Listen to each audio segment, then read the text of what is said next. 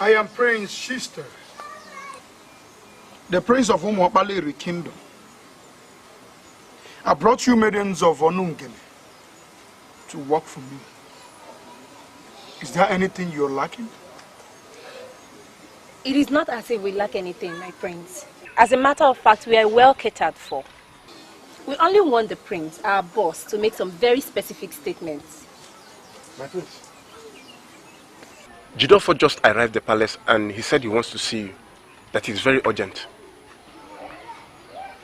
Jidofo? You are sounding as if all is not well. I'm your friend. You shouldn't die in silence. If anything is troubling you, let it out.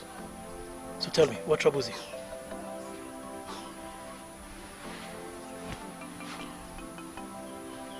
After the death of the king in Umuabaleri Kingdom, it takes 4 years for a new king to emerge. 4 years representing the 4 market days in Igbo land. Yes. Next year is the 4th year. You are the crown prince. And by next year, you become the king. We all know that. Except you are telling me that you are afraid of being the king. My mother, that is the queen of Umuabaleri Kingdom, has an important role to play in who emerges as king. True. Tradition has it that she must give her blessing to the chosen son before the said son is crowned king. That is a fact. And your mother will bless you.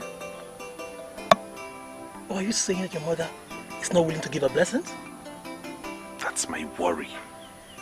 She seems to favor Chizitere, my younger brother. I don't know the reason for that and it worries me. That shouldn't worry you. If I'm in your shoes, I will not be bothered. You will be king. We have a tradition in Umuabaleri, and a woman cannot change that. So continue to see yourself as the next king. You don't have anything to worry about. The woman I call my mother hates me with so much passion. I don't know. How can a woman hate her first son like this? It all confuses me. I don't get it. Don't bother yourself about it. You will be king. Jidofo, you came here before sunset. And it's already night. You've not managed to say anything. My maidens are waiting. I order you to speak. I was with your mother yesterday. She complained bitterly. In fact, your mother is not happy. Why? Why is she not happy? She has every reason to be happy. The god of Akwanga our father left behind is under her possession. So she must be happy.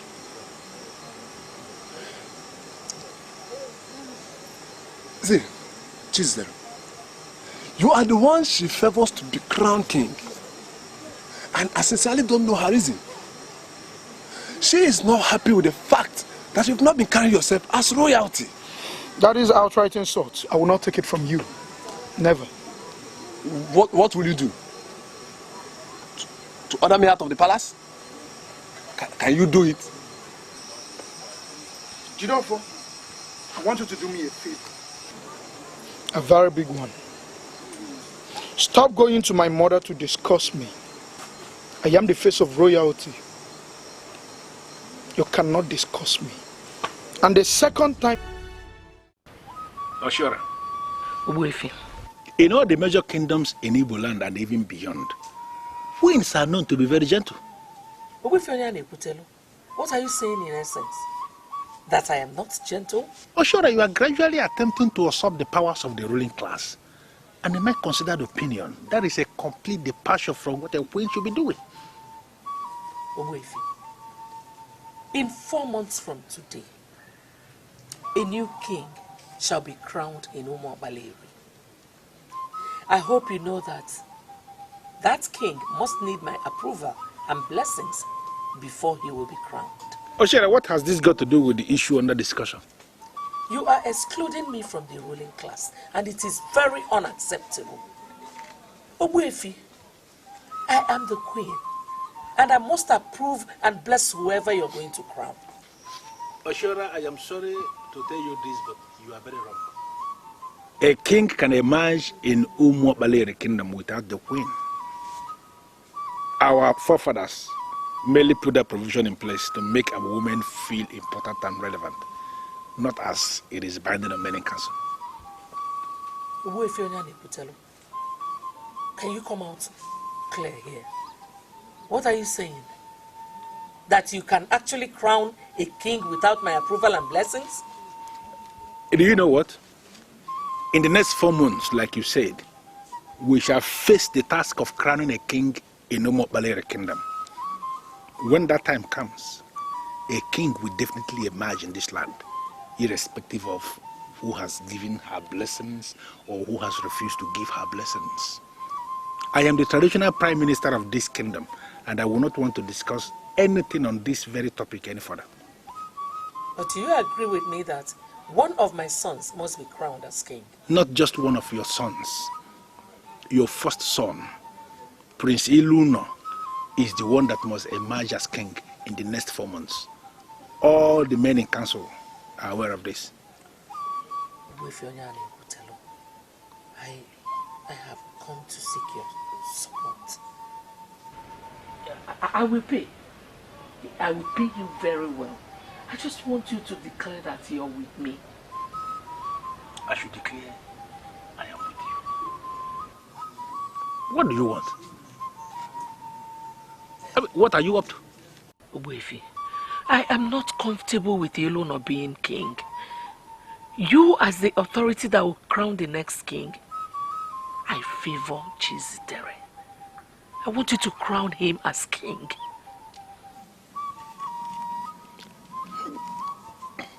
Oh, sure, I'm not going to ask you for more time to consider your request. Because what you are asking is absolutely impossible. We have a precedence in this kingdom. The first son of a king takes over from the father. As long as that son is competent and very sound.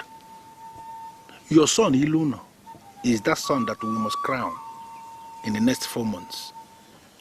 It is not possible for us to think of crowning another. I will give you the gold merchants from Akwanga gave my husband the king. Till today, it remains the most valuable gift he received as a king.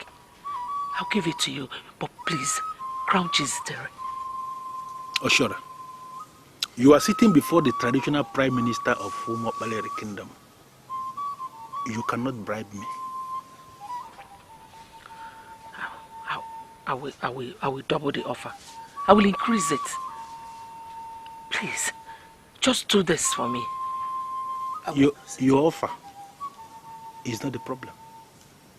The problem here is that there is a standard in this kingdom. The first son takes over from the father. That is the standard we must follow. We are not ever going to deviate from it.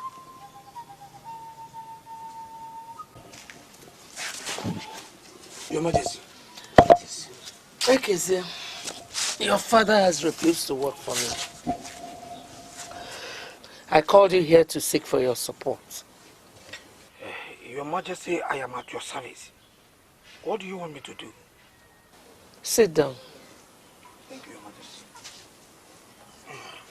I want you to talk to your father. A woman that gave birth to 2 boys knows them very well. He knows what both of them is capable of doing. He knows what any of them could do at any given situation. You see, Ezeonu and Chizidere are my sons, and I know which of them would make a better king. Your Majesty, all the age grades here in Umuabaleri have been briefed that Ezeonu is the one that will be crowned king. And I have been giving him his rightful respect. Ikeze, listen to me. I've already made an offer of gold of Akwanga to your father. Here and now, I am increasing it to a double portion. Eh? I want Chizitere to be the next king of Umuokpaleri. Your Majesty, are you saying that you're going to give my father and I double portion of gold of Akwanga? Ah! Ikeze, That will give me the highest title in this land. I'm a woman of my words. Just get your father to my side, and the whole double portion of the gold will be yours. Your Majesty, consider it done. Your Majesty, in fact, I am already on my way. I will be with you very soon. Your Majesty, I am on my way. Talk to him. There are wars, oh there are wars, but silent war is the worst of all wars. There are wars, oh there are wars, but silent war. Igwe Kulkaralo, I got your very urgent message asking me to come to the palace. And I kept wondering, why would the king summon me with such urgency? Oyane Kutelo, blessings and curses flow from the crown. It is a blessing for you to be invited before the crown. I agree, Your Majesty. You know you can always count on me. And that is because I want to be on the right part of history. Right side of history. That is the right side of peace. That is the side of stability and progress. That is the noble side. That is the side of honor. Your Majesty, please, why did you ask me to come before the crown? Okay. You are the Prime Minister of Umuokpaleri because you are a born leader. I called you here to ask you for one favor. Okay. That as you discharge your duties as a Prime Minister of Umuokpaleri, always live above board. Your Majesty, I am one man of this kingdom that is committed to the protection of the cultural heritage of this land. You know it yourself that I am committed to the protection of our kingdom.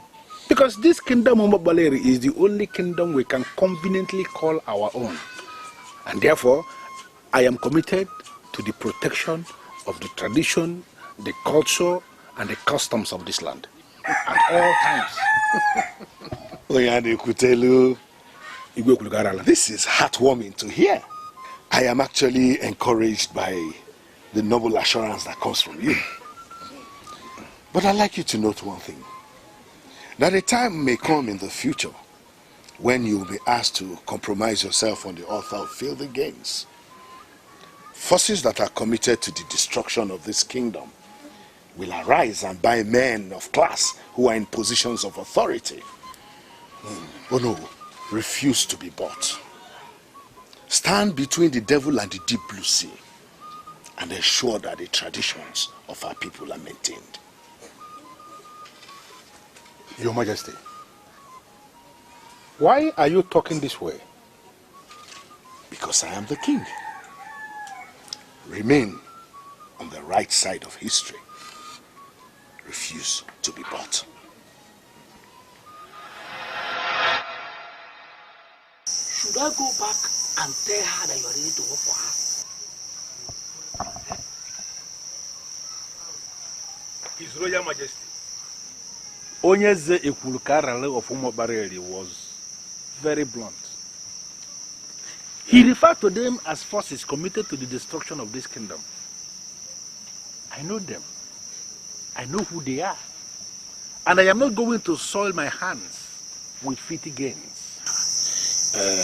I am sorry, Father, but we cannot continue like this. The queen has offered a double portion of gold of Akwanga. We cannot simply rely on what a dead man said to turn down such gift. Gold of Akwanga is not stones of Umuokpaleri. Gold of Akwanga can turn our lives around. Ekeze, there is something I'm trying to get here? Are you telling me to my face that you value the said gift of Akwanga more than the tradition of this kingdom? Father, it is not about what I value or what I don't value. I am concerned with what can better my life. The queen did not ask you to crown a stranger. He asked us to support a bona fide son of this land. But the very son of this land that she's asking us to support is not the one that was made the crown prince by the king. Iluno is the one that was made the crown prince by the king. And he is the one that must emerge the next king of this land. Everybody, including you, must have to support him. Don't just include me. I am not included. I am just excluded. What? Okay. Now show me what you have gained from your blind support of Iluno. Listen to me, Ekezie. I don't need to gain anything physically for you to understand that I've gained something. I don't need to gain anything for me to pursue something that we work for the protection of the cultural heritage of this kingdom. My conscience is intact. I am a man of integrity, protecting the cultural heritage of the kingdom. That should be what must be in the center of your mind, not any stupid physical thing you are going to gain from anybody.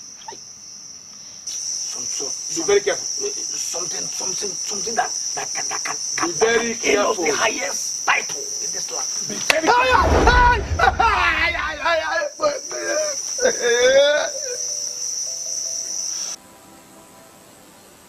This night is the third time you're telling me you don't want me to be king.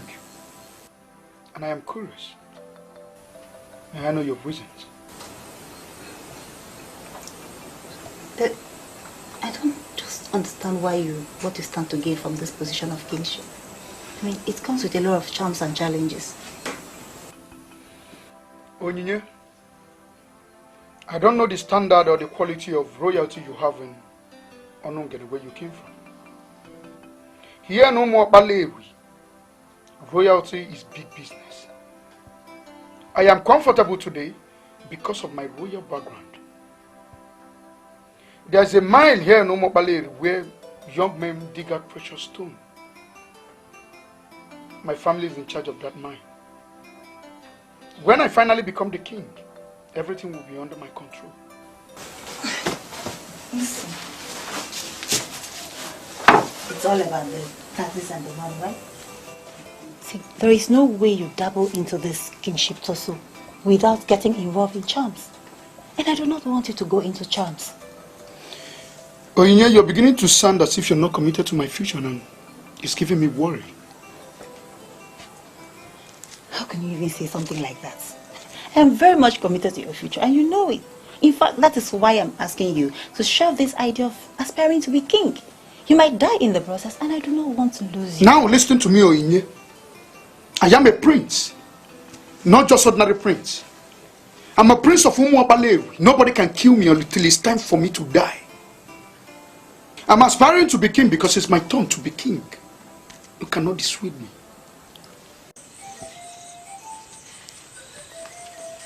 What's the meaning of this? Why are you embarrassing me? Onye, let me ask you one simple question. What do you think that you have that we don't have? Huh? Why are you always parading yourself as if you are better than anybody here? Do you know you're not making one tiny bit of sense to me, Adolisa? Now, what do you even mean by parading myself? What's the meaning of that? It is possible that some people told you that you can seduce him into an unpopular marriage by throwing your cheap self at him. Onye, I'm warning you. I know Chizitere more than you do. He will never, ever marry you. Just simple. Please. Can you just tell her that she is insulting me? No, Onye. She is not insulting you. Listen, we listened to everything you were saying back then. And it's high time we reminded you that we are here to make money as maidens attached to the prince. And not to throw ourselves at anyone. Do not deviate from the original plan, you hear me? I hope you both know that the prince will be highly disappointed to hear what you're saying about him. And what gives you the impression that I'm throwing myself at? Oh, shut up! Shut your dirty mouth up. See, we are only talking to you in private because we believe that you would listen. If you refuse to listen, then forget it. When all your fingers are burnt out, you will have just one person to blame. Yourself. Just yourself. Stupid girl. What nonsense. Oh, sure, I got the message you sent through my son. That's why I sent for you. Uwefi, are you ready to work with me now? I'm still committed to all my promises. I will give you double portion of gold of Akwanga if you confirm to me that no matter what happens, my son Chizitere will be crowned the king of Umobaleri. Do you see me as one of the men of this kingdom you can buy with material things? Or sure, you are queen in this land. Why are you endlessly giving me the impression that you are one of the people your husband referred to as forces that are committed to the destruction of this kingdom? Obuefi, I want to clarify this immediately. I have not come to destroy. On the contrary, I am doing everything within my powers to make sure we do the right thing. You are a great man. And that is why I made you this great offer. Obuefi Onyane Kutelo, accept my offer and be richer.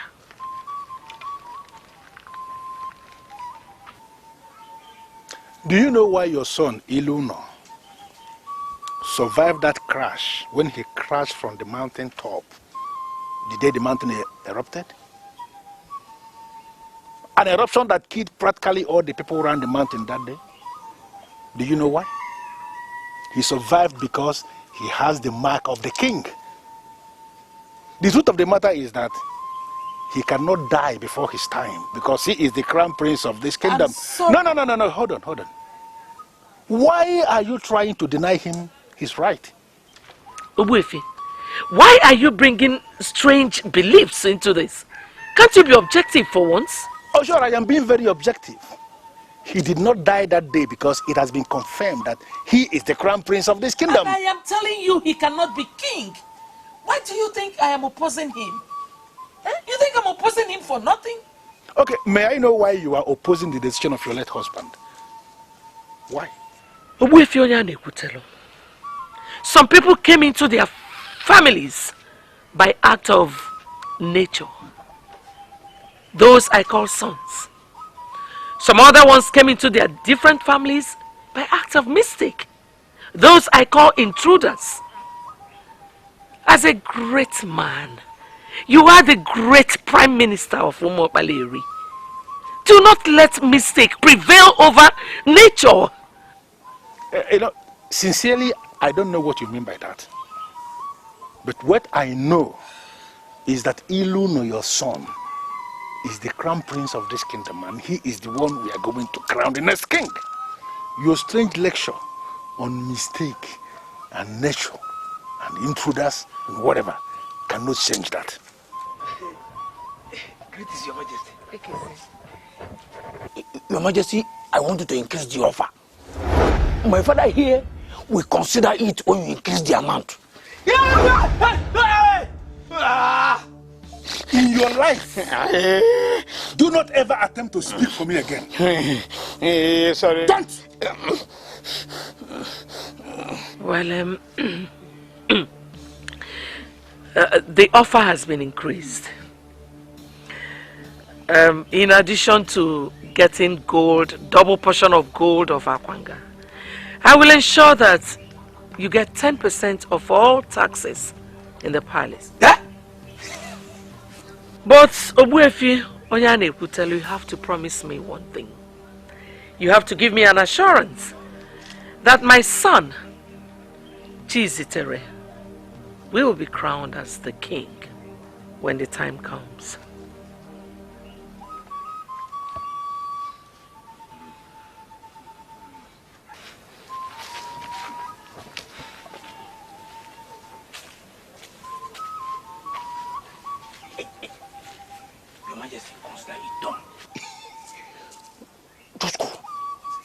we leave now, I will send you words from the Prime Minister.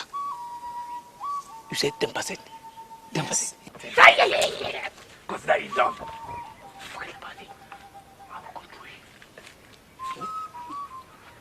I don't understand what is going on. Can you tell me what the attitude you're putting up is all about?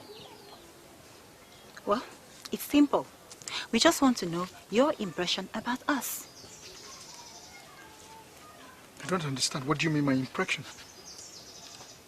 Okay. If you were asked to make a choice amongst us, tell me, who would you choose? You are well-paid maidens in this palace to serve the prince. I don't understand what you mean by I should make a choice.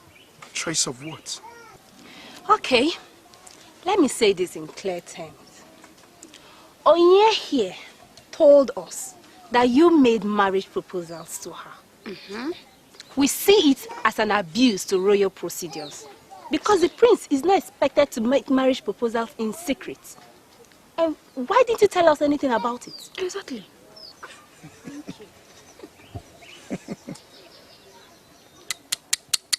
Prince of Umobali made marriage proposal to you in your dreams? Are you denying what you said to me? You said I was the best thing that ever happened in your life. This is serious. You have the nerves to lie against the Prince of Umobali. Huh? Come on, Chizitere. Why would you say that? I am not lying and you know it. You proposed to me and said you are going to give me the kind of love that no one has ever given to me. Why are you denying me before then? You know what? I want you to leave this palace this minute and never come back. Get out. Where are you going? Don't you? You heard him. He said that you should leave and must never come back. So, your way. Believe me, I don't. Oh, shut up, Onyinye. Shut up! You threw your cheap self at him. And now you must leave and learn your lesson. Chitty, let us go.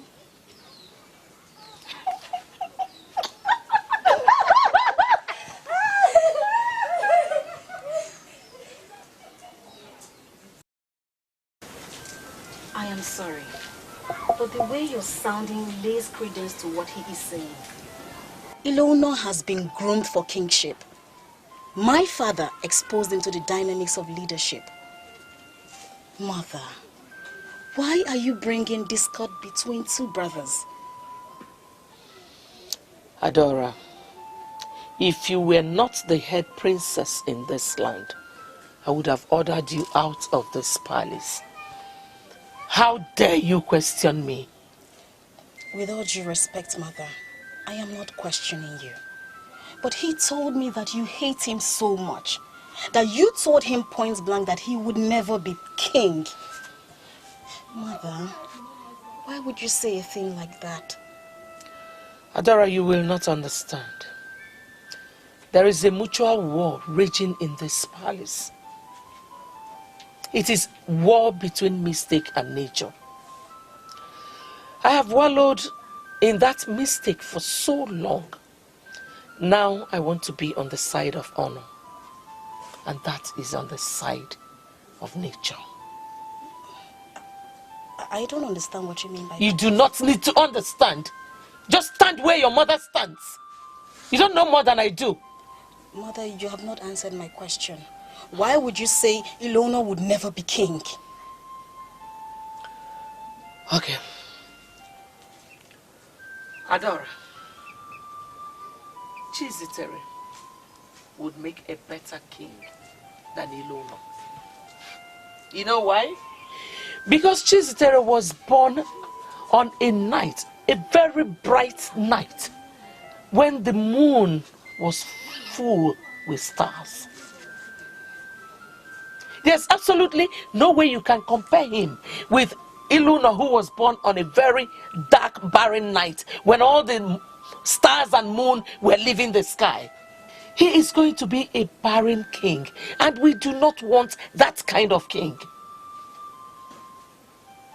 Mother, is that something you're not telling me? Adora, we are talking about succession here. Just stay where your mother stays. You don't know more than I do. What is it? Mother, do you have a personal problem with Ezeonu? I do not have any problem with anybody. Adora, go back to your husband and continue loving him. And leave me to do what I have to do in this palace. I am the queen of this kingdom, and I am trusted to do what is right. There is a war between nature and mystic, and I will never allow mystic to win over nature.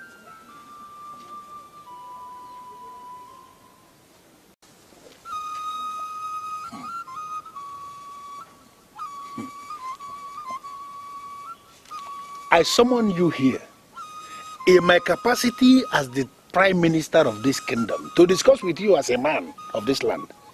Why have you arrived with strangers? They may look like strangers to you, but they are not strangers to me. They are my mates.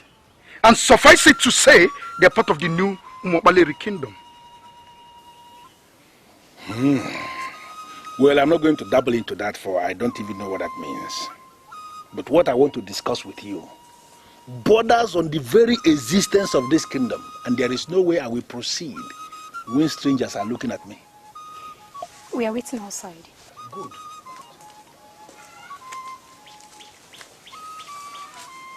What is the meaning of this?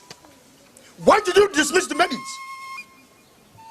How am I sure you're not planning anything sinister?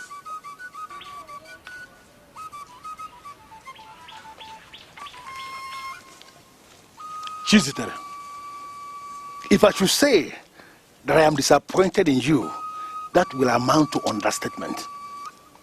The truth is that you are a big disgrace to royalty. You invited me here to insult me.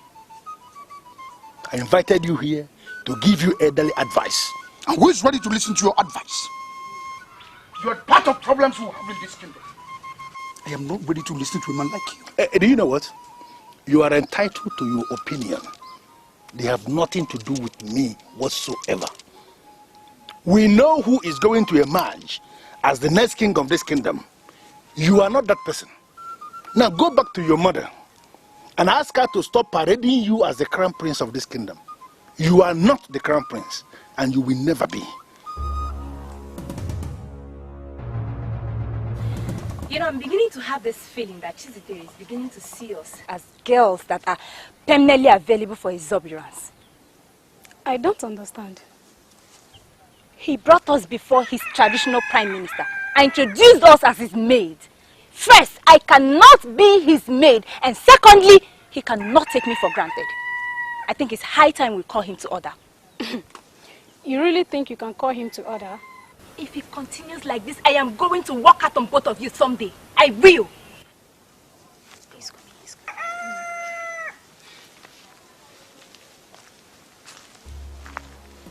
I brought you to Umobaleri for a purpose. And you don't know that purpose. What gave you the right to walk out when I was still sorting out things with the man? He introduced himself as the traditional prime minister of your kingdom. He said he wanted to be alone with you. I don't want him to see me as a troublemaker. You're working for the master of trouble, and you're scared of trouble. Your job as maiden working for me in this kingdom is here terminated. Go back to wherever you came from before I kill you with my bare hands. Get out.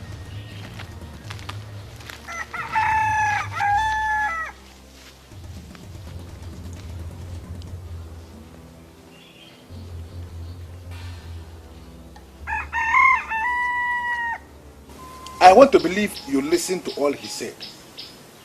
Is there anything in him that suggests he understands what being a king means?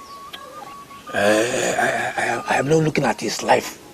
I am concerned with the promises of God and the mentioned percentage of the kingdom revenue. I want you to lend your all important support. Ekeze, you know, most times when I listen to you, I start wondering from the deepest part of me if actually I was the one that fathered you.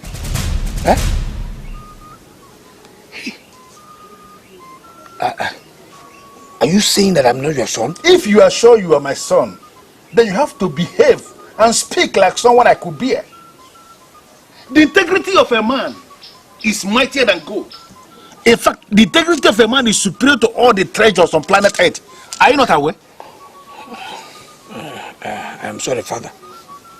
That woman is ready to do business. Listen to me, Ekezia. I am not going to sell my conscience for all the gold in that palace. So you go back to your queen and tell her all that I said. Ezeonu is the head prince in that palace. And he is the one we are going to crown the king in the next 4 months. There are wars, oh there are wars, but silent war is the worst of all wars. Mother, if we should follow your logic as regards full moon and small moon, then I would readily say that Ezeonu is better.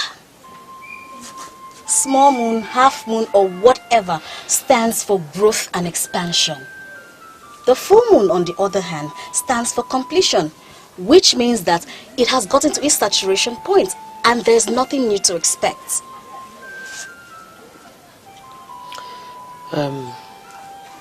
Adora, what are you trying to say with your cheap explanation? Mother, I am drawing my conclusions based on what you said. Ezeonu would make a better king because he has room to grow. I mean, he has all the qualities that would lead to expansion. Chizitere, on the other hand, depicts saturation and stagnation, complete standstill. I mean, he already shows it in his level of pomposity. Mother, there's nothing you would do that would make me support Chizitere to be crowned king. Nothing. You have overstayed your welcome, Adora. You have to go back to your husband's house. Mother. My queen, you shall live long. Yay! Her Royal Majesty, the Queen of Umuopaleri Kingdom, I greet you. Princess Adora, the Princess of Umuopaleri. Who is this? Oh, her name is Mbanugo, the maiden from Onungene. I employed her personally to serve me. She has so many things she does for me. A whole lot. Once again, Your Majesty, I have been summoned to appear alone before the crown. Is anything the matter, Your Majesty?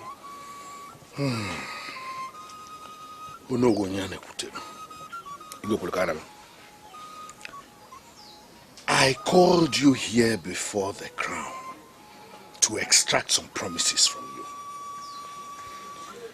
I'm sure, as you know, that the mind is very strong. No one can know it. And that the head we see can never be bigger than the load that it carries. Okay. An occasion may arise in the future when you may be under fire to betray me. I want you to promise me that you will never betray me.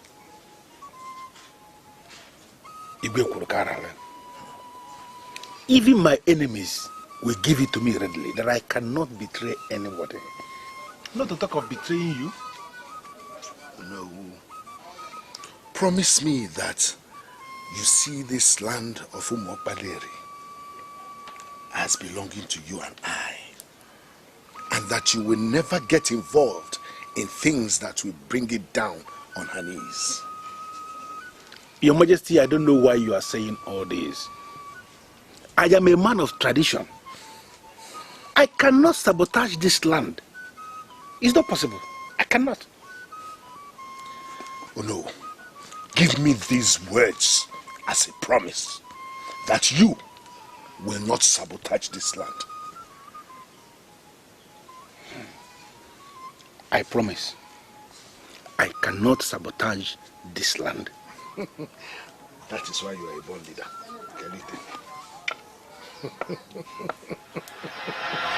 Onyeze kwuru ka arala. Were you a seer? All the things you said are happening just the same way you said them. Who do I call this?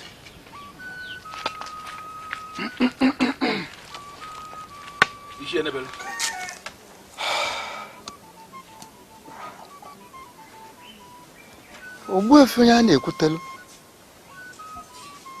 You look worried. Is anything the matter? Is she Annabelle? You may sit.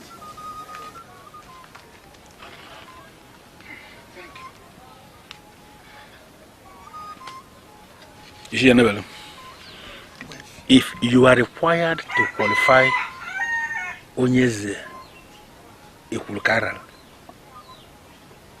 would you call him a seer?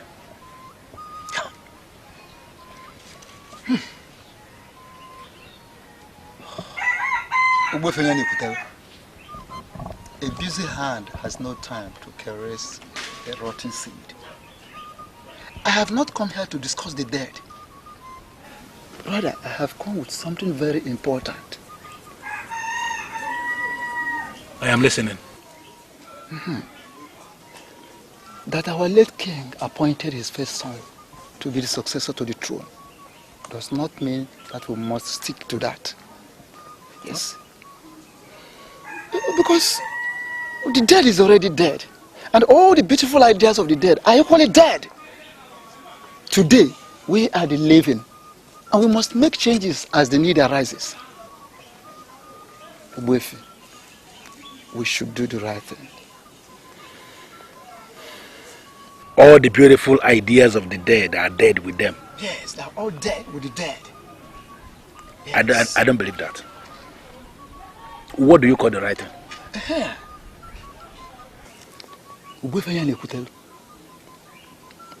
There are two princes in this land. One was born during the full moon, and one was born when the moon was tender. You know, it will be so natural that we crown the one born during the full moon as the king, because his birth symbolizes maturity. And we must be mature enough to get him crowned as the king. That is it. So that is the right thing. Ishi Annabelle, I want you to come out clear and speak like a man in authority. What are you saying? I mean, what do you want?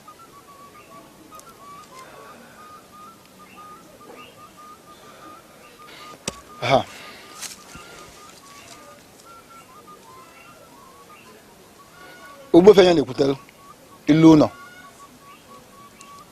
Ezeonu was born during half moon, when the moon was tender. In other words, he lacks the trait of a leader. Whereas Shizitere was born during full moon, with all the influences and attributes of the moon. His birth signifies maturity. Yes. Ugoezu, like I said, we must be mature enough to crown him the king. That is why I am here. You know what I was discussing with your sister before you walked in? I told her that you're a better candidate than Ezeonu, but she did not believe me. Why did she not believe you? Why would anybody want to support you? When the news all over the place is that you are the prince who thinks he is safer in the hands of loose girls. Jesus, Terry. I'm doing everything to defend you. But you had the guts to come into my presence with a prostitute. I beg your pardon, mother. Why did you call her a prostitute? Telling you the truth, Chizitere. Honestly, I don't have time for your stupidity. I am doing everything possible to make you the next king. And you must desist from anything that will undermine royalty. Mother, you're saying all this because I came to your quarters with my employee. She is a noble woman I've come to trust so much. Give me some credit, mother. I know what I am doing. I don't think so, son. If you think you know what you are doing, then prove it. Show it! I only came here to ask you why would you discuss me with Jidofo? Why did you hijack the proceeding? And now you're introducing another discussion. Chizitere,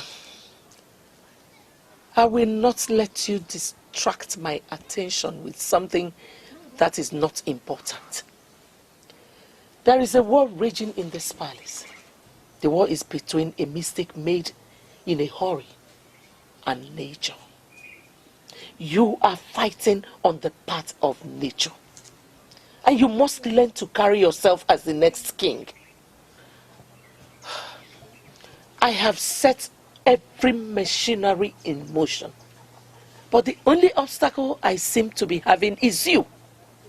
Chizitere, please, do not constitute yourself into an obstacle. Mother, I do not understand what you mean by the war between nature and mystic. Chizitere, go back to your quarters and learn to work with men. That is how leaders operate. Stop giving people the impression that you cannot do without women.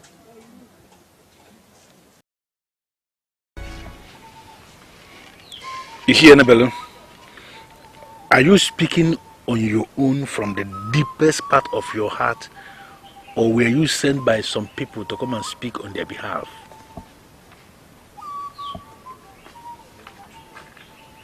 You see, Nebelu, you have not responded.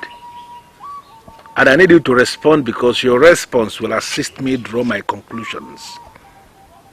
Were you sent by people to come and say all this? Or are you speaking in your individual capacity as a she Nebele of Umabale the kingdom? You know me very well. If you agree that I am an Ichie in this land, you equally agree that nobody can send me. I am standing on my own feet to say that we cannot crown somebody who was born when the moon was blood and barren as a king. It's not possible. I want you to ponder on what I have just said. Onye mi fechelo golisa, onye bulu chi yuzo, ife mebi kone weta, onye mi fechelo gechuku, onye mi fechelo golisa, onye bulu chi yuzo, ife taka nonu kone weta. The queen is surely moving so fast. But I'm going to teach her that the head is not always as big as the load it carries. The night before our father died, he told me something. My greatest happiness is that God has blessed you with a good husband. Thank you, Father. Do not ever abandon your brothers. Before you were born, your mother had 3 girls. They all died. They refused to stay with me. You are the one who agreed to stay with me. I plead with you. Do not behave like other women that when they are married, they forget their families.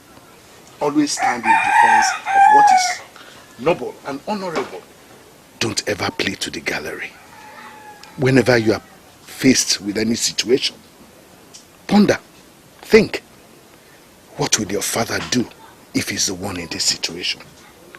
Whatever your heart tells you to do, my daughter, please go ahead and do. I'm sorry, Father, but you're sounding a bit weird. Are you alright? Even my enemies know that I am a great man. Always do what will make me happy, even in my grave.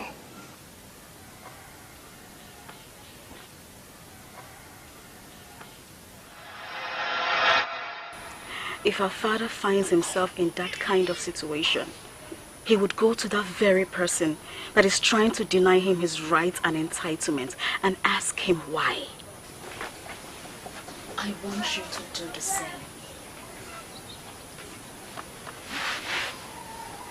I have gone to our mother countless number of times to beg, but she wouldn't listen to me.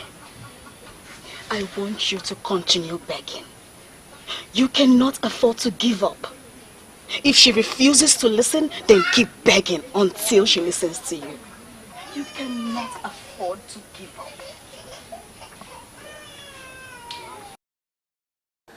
Why are you undermining me?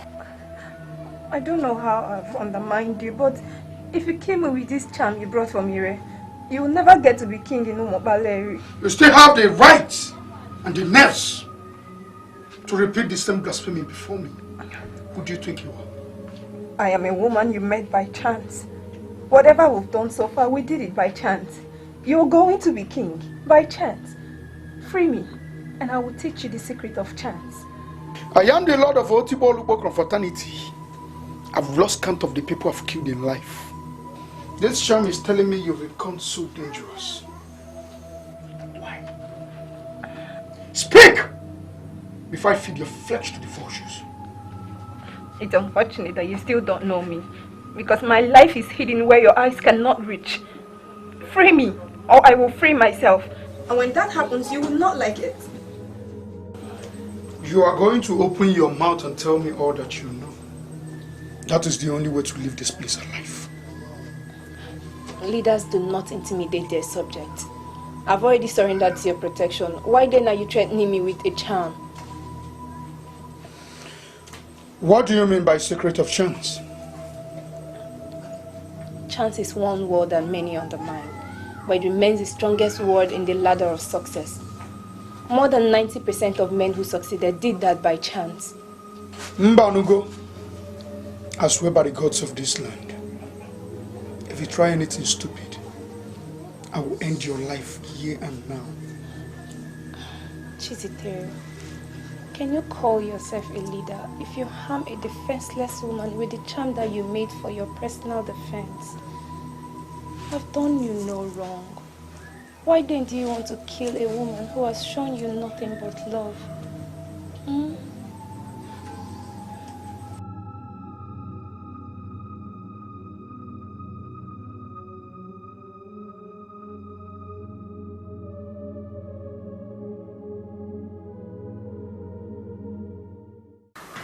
Onyinye, I want us to forget our differences.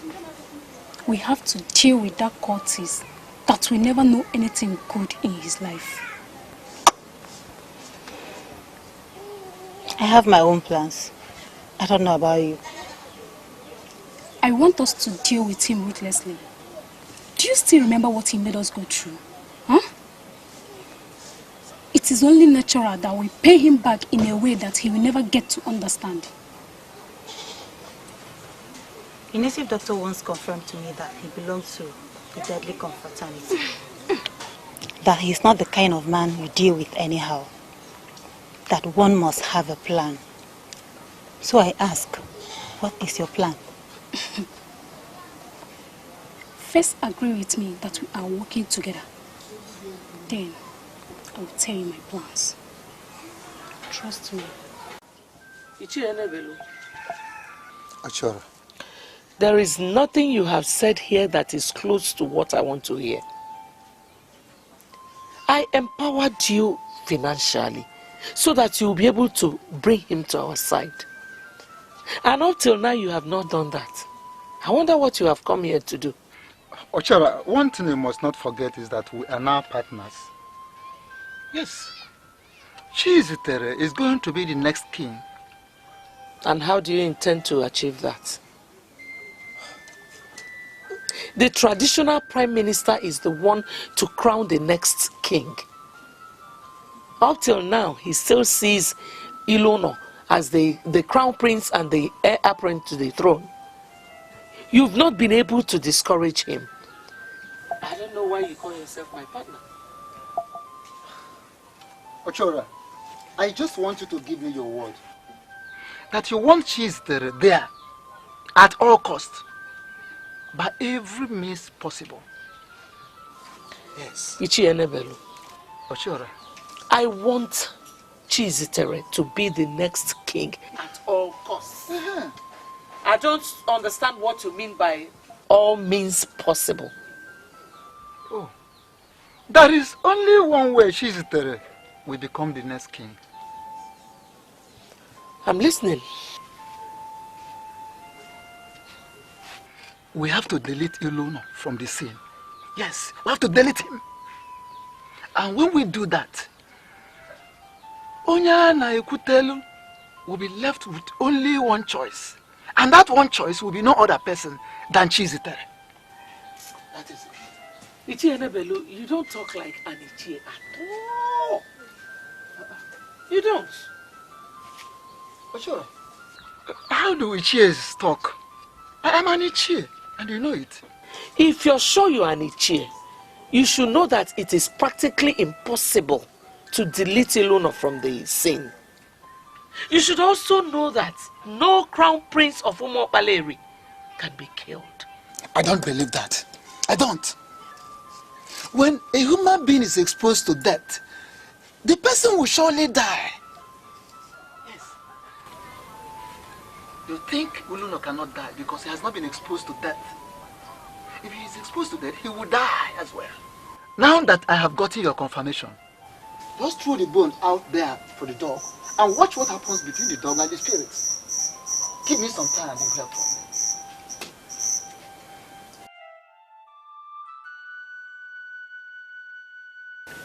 I'm still on my knees begging you. What did I do wrong? Ezeonu, please get up. Stand.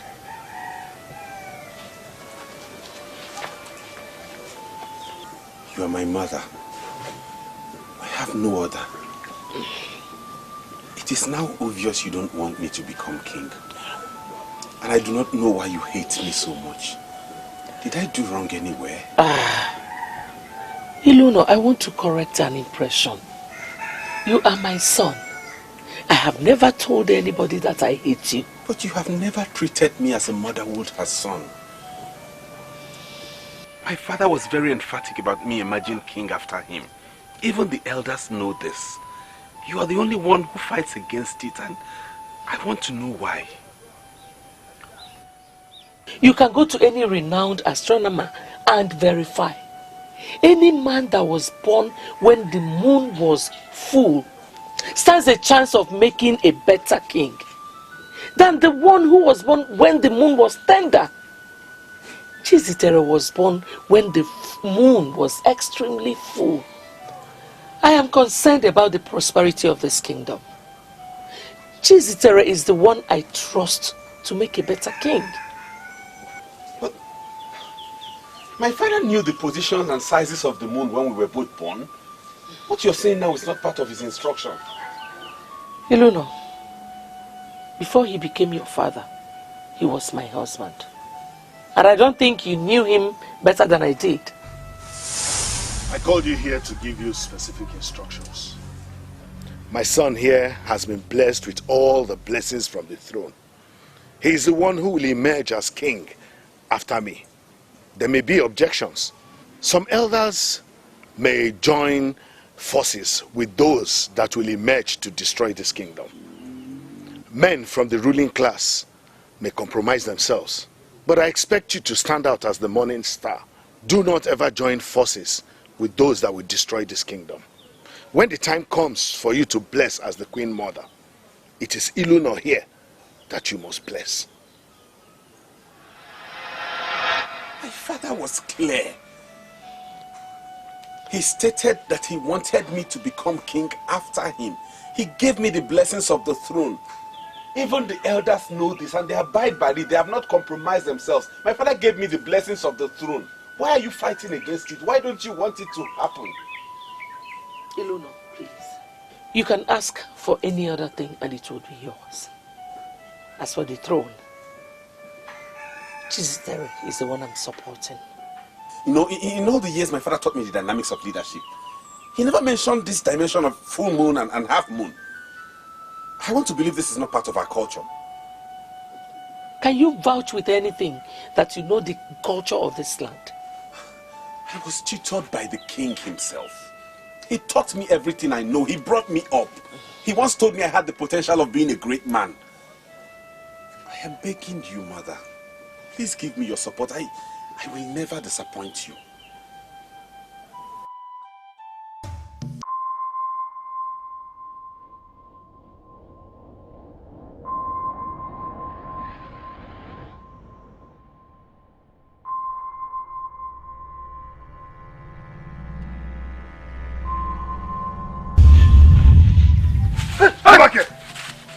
I know you as a man of Umokbaleri, and men of Umokbaleri do not run away from their king.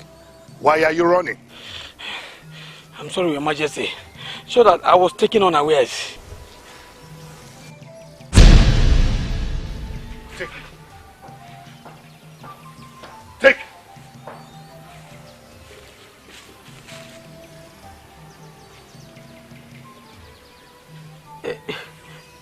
What do you want me to do with it, Your Majesty? Roast it and eat it. Add palm oil if you want.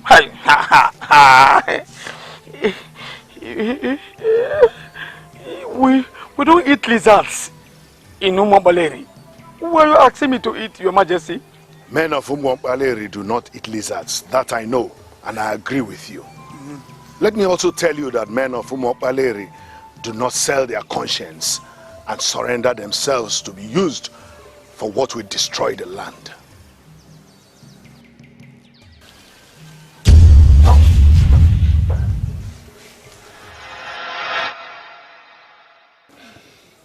It was like a trance.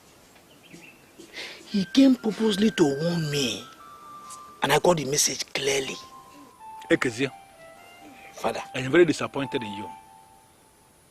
Very disappointed in the sense that it took the appearance of the king for you to know that men of this kingdom do not say their conscience.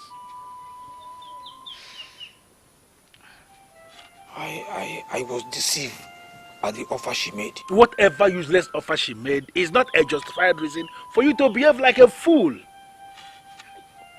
Listen to me. That woman you call Queen, that woman is working with some enemies of this kingdom to destroy this land. I don't know who paid her. I don't know what they paid her, but let me tell you something. It will never work for them. See.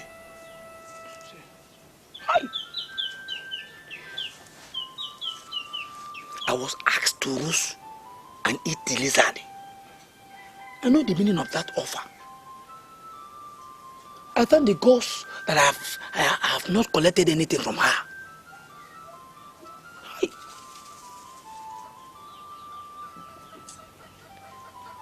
I am now working with you.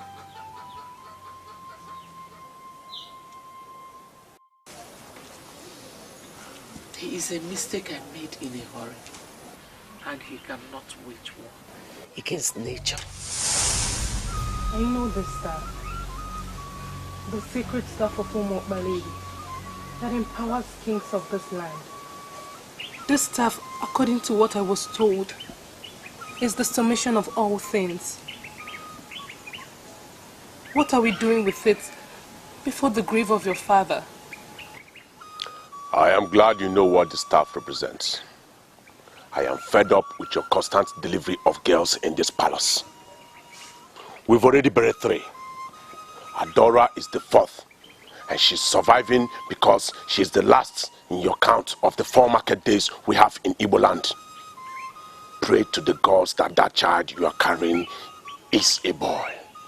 If you give birth to the 5th girl in this palace, take the child, go back to your parents and remain there. You're treating me as if I'm the one that creates these girls. Children are gifts from the gods, and they will come when nature desires. Every instruction given before the staff is irrevocable. I need a male child that I could bless with the blessings coming from my father's throne. Give me a male child that will succeed me as king. If you give birth to the 5th girl in this palace, do not come back here. Onye mi fechologe chuku, onye mi fechologo lisa, onye bulu chi yuzo,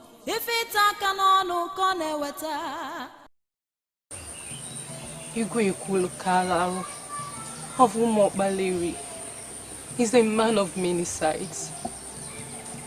He said I shouldn't return to the palace unless I have a male child. I humble myself under your fertile shadow.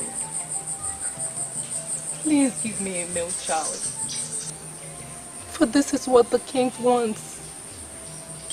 Only then can I remain in the palace. Please, give me a male child.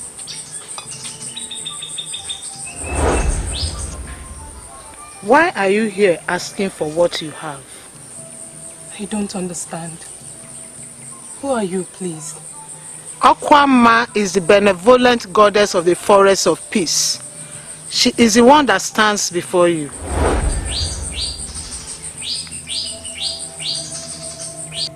I have not come to you, O goddess of the forest of peace. I came to Dalonyowa to ask for a male child. And I am telling you that you will have a male child when the time comes. Are you saying that what I'm carrying now is a male child? Do not rush yourself into confusion. Men can manipulate nature. I tell you the truth, men surely cannot cheat nature. But I want to have a male child. You will have a male child when the time comes. Do not rush yourself into confusion. Rush can only bring you frustration. You can avoid it.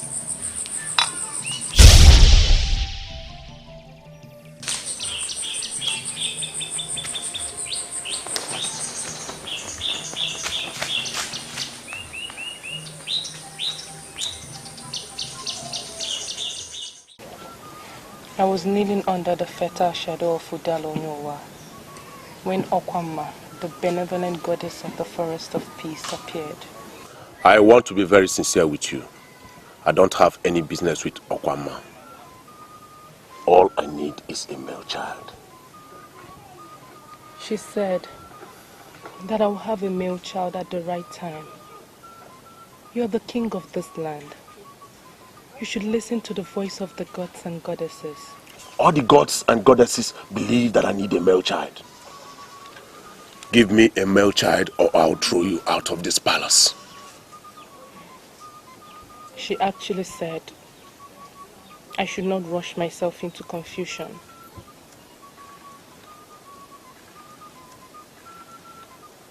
I need peace around here. Do not send word to me.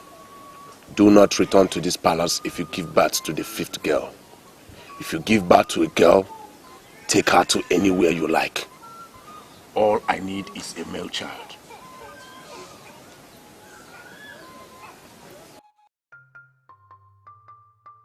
This is Ebele's delivery halt, the place where almost all the women of the land come to deliver their young. Ebele is said to be gifted by the gods, for ever since she started as a traditional midwife, no woman or child has died in her hands. Her place is the safest place to deliver. On daily basis, women from all walks of life come here to deliver their young.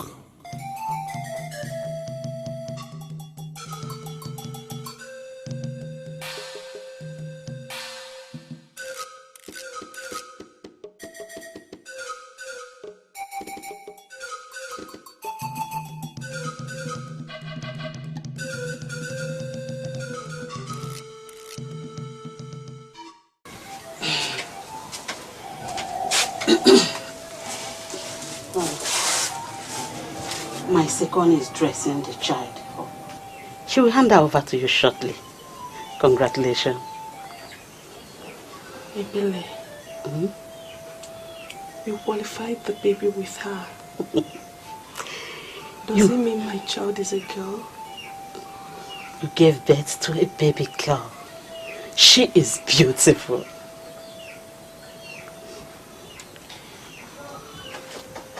You're a woman of the gods. And I know that I can trust you. I want to ask you for a favor. Something I know you can do for me. Please don't say no. Lolo, what is it? You finally ended my sorrows and agony. You have proven to me that you can deliver when it matters most. We now have an heir to the throne of Umo Baleri.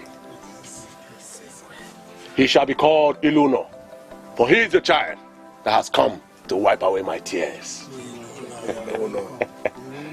We shall gather before the throne on the 7th day to give him all the blessings of the throne. Come here. The mother to my child.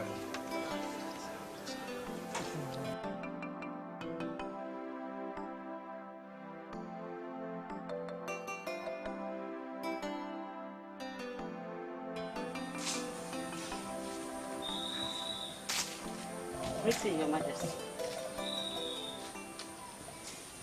I'm not happy with the message you sent.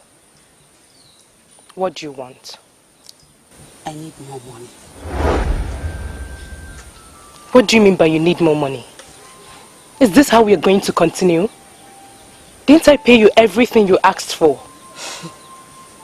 Are you saying that what you paid me so far is the real value of the male child I stole for you?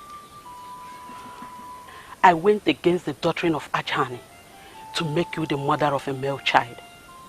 You should not be angry that I am asking you for more money. I hope you haven't opened up to anybody. I don't keep friends. I have not disclosed that secrets to anyone, and so shall it remain. How much do you want me to pay you so you can end this endless request? Say it, so I can pay you once and for all. I believe you know what to do. I did a big thing for you. You should do a big thing for me too. All right. I'll bring something big to your place tonight. That's my grandmother. Let our secret remain our secret. That's my queen. Goodbye, my queen. She will never pay me enough. I saved her and saved her marriage. I gave her another woman's son. She will continue to pay me for that son until I die. Where is the money?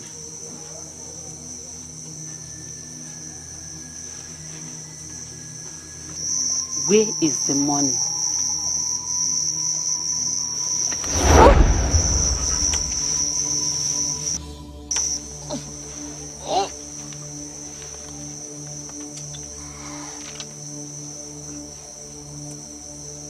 I have a son that has been confirmed as the heir apparent to the throne.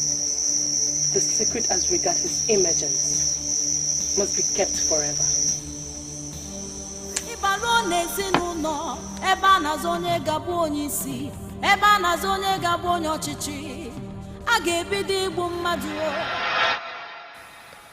Just to satisfy my husband, I stole another woman's child and killed Ebele, the greedy midwife that facilitated the crime. I settled down in the palace to enjoy my new status as the mother of the crown prince. It wasn't up to 2 years and I got pregnant again. You will definitely save the best for the last. 2 straight princes from the same woman that has been giving me girls. I am so delighted. He shall be called Chizitere. He shall be a pillar of support to his brother as he reigns after me.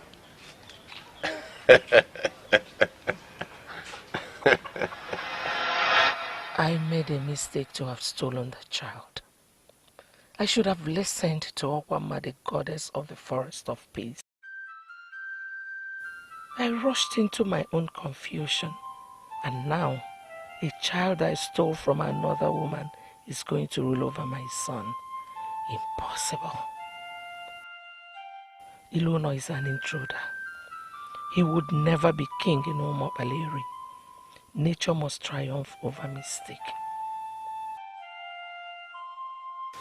Greetings to Her Majesty the Queen. Yes, Ekwedike, what is it? There is a woman at the gate. Coincidentally, Your Majesty. Her name is Ilono. She says she would like to see the Queen. A woman bears Ilono. Where is she from? She says she's from Ugoezu, Your Majesty. Wait a minute, Ekwedike. A stranger came with a name that only men bear in Umobaleri.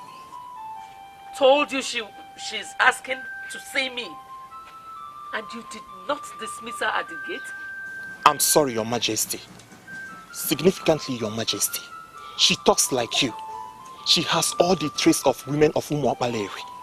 That is why I decided to let her come and see you, Your Majesty. You're talking as if you regard me as a native doctor. I wonder where you got that information from. Mwanyolu, I am sorry. I'm not regarding you as a native doctor.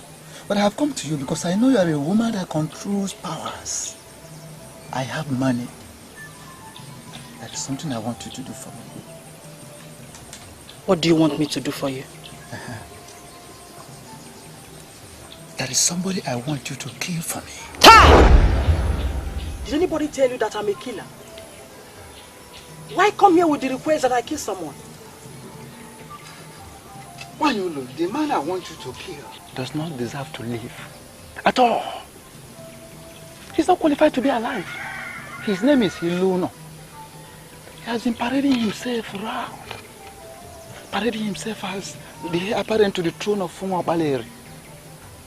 We have discovered that that man was born during a period in the night when the moon was blue and tender. Such man can never rule our kingdom. So please, Wanyul, I just want you to tell me, what will it cost? Tell me, I will pay you. The money is there. So that you kill him, eliminate him, urgently. If you find out that a man who should not rule over your land is about ending up as a king, I expect you to do something. But why involve me? I'm involving you because I know you have all the powers to do whatever you want to do at any time. You can kill him without anybody suspecting anything. Yes. The man you seek to kill is blessed with the highest blessings in the kingdom you mentioned. I am not asking you to do this free of charge. I have the money. I will pay. I want you to blow death into the air so he breathes it in from any angle, and I know you can do that. Depart with your money. I'm not that kind of a woman that can be lured with money. This is something we all know about. I know that women love gold so much. I promise you, I am going to give you a sizable quantity of the gold of our Kwanga. But please, do this for me. Kill this man for me. Because I know you can do it. Please. This man you seek to kill is planning the resurrection of your land. I advise you not to cut the finger that could feed you. He is blessed, and you cannot bring him down. Are you telling me that you came all the way to this palace to tell me about your dreams? Did anyone tell you I'm a soothsayer? Before my birth, my father warned my mother never to return with the girl. And when she finally returned with me, the family was made too hot for her. How does it concern me? I'm not from Ugoezu, and honestly, I don't care about anything that happens there. My mother's name is Ngozi of Ugoezu. She asked me to come and see you. She said you will know me. Why? Why would she tell you to come and see me? I don't know you. Or have we met? We have not met. But that day you delivered at the ancient maternity home, where one Ebele was the midwife, other women delivered that same day. My mother was one of them.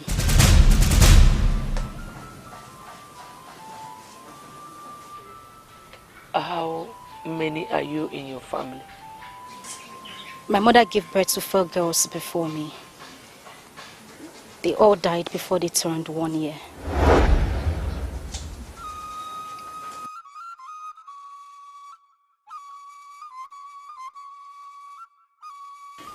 You remain the only elder that I can trust.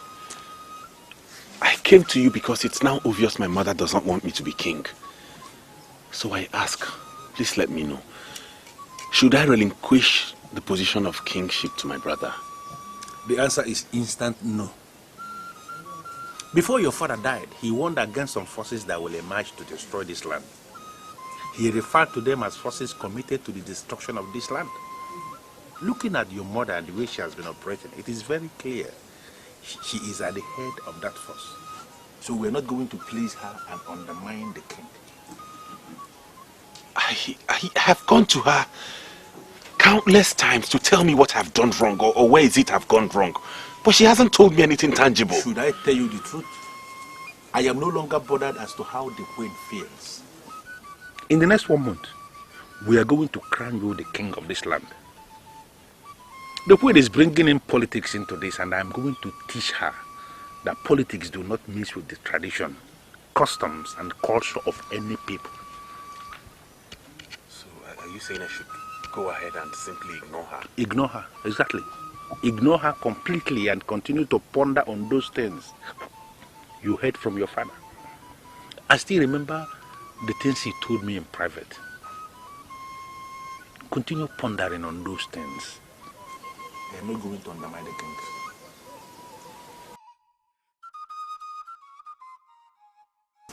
I am shocked at this information.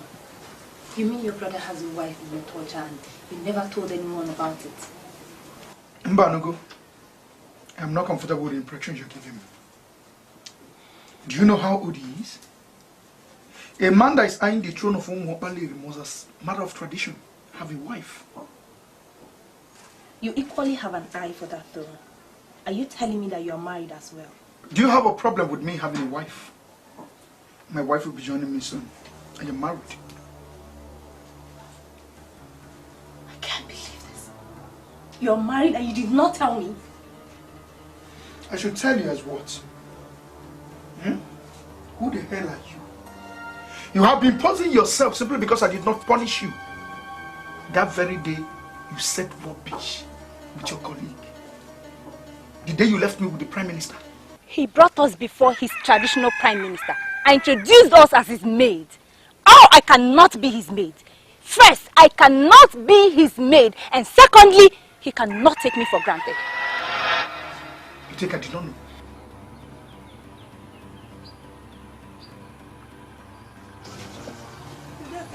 Hey, where are you girls going? The prince, my boss, said he doesn't want to see you girls again. And you people are walking in here majestically like you got an express order from the prince to visit.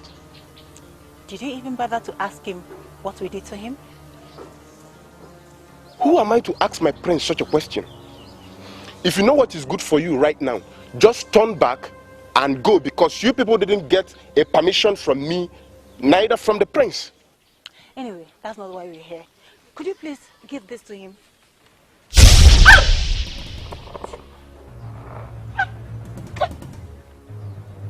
What have you done to me?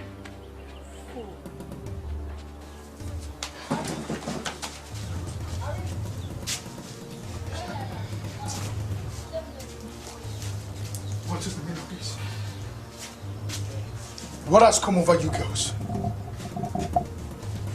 How dare you enter my room without invitation or notice? Udoka! Udoka! Repeat that rubbish you kept saying about being the lord of local confraternity. Repeat it. You have the nerves to enter my room with shams. Well, There are girls you can use and dump. We are certainly not part of them. Now listen to me. You are going to give us large quantity of gold here and now. Failure to do that, you won't live to see tomorrow. Exactly. And you're not asking for the impossible. What makes you think you can have gold? The mere word. Hey, Chizitere, shut that useless mouth of yours up! Fool. Are you ready to cooperate with us now? Or do you want us to execute our plans? Answer me! Oh, you came into the palace with a plan? Yes. Mbanogo, are you part of this assault on a prince? Oh, my dear Chizitere. The mere fact that you lied to me about you being married makes you a deceiver. So you will give us what we asked for. Now. I want to end this cheap drama. What? I am not giving you any piece of gold. You're not getting any part of it. Let me see that your useless plan. Let me see it. Really? Yeah.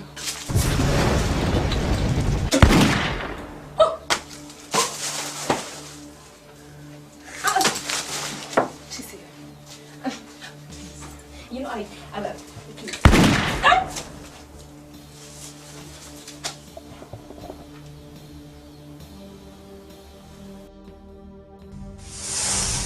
I called you here to advise you as a son. I am your father, and you cannot say you know more than me. I notice that you are easily provoked, and you do horrible things when you are angry. I want to let you know that anger is not noble, and it is not part of royalty. Chizitere, I'm not at all impressed with the report I have received that you are engaging the freeborn of the land. Father, I am sorry. They were the ones that attacked me first. I was trying to explain things to them. They were shouting at me. I'm a prince of Umopalewi.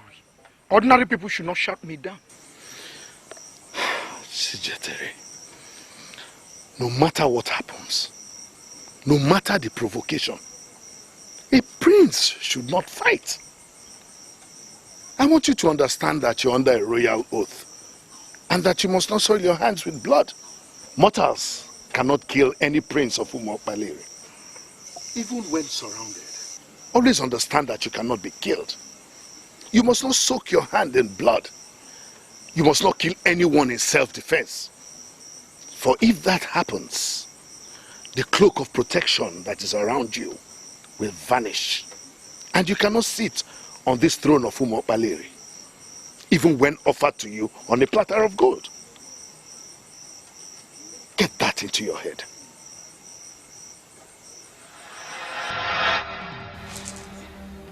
Hey, where are these stupid ladies? Hey, Udoka, I am finished.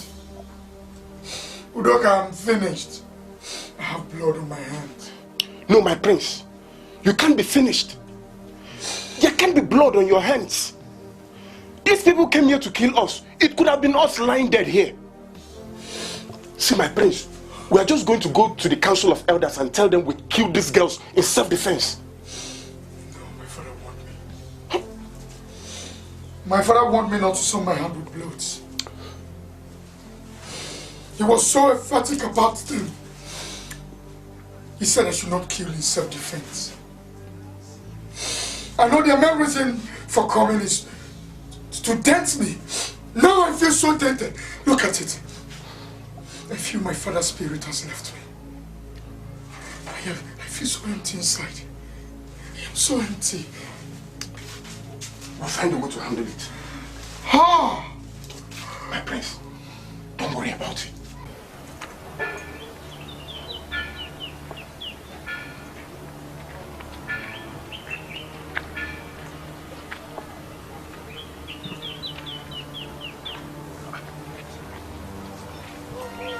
What's the meaning of this?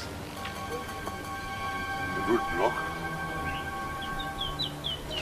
Since when?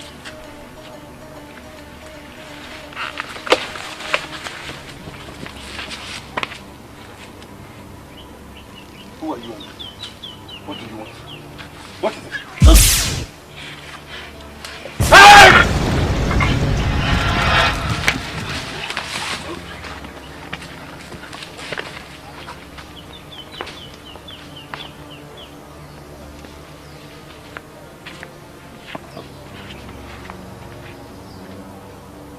There are wars, oh there are wars, but silent war is the worst of all wars.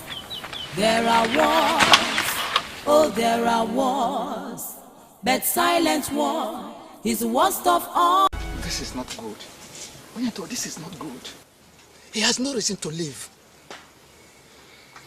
We sharpened our machetes all through the night, and our plan was to cut him into pieces. And that is what I want. Tear him into shreds beyond recognition. I mean, so that nobody recognizes him when he's seen. But it did not work out that way. Something inside of him resisted our force and made nonsense of our planned brutality. Our hands were suspended in the air until we left his presence before we regained ourselves. Why not rush him? You would have rushed him and strangled him to death with your bare hands. I told you I want him dead. If your cutlasses failed you, you would have devised another means to end his life. Yes. Listen. Onyeto, after all, I paid you to do this job. I paid you to do this job. Helbeli, I am Onyeto, a trained warrior of Anedo, and I believe in the powers of divination. I'm going back to find out if you have lured me into a war with someone under the wings of a deity, and pray it turns out negative. Because if it is positive, Onyeto, what are you doing? Walking out on me? Come back here quickly. Go now and start looking for where to hide, because I must surely come back. But how I will come back is something I don't know yet.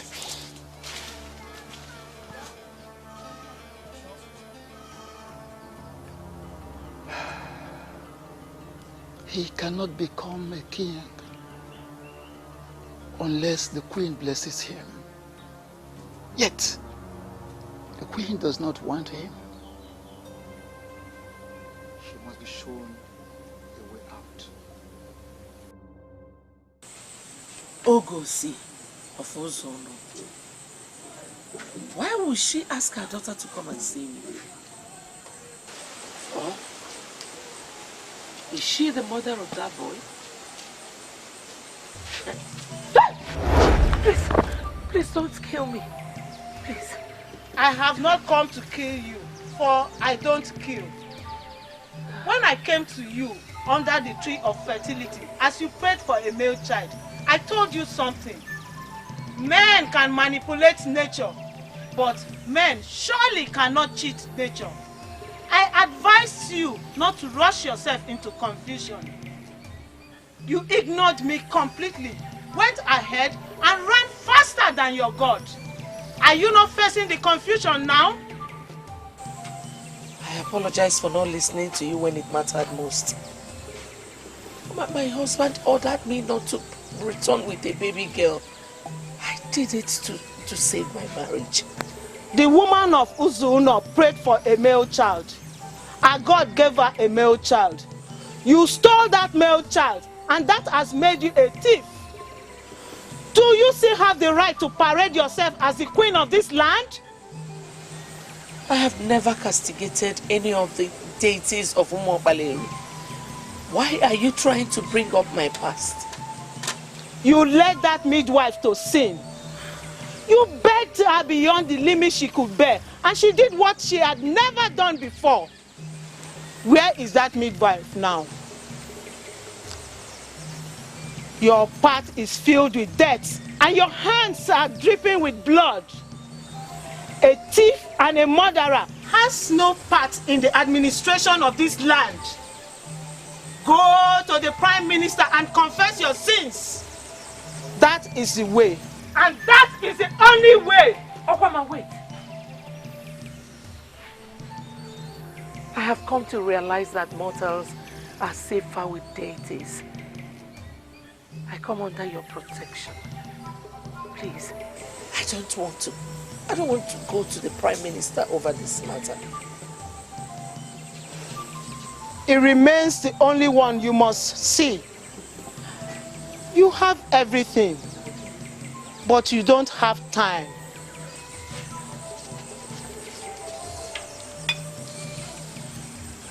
Hey,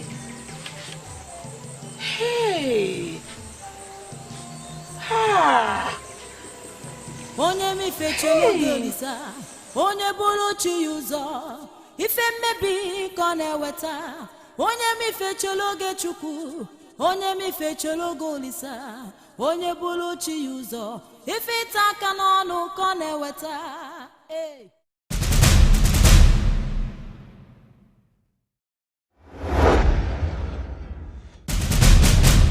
There are wars, oh there are wars, but silent war is the worst of all wars. Ịbalụ n'ezinụlọ ebe a na-azụ onye ga-abụ onye isi, ebe a na-azụ onye ga-abụ onye ọchịchị, a ga-ebido igbu mmadụ o. Ịbalụ n'ezinụlọ. I called this meeting because it has become very imperative. People are now looking at us as if we are not united. I want us to correct that erroneous impression before it gains ground. We must task ourselves and send the right signal. We are royalty, and we must show the people that we are united. Adora, why are you always doing this? Why is it that you cannot concentrate on your husband? Why are you always coming around here to give us orders as if we know nothing? You know you have no right to talk to her like that. Why? Women are regarded as nothing in the Umobaleri kingdom. You don't have to encourage her to fix meetings for us, where she will pose herself as our leader. And that's exactly what she is. She's our elder sister and our leader. No, she's not. She is your leader, not mine. I am a prince of Umobaleri. I'm a man in authority. I cannot allow any woman to order me around. Chiziteri, do you realize that you are talking to Her Royal Highness, the Princess of Umobaleri? You know what? How dare you? How dare you address me with such reckless choice of words? How dare you? You know what? I am not cut out for this nonsense. Yes. You both can stay together. I've seen that both of you agree. You can walk out on me, but you cannot walk out on the Princess of Umobaleri. Do you think I'm answerable to you? No, I am not. Please tell her to go back to her husband's house. Let us stop coming here to speak rubbish or talk rubbish about us. Well, this is my father's house, and I promised him that I will stand by you. You will not force me to leave this house. Do you understand me? In that case, you can stay, but please, I beg you in the name of our gods, do not invite me for a meeting like this again. I remain the true face of royalty, and I cannot engage myself in a meeting that undermines royalty. Not only.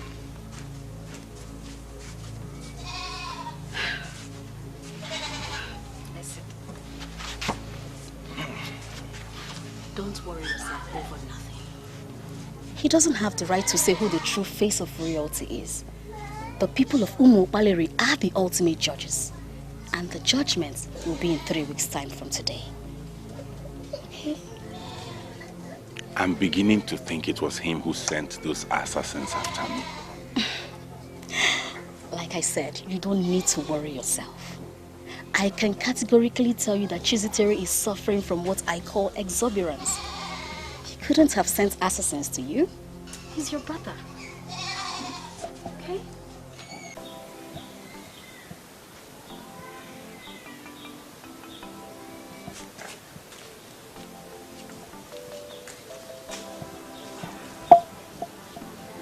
I humble myself before Her Majesty the Queen. I wish to express my very profound gratitude for the first-class hospitality you gave me. Rise. Thank you. You're already dressed. Don't tell me you're going back to Ezeonu. Yes, Your Majesty. I want to go back to Ezeonu. I would not want to overstay my welcome. Let me correct an impression. There is no way you can overstay your welcome here. If you don't mind, I'll ask for a little of your time. I want us to discuss further. Please come and sit. Your wish is my command. Is there anything you want me to do, Your Majesty? I will send for you when I need you. Yes, Your Majesty. You can leave now. Yes, Your Majesty.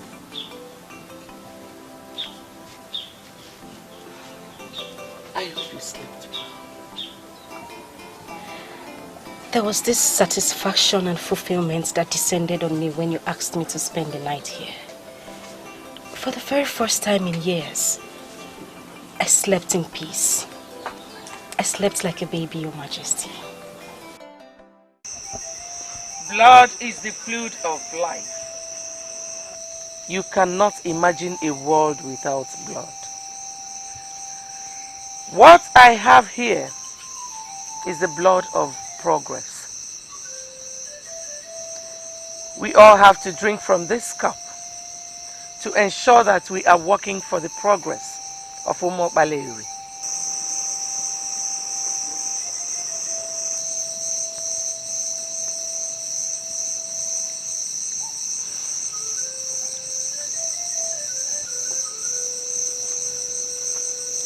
You are not qualified to be in this meeting because you are not a man of Umo Baleri. But I'll give you an opportunity tonight to redefine yourself. Drink from this cup and become a bona fide citizen of Umo Baleri. A man whom the king declared a citizen and gave all the blessings from the throne is extremely relevant. I will not drink this strange liquid to legalize what is already legal. I am a man of Umo Baleri, and Will you shut up? You mistake I made in a hurry. But I will fix you. I will sort you out soon.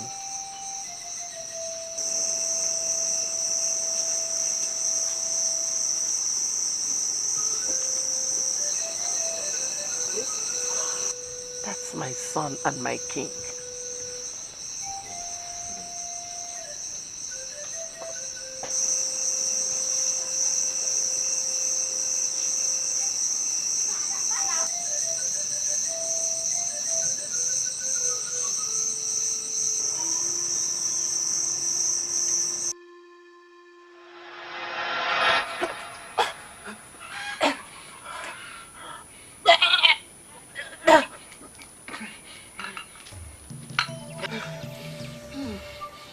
This is the kola nut I just broke. I want you to take and eat. Oh, I am an Ichie. Not just an Ichie anywhere. But I am an Ichie in Umo Baleri. I don't eat kola nut broken by a woman. In Umo Baleri, it is an abomination for a woman to break kola nut. Yes. You were unable to vomit the blood of death because you actually did not drink it. But you must vomit what you swallowed physically, or I will be forced to list you among the men that eat kola nuts broken by women. Wait. Who are you, please? All men have their prices. Not a perfect saying. There are men who will prefer to die rather than betray themselves. Such men cannot be bought. We call them men among men. Men like you that women can buy should not raise their hands when men are talking. Do what you have to do, or face something deadlier than the blood of death.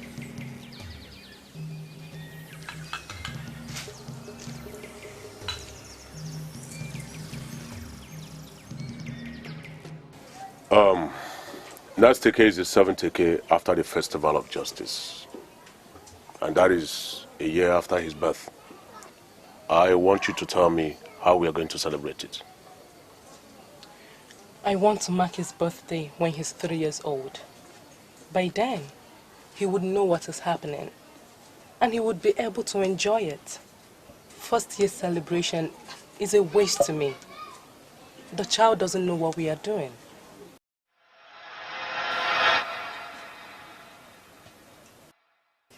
Your Majesty, is anything the problem? Some things are beginning to click, but I want to be sure. When exactly is your birthday? 7th Eke after the Festival of Justice. You share the same birthday with my first son. And coincidentally, you bear the same name. Oh. Your Majesty, my name is not Ezeonu. It's just the name I adopted when the guard asked me my name. He took me unawares and I simply said Ezeonu. So, what is your name? My name is Awele. What is going on? How do you mean, Your Majesty? Does the name remind you of anything? Forget the fact that they now call me Your Majesty and Ochiora. My name before I got married is Awele. You see, you're not going back to Ugoezu. I think you belong here. Your Majesty, I arrived with only this set of clothing. I cannot be here for too long.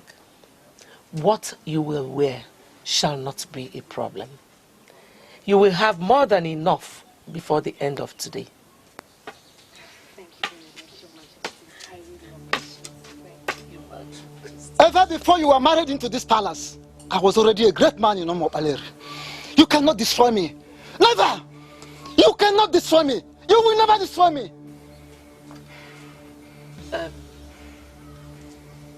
This is Ichie Enebelu of Umopaleri, a great man of valor in this land. You will have to go back to your room. I want to be with him alone. That's okay, Your Majesty. Please excuse me. I greet you too.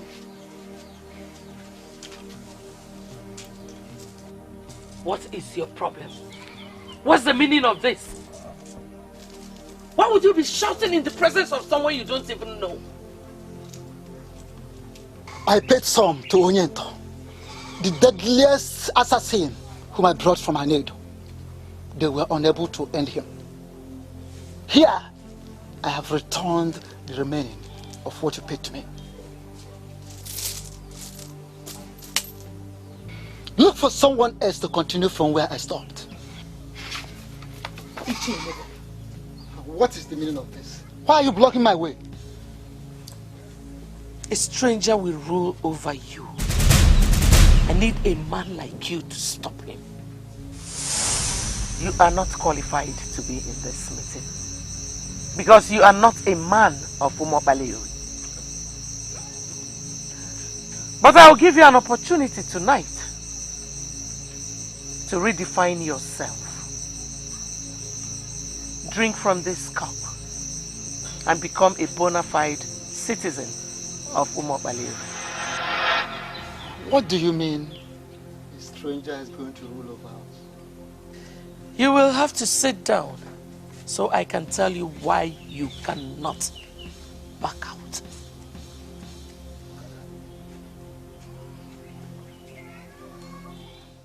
There is this news making the rounds that you were attacked by assassins.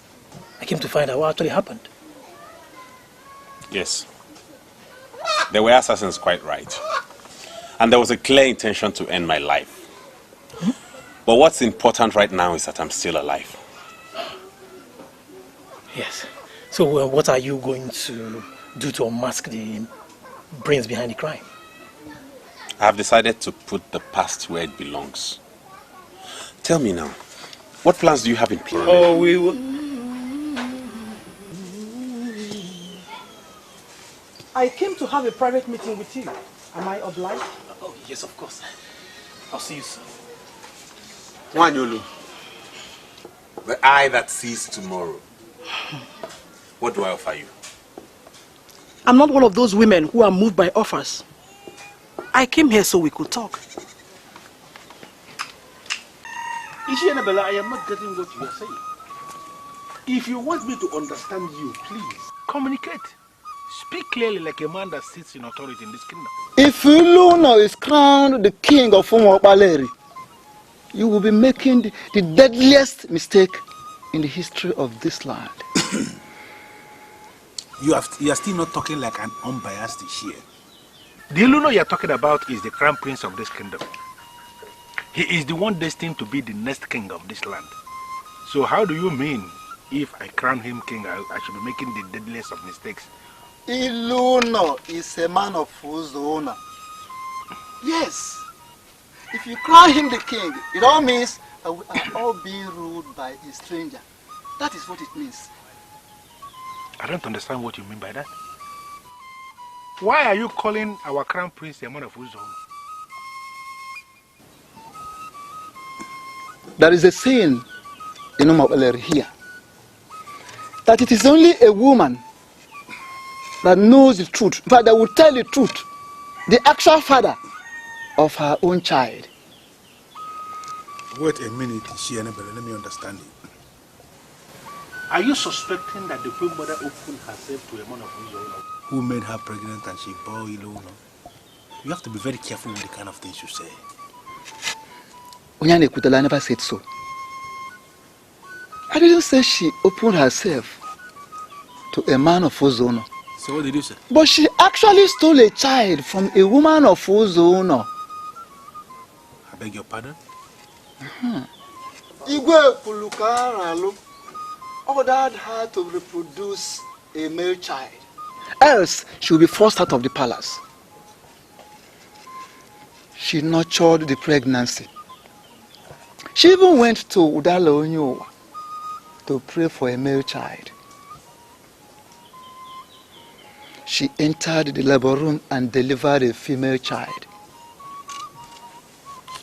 She connived with a midwife to steal the son of an unconscious woman from Ugoezu. Her name is Ngozi of Ugoezu. That son, the stolen son, was the one she presented to the king and was named Iluno. Yes. As I'm talking with you, that particular princess she delivered that was exchanged for this son is now in the palace. What? Yes. So tell me, do you have any right to crown Iluno, a stranger, as the king of Umobaleri? You hear, Annabella? Can you swear on your life that it was the queen mother herself for sure that told you what you just said now? She did. As a matter of fact, I am under an oath not to discuss this with anybody. But I consider your position as the Prime Minister of this kingdom. I have to confide in you and share this with you so that you know what is going on. She stole a child and presented as the prince? Yes, that is what I have just found out. She was trying to save us from being ruled by a stranger. That was why she has been clamoring for her own son, Chizitere. Her own natural son. That is a true citizen of Umobaleri. This is complicated. Strangers do not rule in Umobaleri. Onyane Kutelo, we can stop it. Yes. I want us to stop it.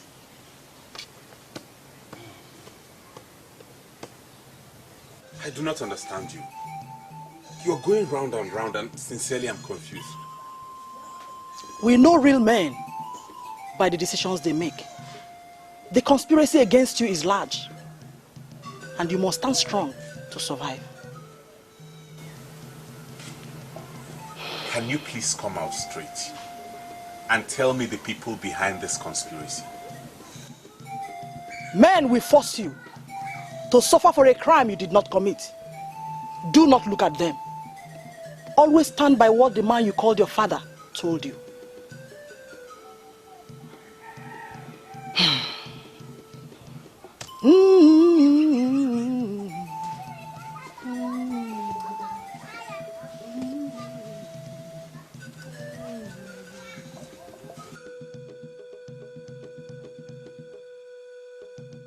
But you are the one that just confirmed that you will never allow a stranger to rule in our kingdom. Why then are you refusing to go to the palace and confront the queen? I cannot go to the palace. I cannot go to the woman. She has to come to me. Yes, I agree with you. But that would have been under an ideal situation. What we are facing is no longer an ideal situation.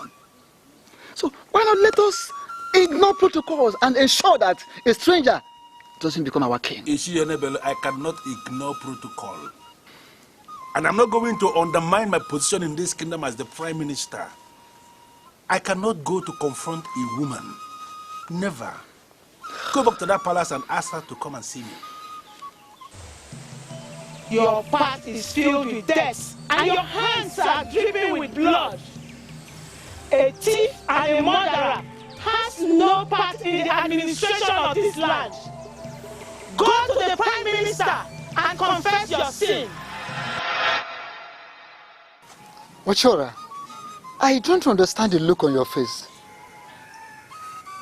Why not go straight to the Prime Minister and tell him what happened? Because he is the competent authority to handle this matter. For reasons best known to me, I don't want to go to the Prime Minister. Why? Because he agrees that no stranger will rule this land. Of course he wouldn't act without you coming to him to tell him about the abomination directly. Yes. What do you mean by abomination? A man of Ugoezu was presented to the king as a prince. He was blessed and bestowed with blessings of the throne. That man of Ugoezu has been our crown prince for years, and that is an abomination. Hold on a minute. Who called it an abomination? Onyanekutelu or you? Ochora, you are sounding as if you don't even know the gravity of the offense you committed. Hold on. Are you working for me or against me? That is not the issue now. I am neither working for you nor against you. I am an Ichie and I am working neutrally for the good of this land. Yes, I want you to go straight to the Prime Minister and confess. Never. I will never do such a thing. Let me tell you something. All you men that are in the ruling class that have refused to do what is right, I will force you to do it. Iluno is a mistake I made because I did not listen to the goddess who appeared to me and spoke to me. Chizitere is a son I bore naturally. There is a war between mistake and nature.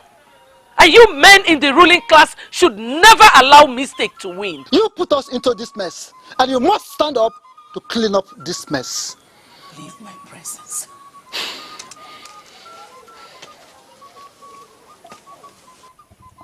I am the queen, and whatever I say stands.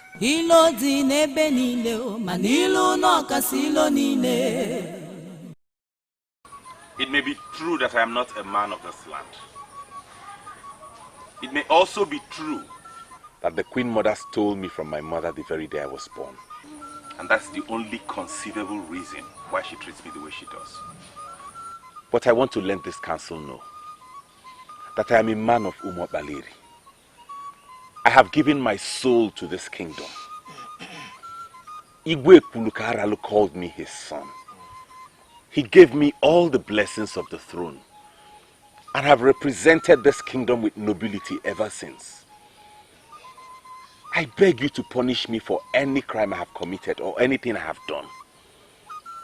But please, do not punish me for the sins of another. I have been in consultation with neighboring communities. I have solicited their support and cooperation. And I make promise this day that the gold mine that has been under the control of this family, I mean my family, over the years, shall henceforth belong to the community. I want us to enjoy this shared heritage. I want us to enjoy the beginning of a new era. All I need is your support. Please.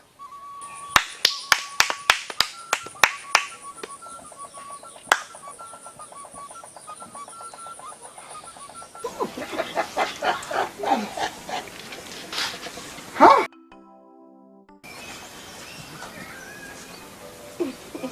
I am happy you came back to us. Now I have somebody I can call my sister.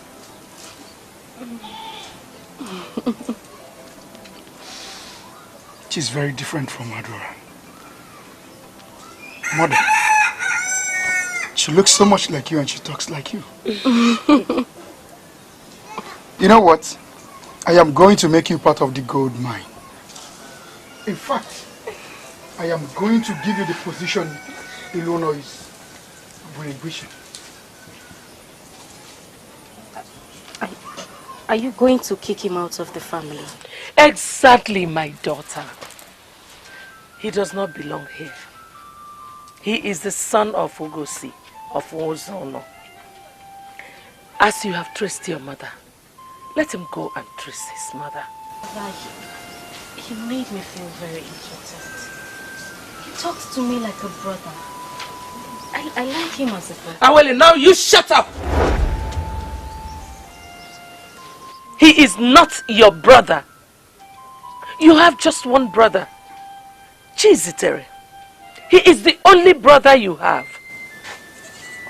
I'm sorry to interrupt your majesties, but you need to see what is happening outside. What do you mean, what is happening outside? The grave of the king is quaking. Yes, it is quaking.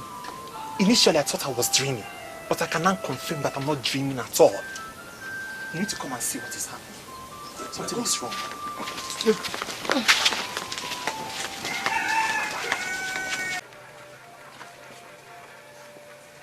This is so unfair. I'm being punished for a crime I did not commit. And I cannot go back to Ezeonu because I don't know anybody there. Why would you want to go back to Ezeonu? You belong here. Ugoezu was a great man, your father. He declared you the crown prince because he sees you as that. So even if no one is seeing you as that, I will always see you as that. I feel like traveling to Akwanga to join my wife and avoid all this confusion associated with royalty. Don't ever think of that. You can't do that. You belong here.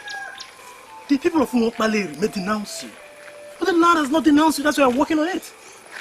So as far as the land has not denounced you, you remain the very man of this land and the face of royalty. And I, your friend, will forever see you as that. You belong here. See, don't ever. Ekezie, I just want you to mind the kind of things you say. The only claim you have to the knowledge of the culture and the tradition of this kingdom is that I am your father. Apart from that, you don't know anything else. So why are you challenging the decision made by men in council? Father, I'm challenging the decision of the council because I think you are making a mistake. What? Yes, the queen who stole the child has not been punished. Why are we punishing a man who has proved to have a plan that will lead to prosperity in this kingdom? Eh? Ekezie, the reason I will not place a curse on you is because you are in your father's compound. Ekezie, why are you holding place for a stranger? Why? He's no longer a stranger. He's no longer a stranger. Eh? This is a man who has been exposed to the highest secret in this land. This is a man who has been fully initiated into the Obulo Fellow Court, the highest masquerade we have in Umokbaleri. Eh? This is a man who has been immune from untimely death. He's no longer a stranger. He's now a man of this land, and we must see him as that. Calling him a stranger is defeatist. And I know you are not a coward. Okay, so will you just shut up? Just shut up. We are not cowards and you know it. What's your problem? Listen to me. He may continue to answer a man of Umokbaleri. We don't have any problem with that. Or do we? We don't. The issue here is that he is not ever going to emerge as king. That is all. Are you telling me that you want to defy the order of the king and crown someone that he has not blessed? Okay. That will trigger a lot of setback for this kingdom. Ekezie, shut up and speak what you know. When the king was blessing that child, he never knew the child was stolen. If he knew that was a stolen child, he wouldn't have given the blessing in the first place. But at all. It follows therefore that the blessing was made in error. We cannot continue in error. Simple. Listen to me, Ekezie. Strangers can emerge kings in all lands. Yes. But here in Umo Baleri, a stranger can never emerge king. Just as simple as that. Never. I came here to assure you that I will forever regard you as my brother. But I'm only surprised you're already excluding yourself. I am not excluding myself. I have already been excluded by everybody. They see me as a stranger, and you don't expect me to continue to present myself as a man of this land. I think I will go back to my mother. My heart is no longer here. Oh, no. Why would you say a thing like that? Are you telling me you're not coming for the coronation? I have already relinquished the position to Chizitere. Hey. He's the one they want. You don't expect me to continue fighting for it when the queen has told me I'm not from this land. Now that I know my real mother, I now understand the reason the queen has treated me the way she did. I leave posterity to judge.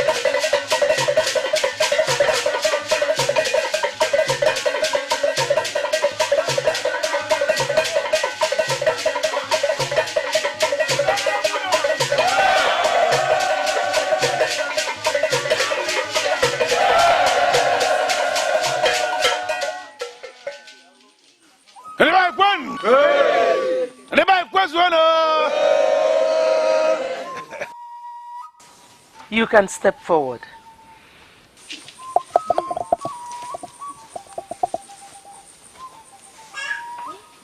We are here for something big.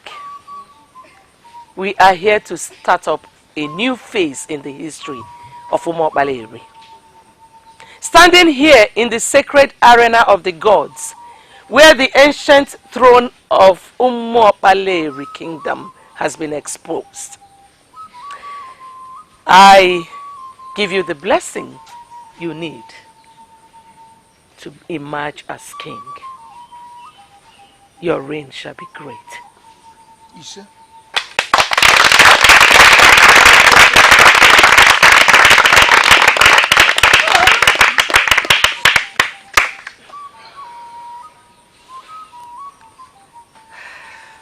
Please kneel.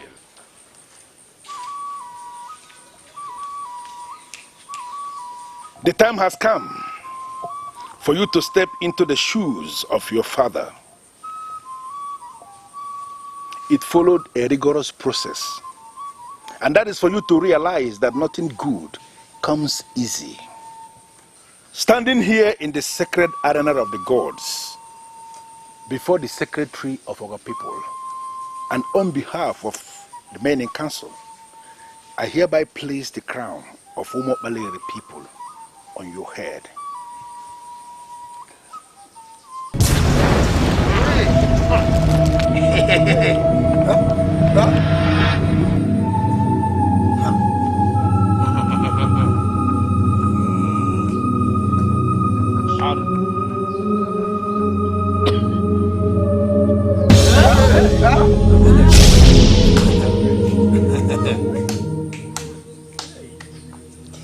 The crown is not entering his head.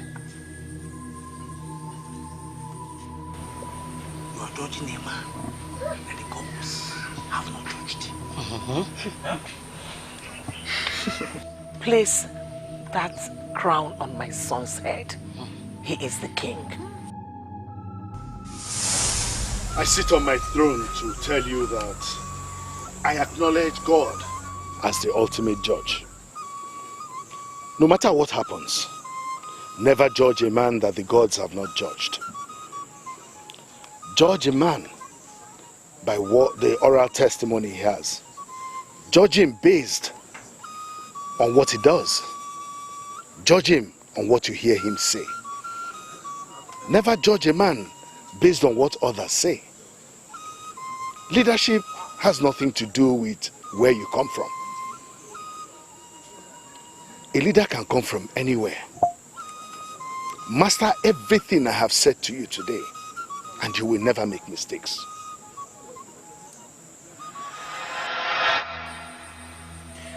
Your husband was not just a king. He was a seer. I'm sorry, Shizitere, but I don't believe you are the king. I am the king! Crown me the king. This occasion was organized for me to be crowned king. Do not ridicule it. Place the crown on my head so we can depart in peace. Okay.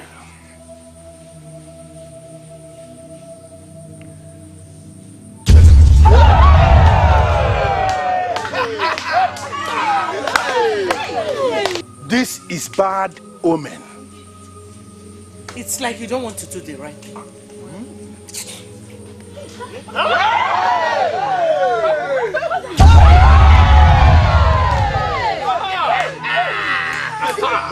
You have no right to touch the crown of Umobale.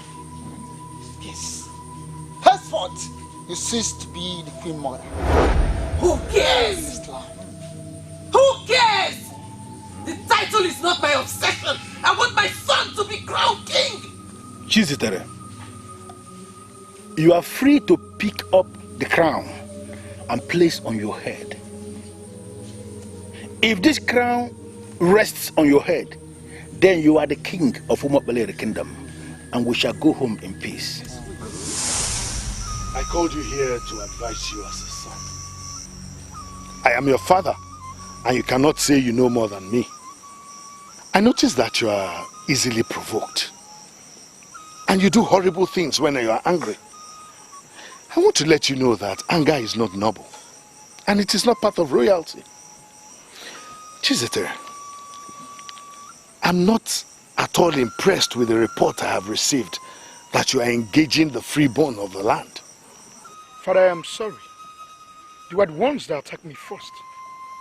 I was trying to explain things to them. They were shouting at me. I'm a prince of Umobale. Ordinary people should not shout me down. Chizitere, no matter what happens, no matter the provocation, a prince should not fight. I want you to understand that you're under a royal oath and that you must not soil your hands with blood. Mortals cannot kill any prince of Umobale, even when surrounded. Always understand that you cannot be killed. You must not soak your hand in blood.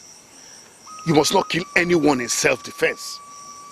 For if that happens, the cloak of protection that is around you will vanish. And you cannot sit on this throne of Umobale, even when offered to you on a platter of gold. Get that into your head.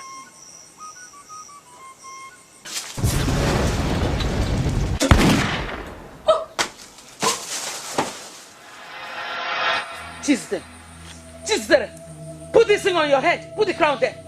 It's yours. It's yours. No.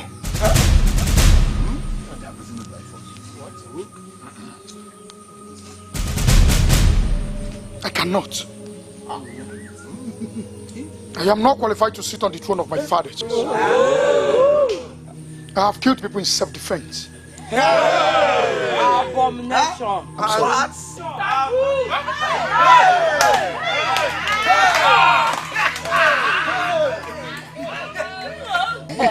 We shall see.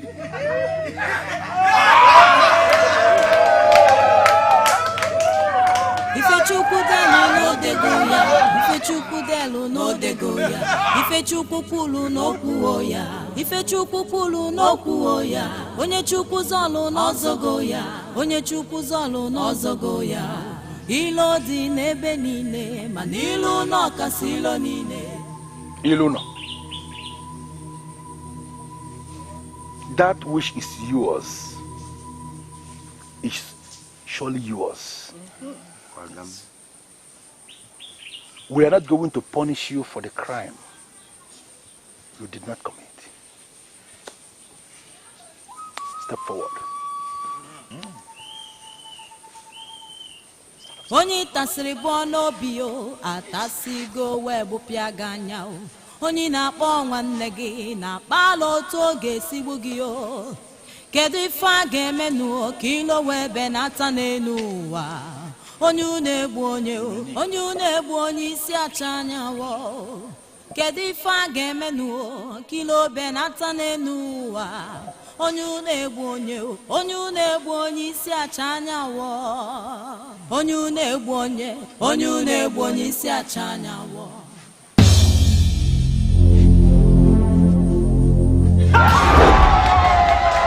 Ifechukwu delu n'odego ya, Ifechukwu delu n'odego ya, Ifechukwu kwulu n'okwu ya, Ifechukwu kwulu n'okwu ya, onye Chukwu zọlụ n'ọzọgo ya, onye Chukwu zọlụ n'ọzọgo ya.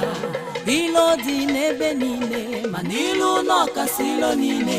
Ifechukwu delu n'odego ya, Ifechukwu delu n'odego ya, Ifechukwu kwulu n'okwu ya, Ifechukwu kwulu n'okwu ya, onye Chukwu zọlụ n'ọzọgo ya, onye Chukwu zọlụ n'ọzọgo ya. Ilo dị n'ebe niile, ma n'ilu n'ọkasị ilo niile.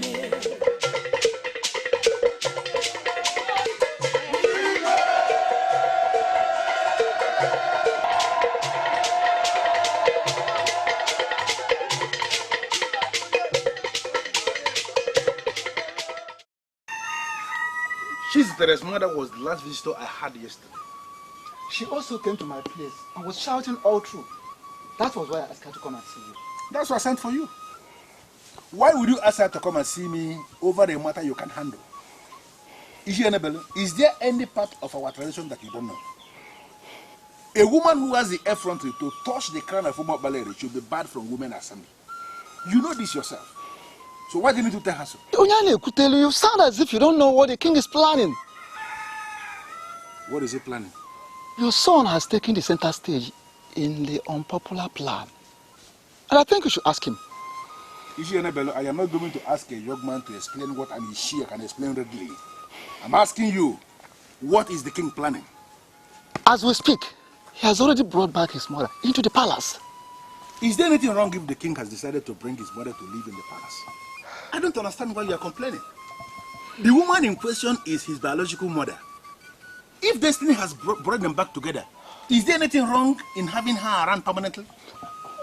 That he brought his mother back to the palace is not the problem. What is the problem?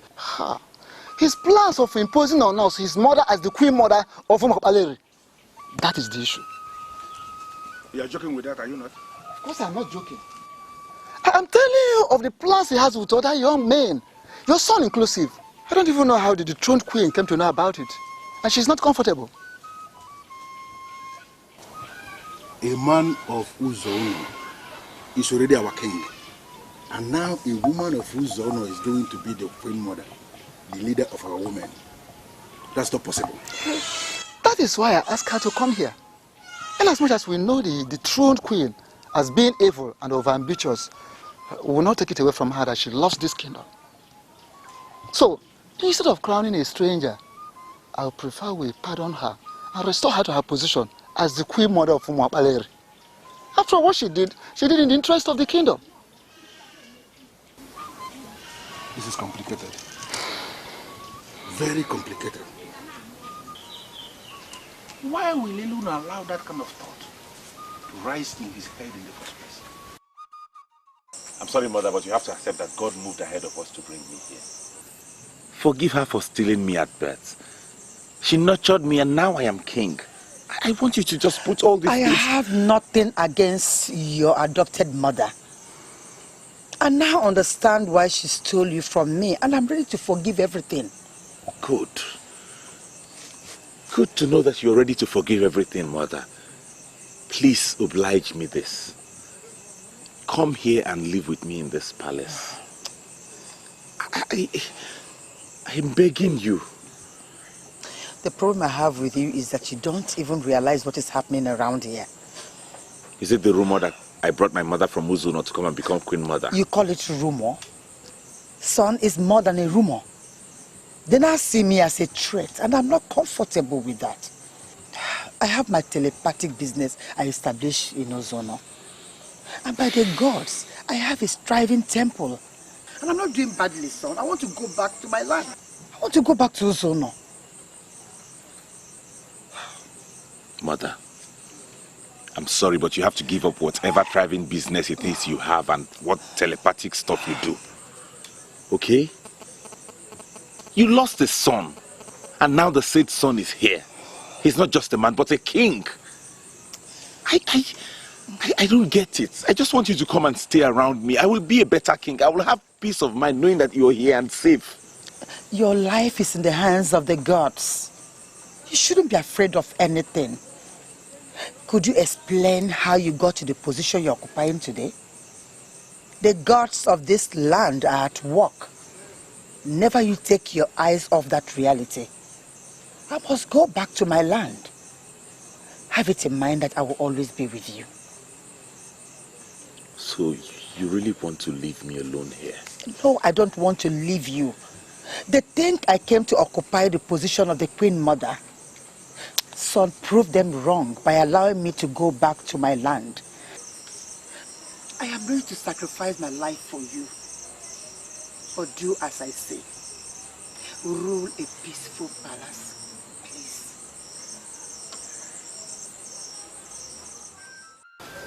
I'm sorry, Mother, but I don't understand why you're asking all these questions.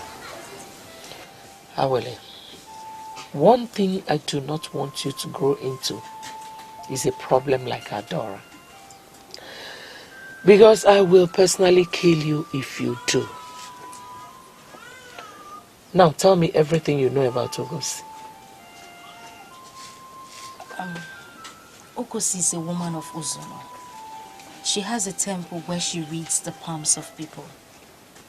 She's very popular, for she doesn't take no for an answer. Men actually fear her. So how did she get to hear about me? As I said earlier, she reads the palms of people. She's a woman of many sides. Probably she got to hear about you from someone from here. So I wouldn't be wrong if I concluded that she's diabolical, right? No, Mother, she's not diabolical. She's simply just a woman that anyone cannot intimidate. She's actually the reason I am still unmarried. She has a way that she treats men that makes them feel very inferior before her. Are you aware that she's in this palace? Yes, Mother, I'm aware. I was with her before you sent for me. Really? And you're also aware that her son brought her to this palace to make her the Queen Mother and ridicule me, right? Mother, I would not want you to bother yourself over nothing. Ngozi is not here for the reason that you just said. She actually told me that she would be returning to Ezeonu. Are you telling me to my face that you believe her mother and believe me? I'm sorry, Mother, but I am only telling you the truth. Even the king cannot think of such a thing. Ngozi is from Ezeonu, and it's very impossible for her to become the queen here in Umuokpaleri. Can I trust you? Yes, mother. You can always trust me. I want you to poison that woman. I don't want her to be alive. I'm sorry, mother. But why must we do that? She gave me life, mother. Shut up. I gave you life, not her. You are a princess of Umuokpaleri, not a woman from Ezeonu. Ilono brought her here to make her relevant in the kingdom politics. And I don't want that to ever happen. You are the one she trusts. And you are the one I trust. So, who do you value more? Your biological mother or your adopted mother? Can you still remember the exact message we got from Aligum that compelled us to seek elimination of Ngozi? Are you talking of Ngozi, your brother's wife? This is one thing I hate about you, Okudeli. Why can't you ever answer questions directly? Do you know any other Ngozi? If you could recall, I wasn't there when the chief priest of Aligum gave the message. You were the one that told me what he said. And moreover, I didn't hear from him. Can you still remember what I told you that he said? You said he told you that Ngozi will give birth to a son who would rise to become great. And ultimately, the said son will be a powerful Lord to all our children and even to us. And when I gave you that message, did you believe me from the innermost part of your heart? Of course I believe. That is why I gave you all the cooperation I gave that time. But oh no, why all these questions?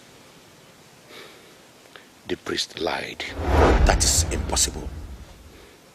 A priest that sits before Aligum and ministers cannot lie. How could you say a thing like this? Maybe I was wrong to have said that he lied. Maybe I would have said that he gave invalid information that ultimately misled me. I'm still lost. What exactly are you saying? When the priest said that Ngozi will give birth to a son, he was wrong. The right thing was that she had already given birth to the braided monster that will make our children his slaves. I still don't know where you are coming from. Iluno, the vibrant king of Umuokpaleri, is that monster. We forced Ngozi out of this family to prevent her from reproducing the monster. But unknown to us, she had already reproduced the monster. I don't understand. How can you say Ngozi reproduced the king of Umuokpaleri? That's a reckless word. I don't think I like getting involved in such a thing like this. She gave birth to a son, and the son was stolen.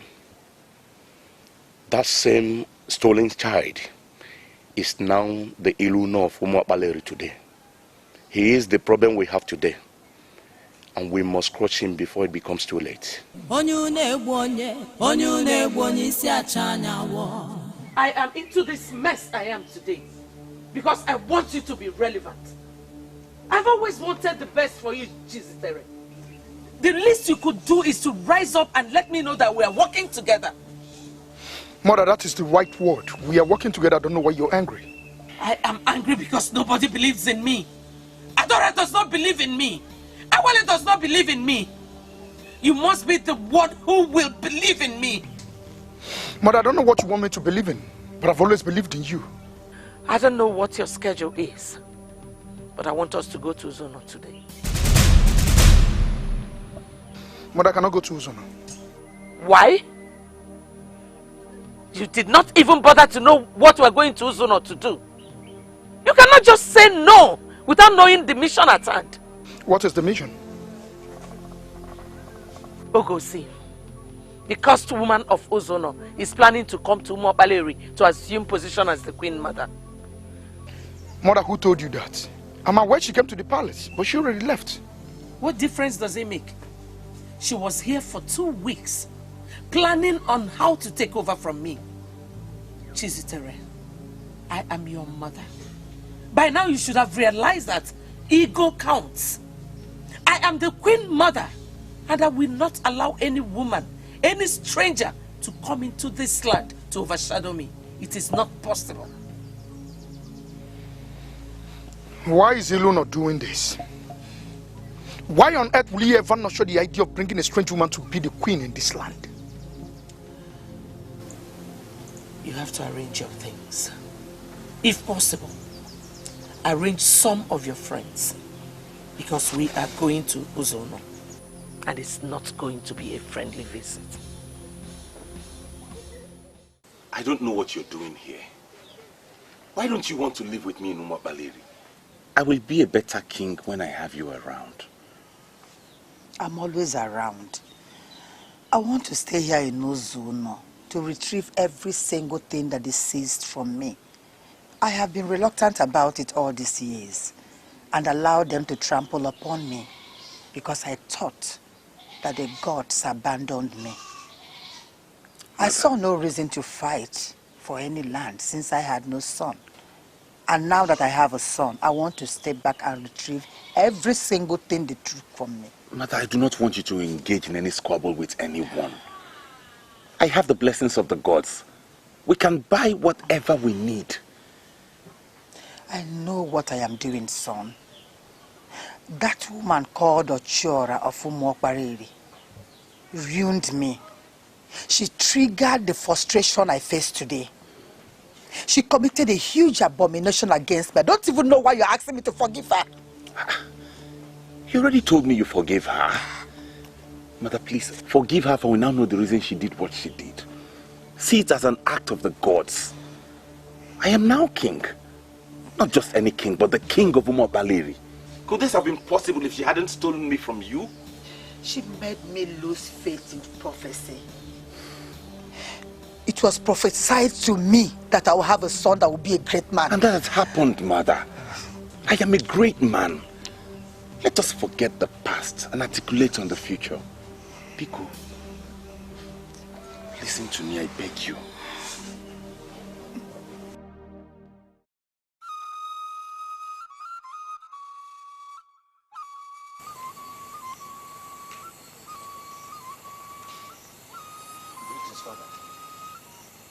Sit down.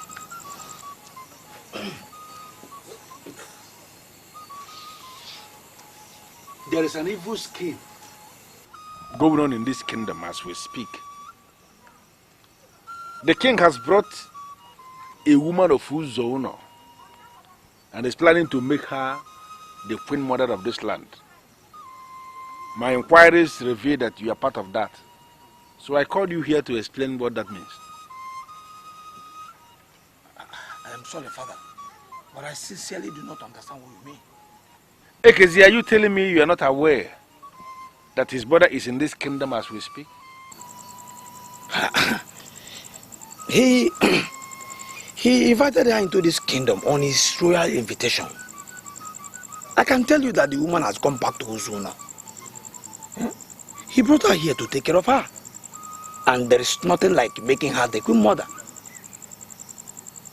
I am not comfortable that she came here in the first place. Why? Yeah. Even if the king decides to make his mother the queen mother, why on earth should we kick against that? Why are you very stupid? I mean, why are you parading yourself like a man of this land and you are a fool? What is wrong with you? Does it mean you cannot use your head? Why are you part of an evil scheme that will make our kingdom inferior to Ezeonu? A man of Ezeonu is already ruling us as our king. And now, he's planning to bring a woman of Ezeonu to come and be the leader of our women. And you who calls himself my son, he supported that. What is wrong with you? Father, you are bringing politics into this. And sincerely, I do not want to get myself involved in politics. I don't want to get involved in politics. Huh? The king has the prerogative. He decides on who is to be queen. And if he's already settled for his mother, then we cannot continue to call her an outsider. Yeah? Her son is our king and he is not doing badly. You are just very stupid. Now, I want you to go back to your colleagues. As many of you that are planning this madness, go back to them and tell them what I'm telling you now. That a woman of Ezeonu will never emerge as the queen of this land. Father, don't you think you are usurping the powers of the king? I am the traditional prime minister of this kingdom. I have a sacred duty to correct evil. If you don't mind, go back to your room. Huh? Leave my presence.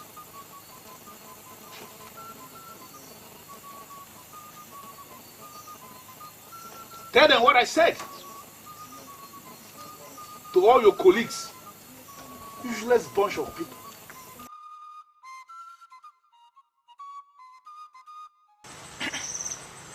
I'm now ready to know why you sent for me. Ezeonu is a time bomb, ready to explode. You promised to revert back to me. I have now waited for 3 days without any word from you. Are you telling me you are not bothered? I can't remember promising you anything. The issue, however, is that I don't clearly understand what you mean by Ezeonu being a time bomb. He's beginning to inquire into his father's land. I'm not going to go into any form of argument with both of you. I am now a widow. And before my husband passed on, he asked me never to get involved in any form of land dispute. If your family have decided that they want the land, they have my full consent. Are you sure we have your full consent? You said the family decided. Who am I to oppose the family decision? My offense is that I didn't have a son. And my young daughter does not have any inheritance here. I cannot oppose the family decision.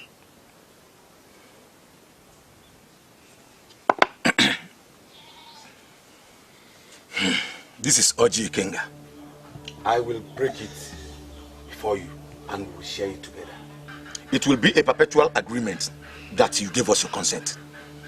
Ichokudele, my oral submission is enough. I will not be part of this scholar. Why? But you just said that you wouldn't want to stand opposing the family. Yes, I said so. And I still stand by it. Then keep quiet and allow him bless the collar. We can do nothing without this collar being broken before you. I will not be part of this collar knot. I will not show any form of interest in the land. I have given you my word. And my word is my bond. Oh no. Let's go. Let's go, Tyler. I can see you are preparing for something. Prepare your mind. I have just started. Oh no.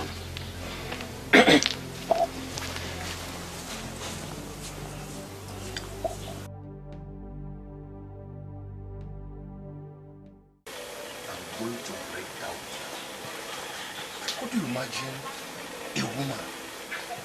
a woman we married with half a money can tell me to my face that she will not carry out my order? I am going to deal with her. I'm going to deal with her. This is not time to shout. What do we do? Eh? But do you know that I was the only person that supported my brother when he wanted to take Mbamili woman for what? Even the men of Mbamili cannot speak to me the way she did. Listen, let me tell you. I swear on the land upon which we stand, I am going to deal ruthlessly with that woman. I am going to deal with that witch. Believe me when I say it. Don't know again. Don't know it. Don't have. Don't know.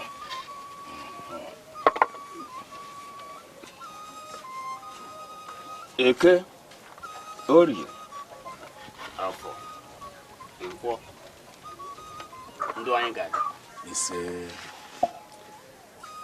Why are you before the priest of Aligom? When we are confused on issues that bordered on customs and traditions of our people, we come to inquire from you. The priest is waiting to hear what confuses you. When a woman is married to a family, she belongs to that family. Is that not correct? If the said woman is married properly to the said family, yes. Has she got any right under the traditional laws of our land to stand opposing the family in all their decisions? It all depends on the decision.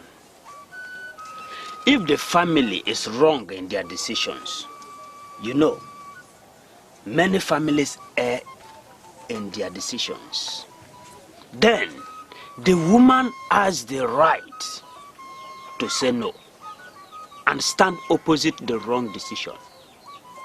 A woman of Mbamili named Ngozi, my late brother's widow, is challenging my decisions. I am the head of the family, and she has no right under the traditional laws of our land to challenge or argue with me over anything I said. I have come to inform you. I will deal with her. The paramount priest of Aligom does not have any business with whom you decide to deal with. But I must remind you that Aligom, the god of our land, is the god of equity and justice. He will rise against you if you trample upon the widow unjustly. Can you just give me one reason you find it difficult to believe me when I say that Ugoezu is evil? Oh no. You don't say someone is evil.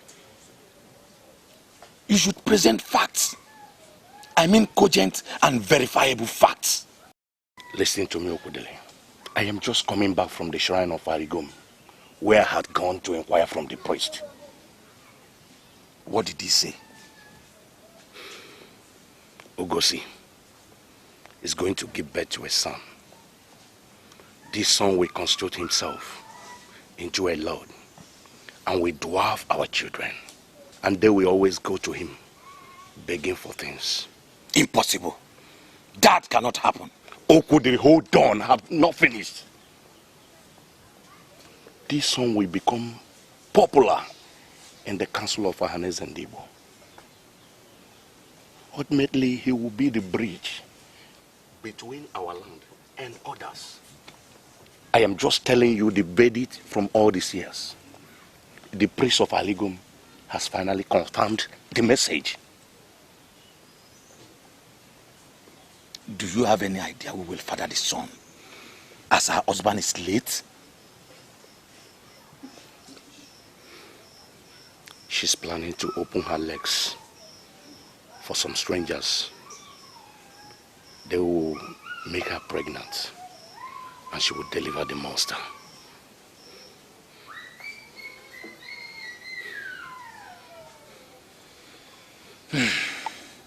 Well, if you are sure of what you are telling me, then we must call her to order. She must be warned against getting pregnant for a stranger. Okudele, that is childish. You don't issue such warnings. A widow has the right to do whatever she wants with anyone. You can't issue such warnings.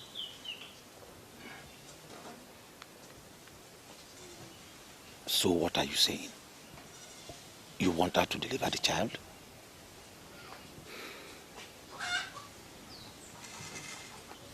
We're going to kill her. There is no way you can prevent a lousy woman from becoming pregnant. Mainly when her mind is made. Killing her is the safest way to end the manifestation of the monster. Yes. I pleaded with you that we should kill the woman, but you refuse. Are we not facing the consequences? Had it been we killed her, it would have been an act of killing someone for nothing. She had already had the boy before you called for her assassination. And if I'm allowed to speak, I will say that Ezeonu is no threat.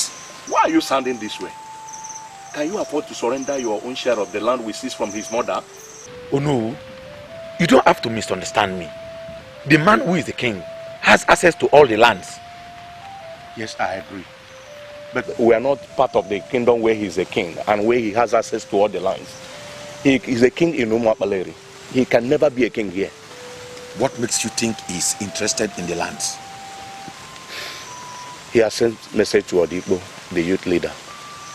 He has told him that we seize all the land from his mother.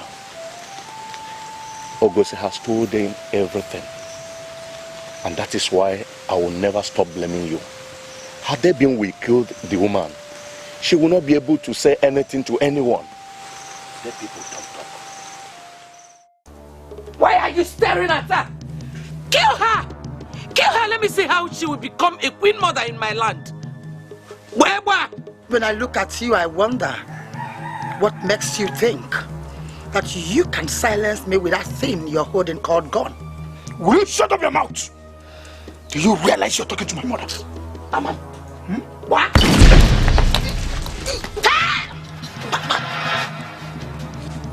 Why are you looking for my trouble? You stole my son and I forgave you. Why are you coming around to disturb my life? One more move you make, I will use this very weapon that you have already fortified with poisonous pieces of iron. Leave! Come back here, you troublemaker. My son told me that you gave him life and that he loves you as his mother. He pleaded with me not to harm you. It was based on that very plea that I forgave you. Do not make me lose my temper. By the gods, I am a woman that controls unseen powers. Even men fear me. I will assume that you never came here to fight me. But if this repeats itself again, I will show you that I am Ngozi of Ezeonu. I am a woman that you can never be taken for granted. Get out! Come back here! You want us to leave without the gun? I will send back the gun to you before sunset. Now you must leave. Thank you. Now you come back here! Hey! He that kills by the gun dies by the gun. Never you ever step your foot back here again. Look at this. Get out! Out!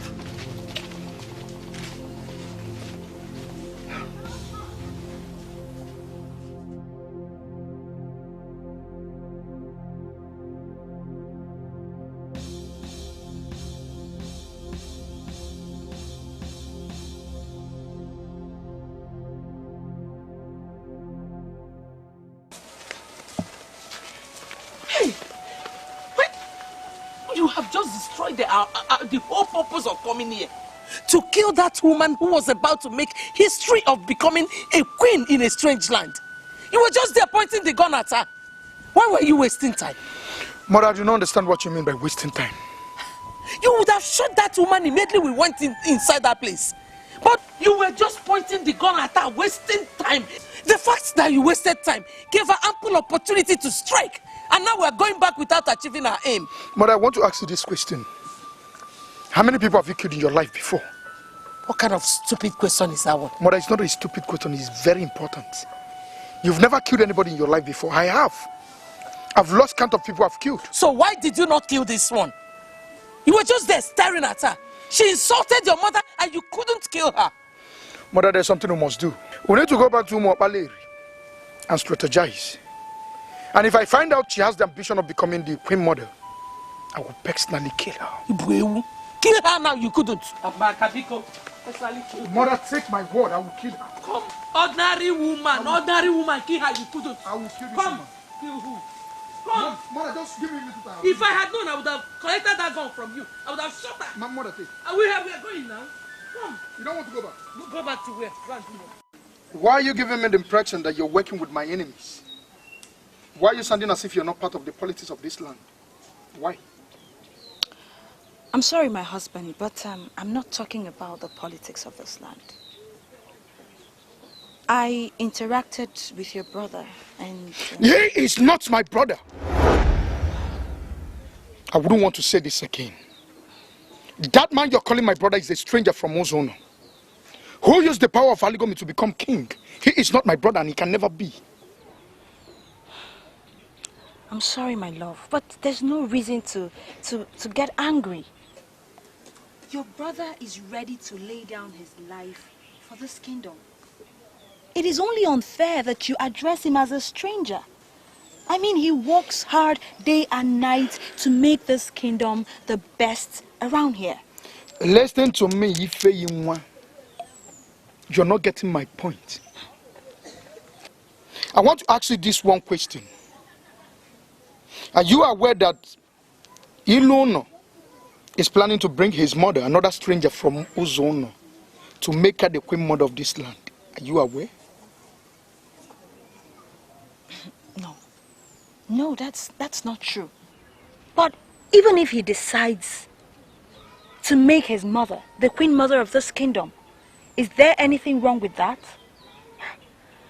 Our primary concern should be the unity of this palace and the prosperity of this kingdom. I mean, the king is doing everything possible to make sure that we'll have all this. Why must we allow the politics of who becomes queen mother or not to come in and destroy everything?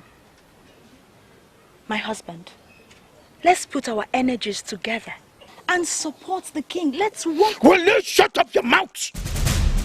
Do you realize you're talking to your husband? Exactly. You remain my husband. Why are you not seeing things the way I'm saying it? Ezeonu has a bad plan to make our kingdom an extension of Ezeonu. If you're sure you're part of the palace, you must align with me to fight for the protection of this kingdom. Forgive me, my husband. I'm sorry, but I don't believe you. Will you get out? Get out, get out. I don't have such plans. Get out.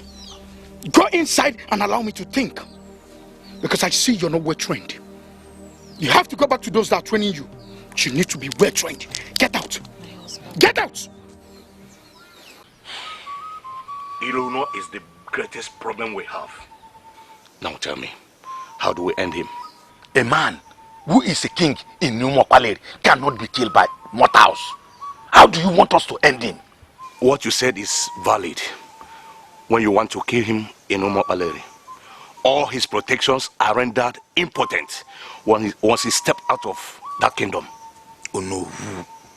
Oh no. I have my doubt over what you are saying. Even if I accept that we can kill him like that, do you ever think he can leave the land alone?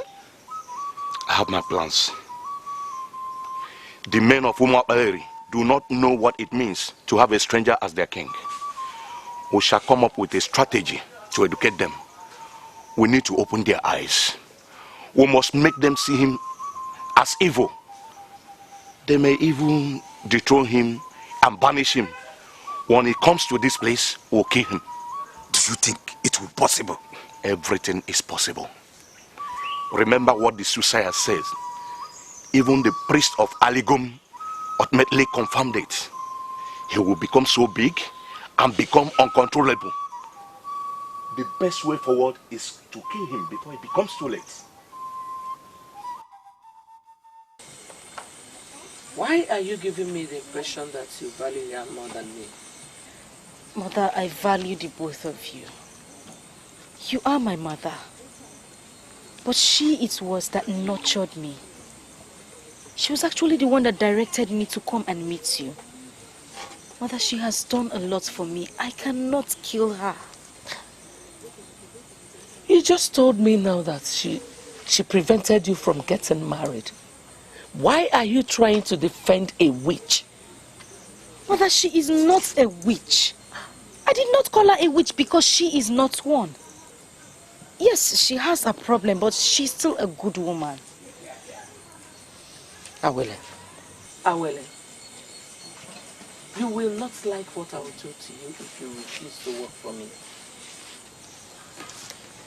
I have been making all kinds of plans to get you a husband. That's the greatest honor any woman can have.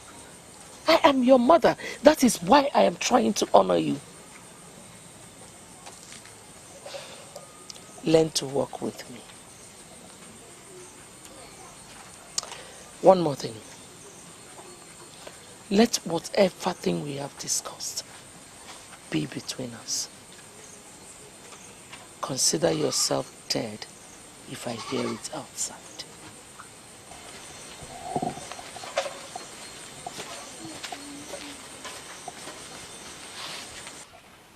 Why is she forcing me to do what I know I cannot do?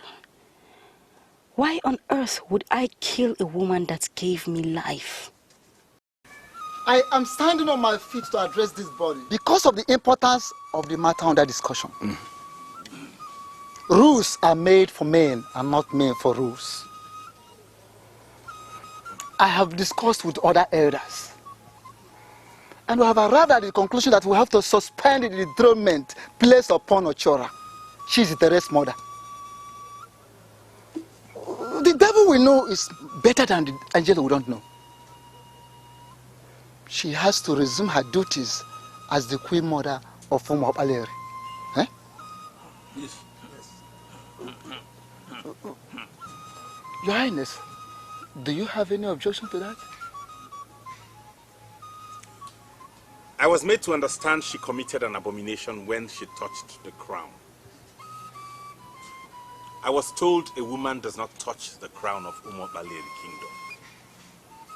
And based on that, she was declared incompetent to continue as queen. And it has remained so ever since. I need an assurance from you. Is this decision in line with the traditions of our people? Your Majesty, I want to register myself with what Ishi Enebeli said already. Rules are made for men and not the other way around. We, the men in council, we have discussed extensively. And we found out that the woman in question acted in her quest to salvage this kingdom. She didn't touch the crown for any selfish reason. And we, the men in council, we have decided that the dethronement order placed on her should be cancelled immediately. That she must be allowed to continue performing her duties as the queen mother of this land. This is the decision of men in council, Your Majesty. And the king is under obligation to key in.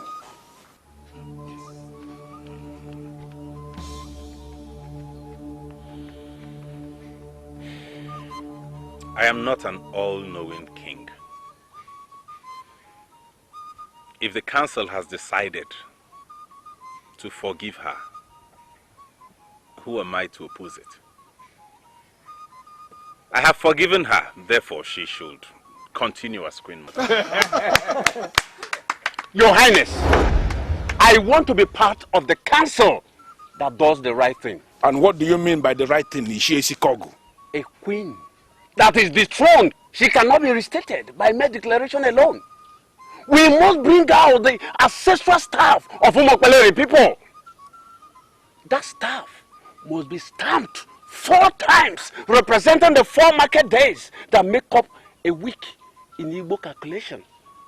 After that, the dethroned queen can now be assumed to have been restated. That is the right thing, and we must do the right thing, Your Highness. Your Majesty, I must admit here and now that what Ishie Sikogu said is in line with the tradition of this land. Thank you very much for reminding us. That's why you are an Ishie. Your Majesty, the onus is now on you. So you have to go in and bring out the ancient staff of Umokpaleri people and stamp it on the ground 4 times like he said. That will be the only way the dethroned Queen Mother could be said to have been reinstated. Your Majesty.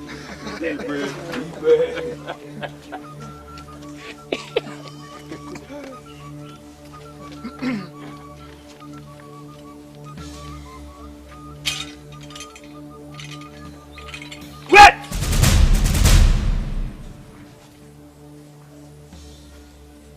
Inasmuch as I'm not an Iche yet, I know the custom and tradition of our people. An abomination has been committed, and the elders are saying the abomination should be swept under the mat. Never.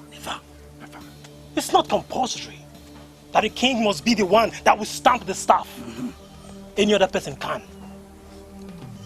Since the elders are saying that the abomination should be swept under the mat, the elders should decide who amongst you does the stamping. Yes. We don't want the king to do the stamping. Yes, exactly. And who are the we, if I may ask you? I speak on behalf of the youth present here. We don't want him to do it. The elders should decide what to do.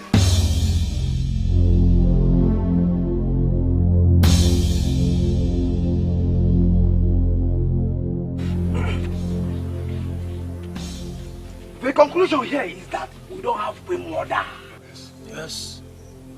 The meeting shall reconvene when the elders volunteer who shall stamp the staff. Oh, yes. Then a decision shall be taken. Oh, yes. Yes. You told me that you would be attending the meeting. Why didn't you go again? I changed my mind. Do you have a problem with that? Why would you change your mind when they are discussing the progress of this kingdom? Chizitere, that is not fair. What we are facing is bigger than fairness. The youth of this community have decided to align with Uluno to frustrate me. I am not going to play into their hands. There are this war coming. I wouldn't want to be the loser. Are you the one that wants to start this war? I am asking because Iluno is not thinking of war. I am sorry, Awele, but I wouldn't want to believe what our mother said is the truth. How do you mean? She said you're not ready to work on our side, that you're more attached to Iluno. And I wondered if you know you don't have a biological relationship with him. A biological relationship is simply not the only thing we have. We have seen brothers and sisters killing themselves. I value true love. Iluno represents that. Sincerely, I would not want to do anything that would undermine his peace initiatives. You're working for him? I am working for the progress of the family. I am not working for any one individual. Iluno is now king and he is doing extremely well. And I would advise that you do everything to support him. Get out. Are you talking to me? Yes, I am talking to you. Any day you run into troubled waters, don't come to me.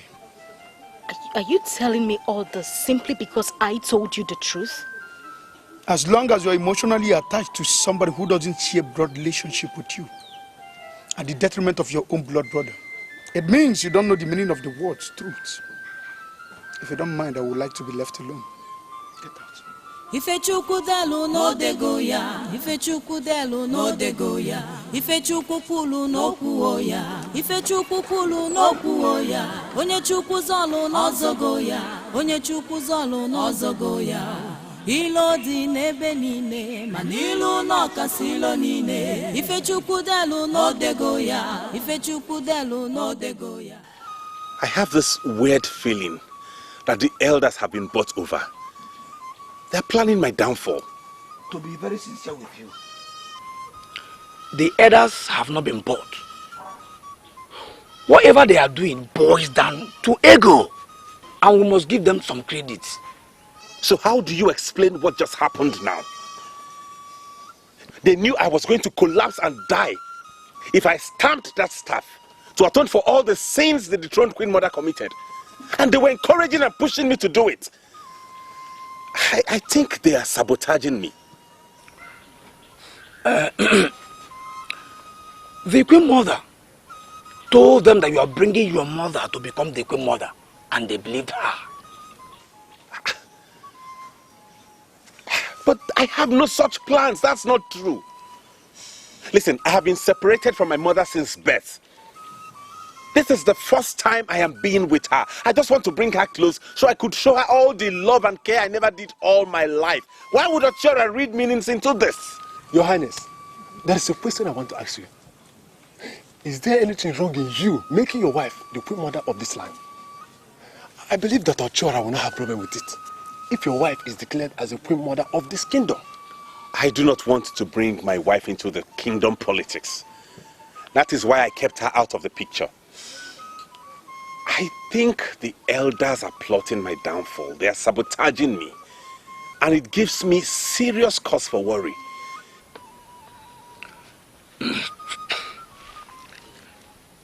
If you will listen to me, I want to say that we should allow this matter to rest. I already told my father that you are not trying to bring your mother to become the Queen Mother. Concern yourself with the development of this land. Continue to secure grassroots support. And there's nothing anyone can do to silence a popular king. Yes. She is planning to kill that woman, and I know she must be stopped. You don't have to worry yourself about that. The Ngozi I saw is not the kind of woman that would be intimidated by our mother. Adora, it has gone beyond the desire to intimidate. She is out to kill. Already she asked me to go and poison that woman, and I said I won't do it. And now she's very angry with me. Awele, like I said earlier on, you don't have to worry yourself. Mother doesn't treat me like a daughter because she doesn't see me as a strong woman. She tells whoever wants to hear her that I am not a strong woman. I don't know if her definition of being strong is being wicked and inconsiderate. Look, do you know that Mother went as far as telling me once that she regrets me being alive? That she would have been happy if I was dead like the others. My goodness. Listen to me. Do not involve yourself with Mother. Whatever she asks you to do, do not do it. Mother is not a noble woman, and it's not possible for her to be. You don't have to cry. Just tired. I have to go now. Please come see me off. I'm just so confused. You don't have to be confused. You don't have to be confused. Okay?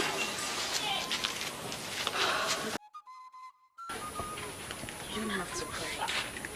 But all I want you to do is concern yourself with what is right. Are you listening to me? Do not accept anybody Mother wants you to marry. Listen to me. All her friends are into charms. I'm telling you. And whosoever man she brings to you must be into charms. Awele, I want you to always remember this. Patience is a virtue. And your own man, a good man, will come. Okay? You're so beautiful.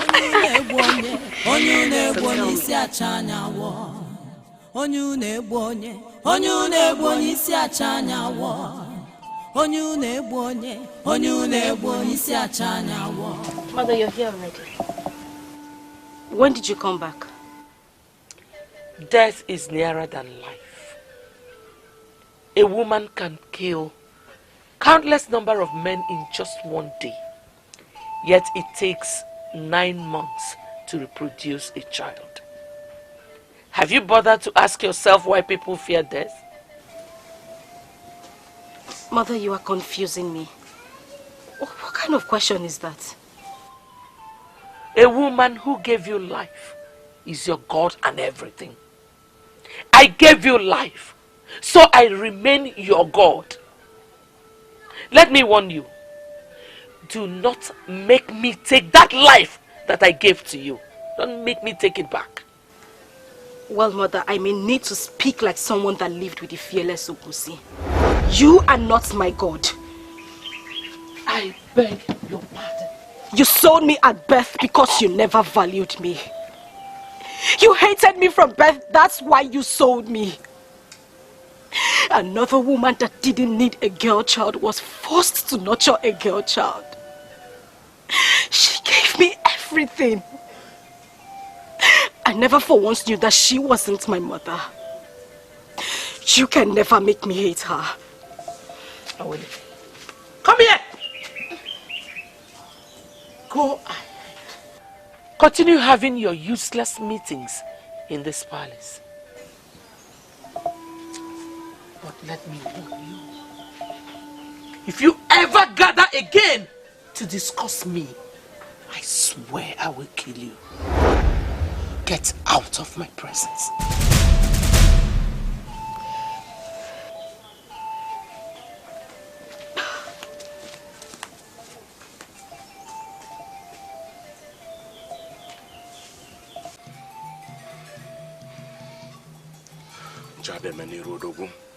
It is a taboo.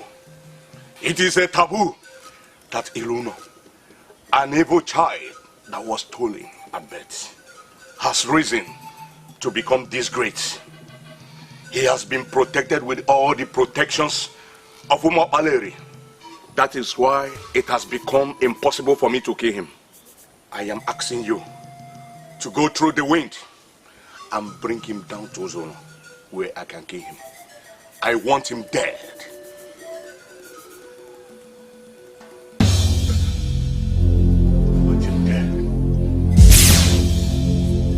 Iche Okadike, I do not know why you are still standing, please. The last time I saw you was during the death of my late father, your friend.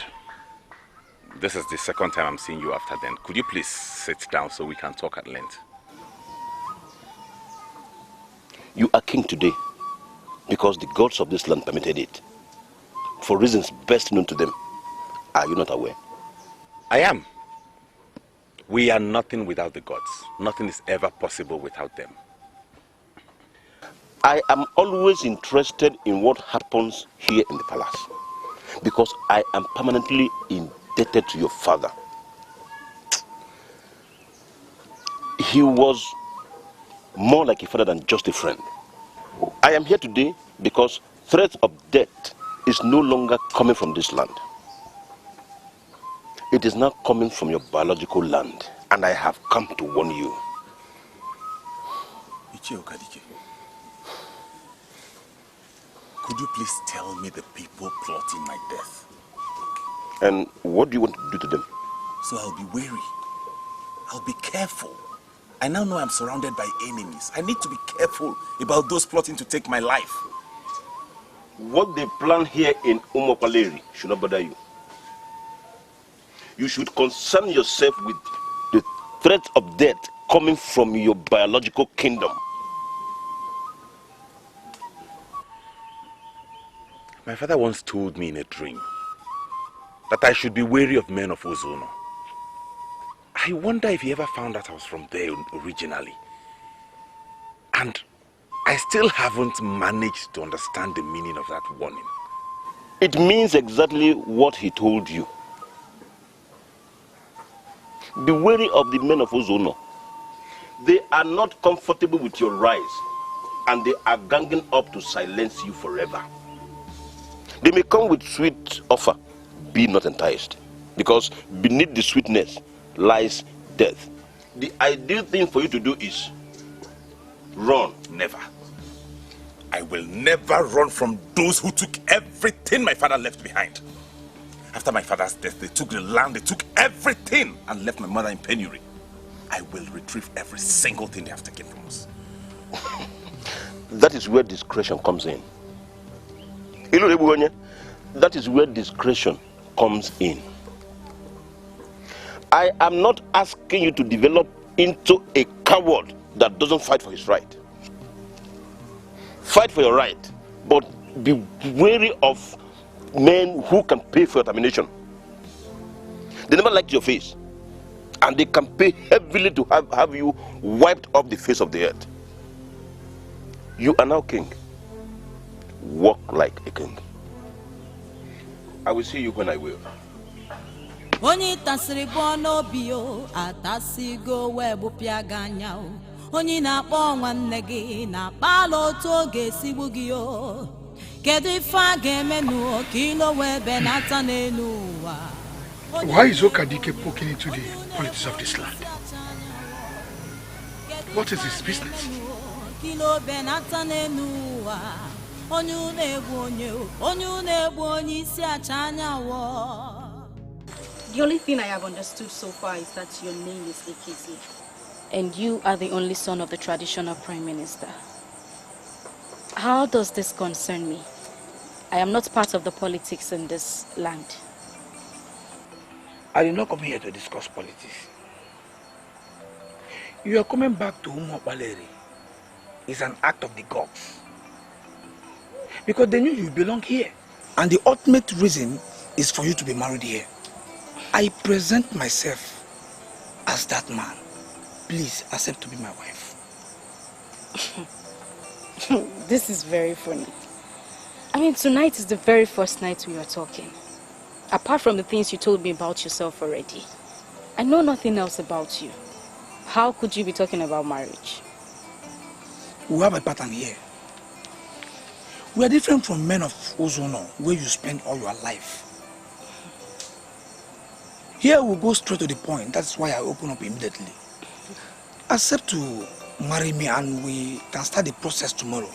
Remember, it is the gods that planned this. They brought you back as a single woman because they know you belong here. Just say yes to me.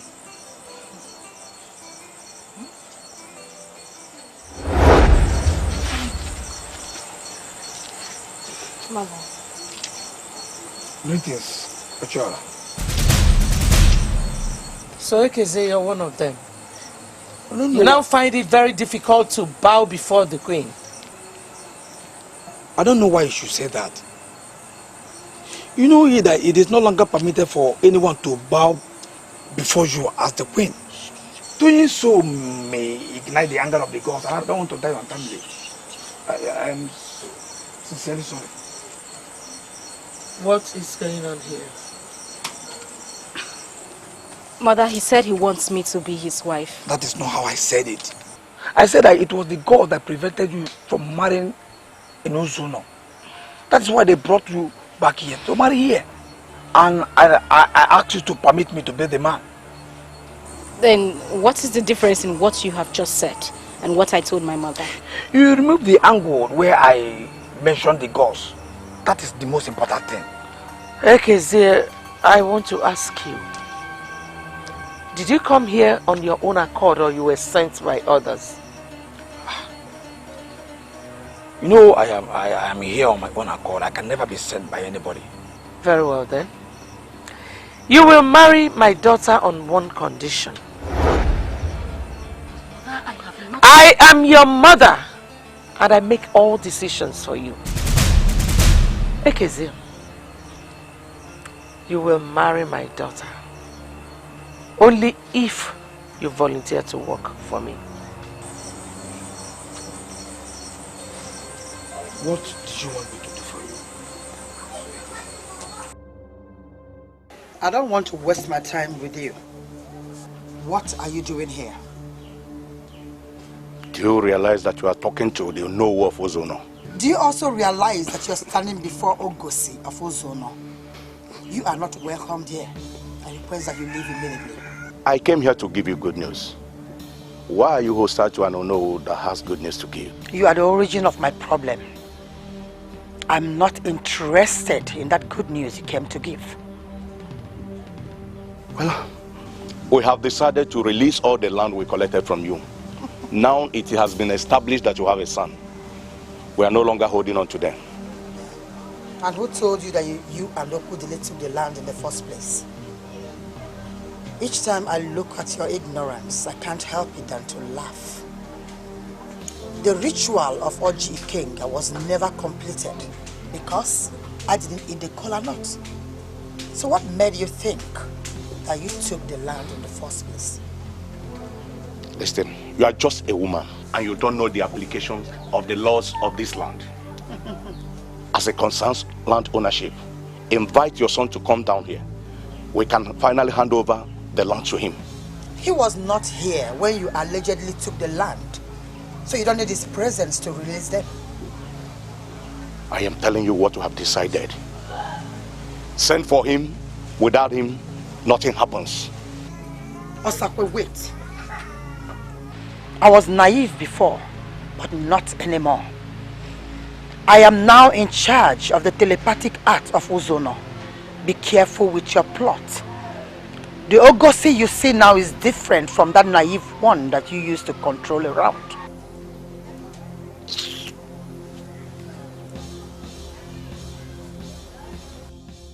I agree that you have a right over me. But that does not mean that you have a right to choose a husband for me. Well, I'm sorry, my dear.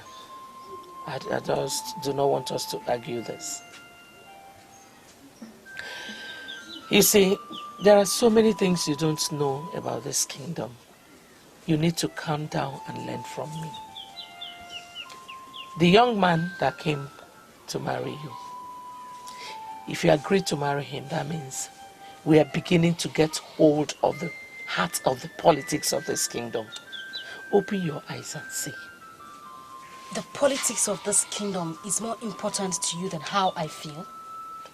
The politics of this kingdom is the most important thing. Every other thing revolves around it.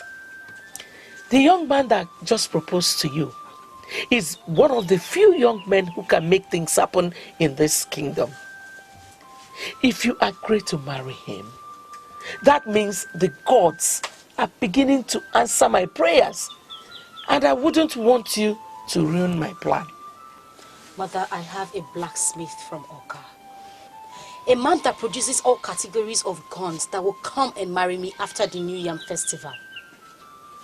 Awele, send word to him. Tell him to look for somebody else. That you already have somebody. Or are you not concerned that your mother, who you met as Her Royal Majesty, Ochora of Umopaleri, has been stripped of her title? Your major concern here, my dear, should be how to get that title back. Ekeze is our hook. Mother, I am sorry, but I will not marry Ekeze. I have gone too far already with the blacksmith. Mother, we are engaged. We shall see. Ngozi is surely a better mother.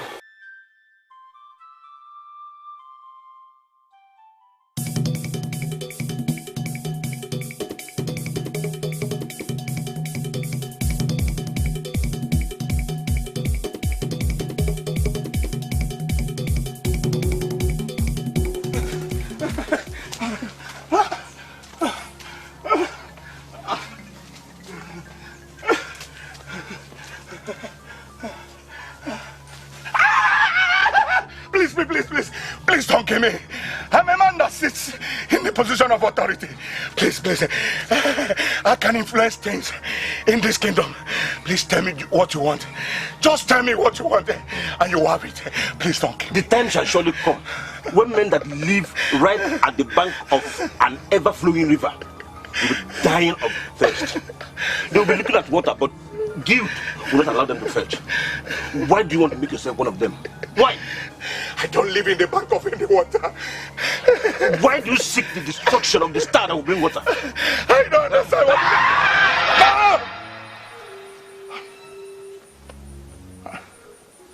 It's this man. And he said, why did you seek the destruction of the star? Who is this star? And who is this man? No. What I don't know can never know me.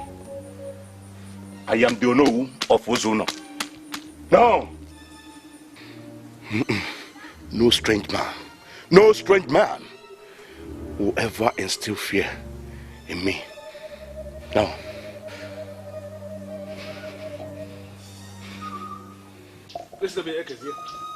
I am not going to waste time discussing this nonsense with you. You started the process without me. Continue without me. Don't get me involved. Are you not overreacting, Father? I have not done anything. I just merely proposed to her. Why would you propose to her in the first place? That is the question. I am the one who has been asking you to get married. And I decided to surprise you. Huh? I left all the girls and ladies that are ranked as basic and ordinary. I went for a princess. Why are you not happy that I'm going to bring a princess here? Let me educate you on something you don't know. Ekezia, there is a difference between the Awele that came back from Ezeonu and all the princesses we know. Yes, she was born by a queen, naturally. But then she was sold into slavery by that same queen. That she managed to trace her way back to her root has not changed the fact that she is indeed a slave. Oh, come on, Father. Why are you making reckless statements? What? Yeah? Awele is a bona fide citizen of this kingdom. She is not a slave. And I'm not going to sit down here and watch you call her a slave. Let me tell you something. In case if you have forgotten, I am the traditional prime minister of this kingdom. You are my son. That makes you a free-born citizen of this kingdom. There is no way I will ever allow you make a fool of yourself by getting married to a slave. Okay? This may be the beginning of our misunderstanding. I am going to marry that maiden. I must marry that maiden. I can see you want to dare me. Let me tell you something, Ekezie. Here in Umo Baleri, men do not flog the masquerade that is leading the way. That is on the understanding that the masquerade knows where he's going. If the lead masquerade should try to lead us out of line, we will flog him back to line immediately.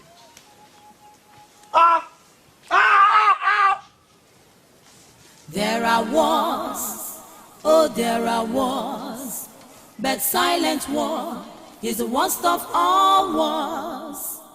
There are wars, oh there are wars, but silent war is the worst of all wars. Adora, will you explain to me in black and white what you're talking about?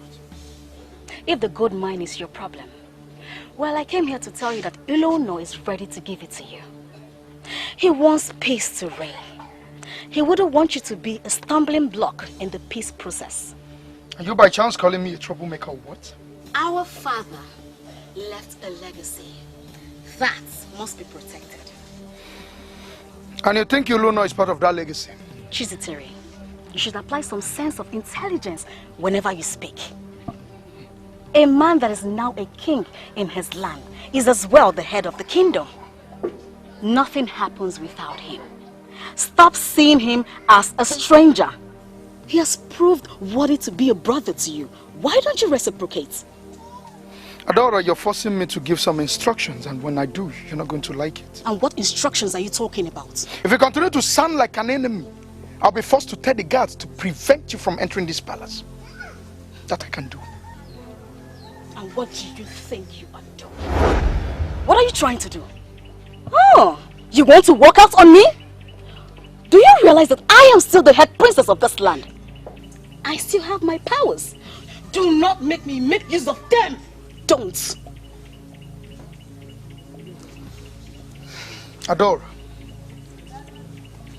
you have the nerves to draw me back and open your mouth to tell me you have powers. I am the Lord of Otibo Confraternity. I can destroy you. Do you realize that? You cannot subdue me with your confraternity. This is my family, and I will not let you ruin it. you can join all the confraternities around, including the Ndapo of Omambala people. I do not care. That is your business. But one thing, if you fail to listen to me, I will grind you to a halt. I will make use of my power as the head princess to place a curse on you. And that curse will stand. He who doesn't know where the wind starts beating will never know where it ends with it.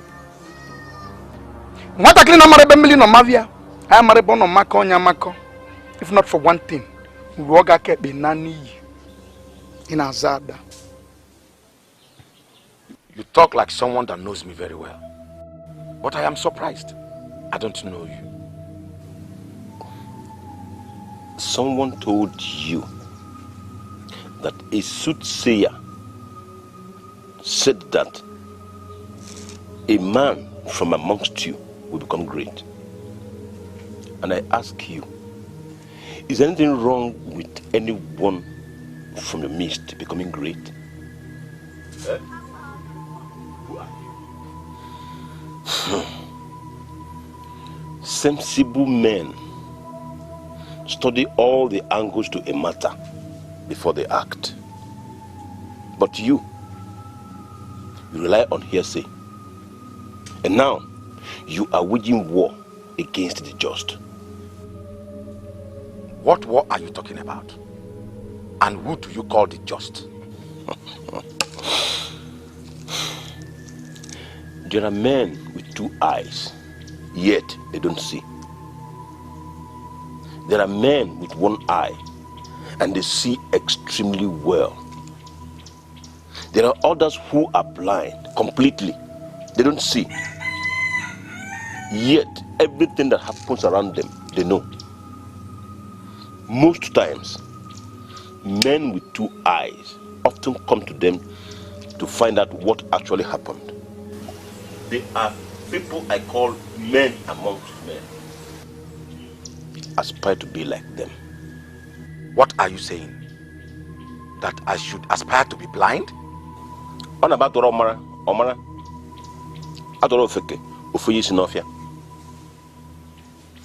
Men like you with two eyes are blind. And those that are blind, they see extremely well. Aspire to be blind so you could see. I will come back to you when you need me. Until then, I leave you with this. Men cannot cover the moon. You didn't tell me your name. Oh. And where you come from. Oh. I am Okadike. Milidiobu. The realist that lives within.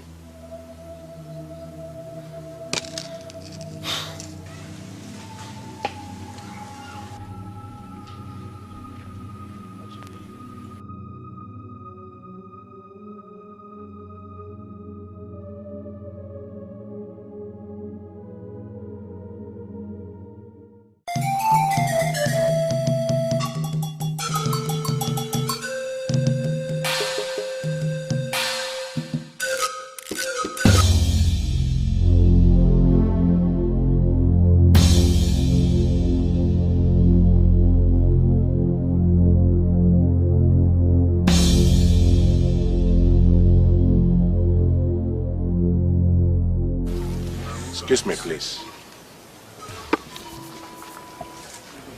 They have eyes, but they cannot see. Are you one of them? I had a terrible dream where an evil man struck me. Are you the evil man? There is an evil man in Ezeonu who is trying to bite the finger that will feed him. Are you that evil man?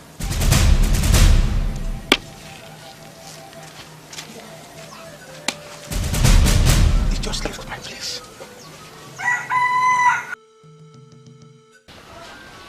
Did you hear what the town crier said earlier this morning? Town crier? Do I still have time to listen to the town crier? My brother was assassinated. And the men who parade themselves as kingdom security have not been able to come up with any explanation. Tell me again why I should listen to any town crier. Please, tell me. The town crier said the attack was planned and executed by members of Otikpo Olukpo confraternity. And that is the reason the security network are not taking the matter with fear. I don't understand.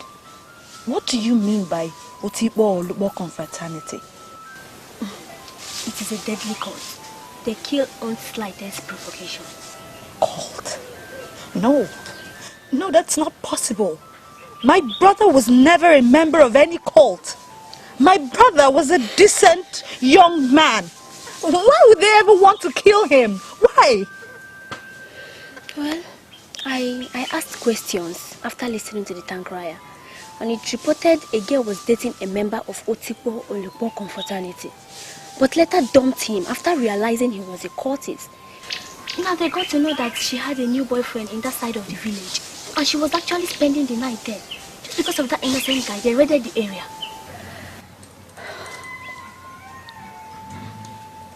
Are they that wicked?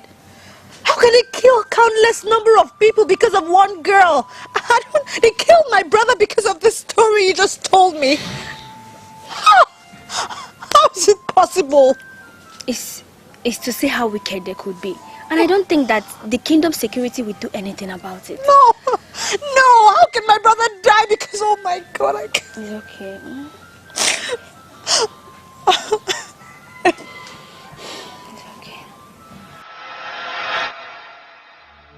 Otikpo Olukpo confraternity that you just spoke about is a cult. Are you a member of that cult? Otikpo Olukpo is not a cult.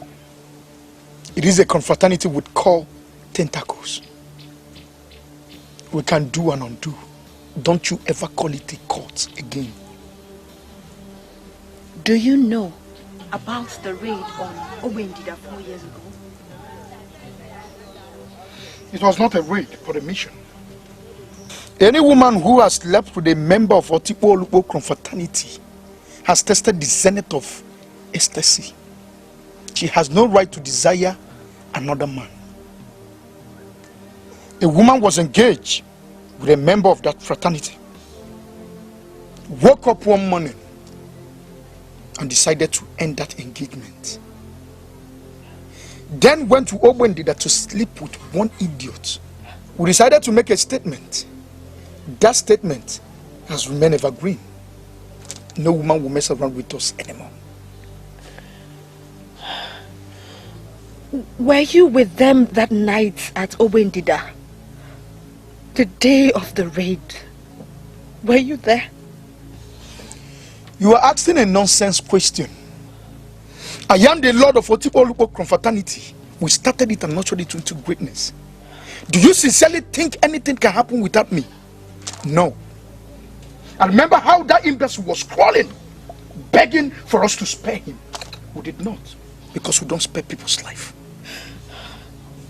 My brother, my only brother, was killed in that deadly wicked raid you just qualified as a mission. My only brother. It's quite unfortunate. He was at the wrong place at the wrong time. I am sorry. But you never told me that you're a member of a confraternity. You never told me that you're a cultist. Even you want, I will not have you raise your voice at me. I wish to end this discussion right now.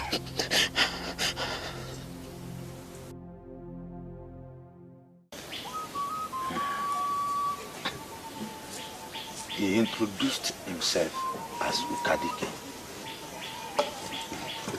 Mili Diobu, the realist that lives within.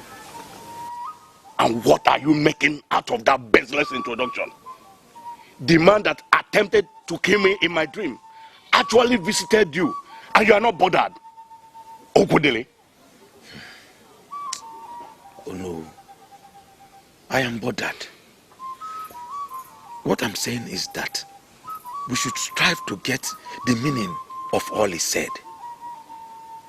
he made strange statements to you and equally made strange statements to me. He might not be from the West, like you said, but he said he lives within, and I think... Don't think, Okudili. Okudili, don't think. I am telling you what we are going to do. That man you call Okadike is Ilono's employee. He has hired him to instill fear in us. Can't you get that? And the best way to handle him is to end his master. When we end his master, he will no longer make any further appearances anywhere. Men like you with two eyes are blind. And those that are blind, they see extremely well. Aspire to be blind so you could see.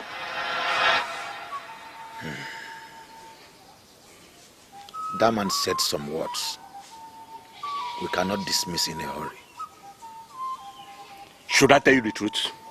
We have reached a point where we can no longer go back. Settle it in your mind that we are going to Umo Baleri tomorrow. Okay, Zee.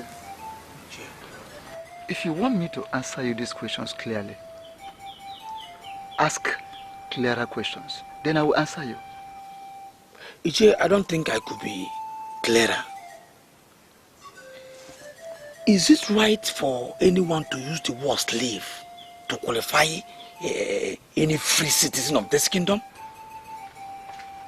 And who is the one using the word slave in qualifying a free citizen of this kingdom? Iche, the identity of the person is not important. I am a man of Umo Baleri, and I've been doing everything possible to defend this land. Yes, I know that, and I agree with you. You are a son of the soil, a true son of the soil. And personally, I hold you in a very high esteem. I propose to Awele, the princess that returned from Ezeonu. She has not accepted, but I know she's going to accept. I know women, she's just dragging her feet just to make me believe that she's important. Now some prominent men in this kingdom are trying to discourage me. How are they trying to discourage you? Just because of the known fact that she was exchanged at birth. Some are now calling her a slave. Saying that if I marry her, that it will be the same as marrying a slave. That I will lose relevance among the high and mighty. I came to find out what you think, Ichie. I don't know how many of them that are telling you this. But if you ask me, I will tell you that whoever is saying that doesn't know what he or she is saying. Thank you very much. Because she is not a slave. So if you have interest in marrying her, go ahead. If you marry her, you will not lose relevance in this land. That is it. Ichie, thank you very much. You will not understand what you've just done for me. Because you're always welcome. You're always my person. The only problem I have with you is that you've chosen to work for Ilono instead of working for us. Ichie, what I face now concerns my life, my future, and my succession as a man. It is bigger than the subject of who becomes the queen and who does not. Ichie, thank you very much. I shall get back to you. Kedifa gemenu kilo benata nenuwa onyu nebonye. I don't want it to look like I'm poking into your personal life. But I want you to appreciate the fact that I am your sister. So tell me about the blacksmith from Oka.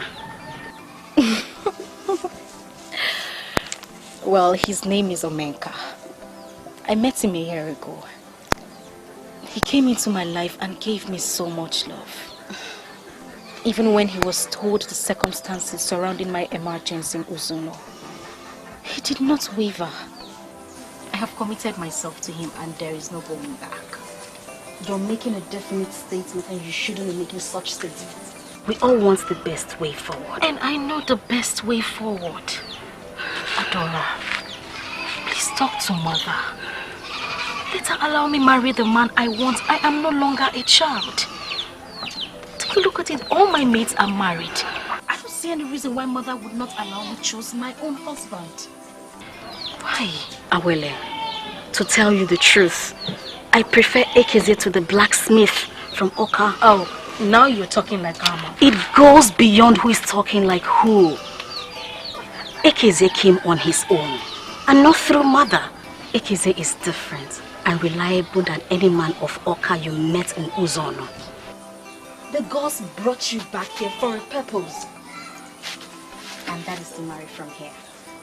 Huh? Well, he said the same thing. But we just cannot verify Ekeze's seriousness. Well, he gained access to my presence. And the next thing he said he wants to marry me. How in this world would someone take such character serious? Well, Ekeze has lived in this land for a long while. And we know him. Okay? So, if he has proposed to you, then I can tell you that he means well.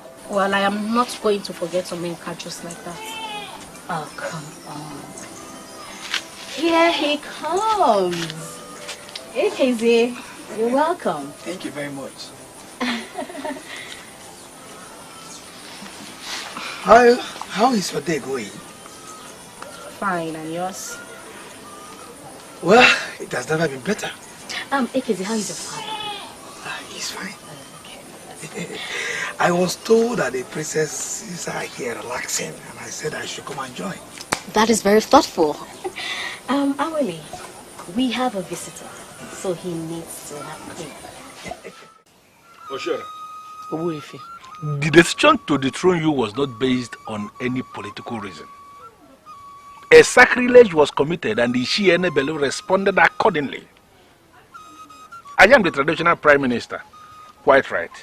But I cannot single-handedly reverse that decision. Reversal follows a very rigorous process, and that is what we are doing. Well, Obuefi, I did not come here to discuss the elders or whatever decisions they have taken. I came here because we have a way forward.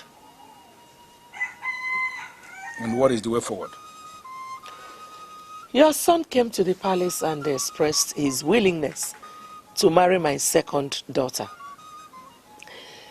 And my second daughter already told me in confidence that she has a man from Oka who wants to marry her. But I know you know the relevance, the political relevance of this marriage. So I said, let me come and talk business with you. I can actually cancel her engagement with the man from Oka. That is, if you will confirm it here and now that you work for me. Oshora, we have an age-long tradition here in Omokbaleri. A freeborn must marry a freeborn. And a slave must marry a slave. My son is a freeborn of this kingdom, and there is no way I will ever allow him marry a slave. What are you talking about? Who are you calling a slave? You gave birth to a legitimate daughter of this kingdom, and then you sold her off into slavery. On her own, she traced her way back into this kingdom. And here you are, calling her a princess.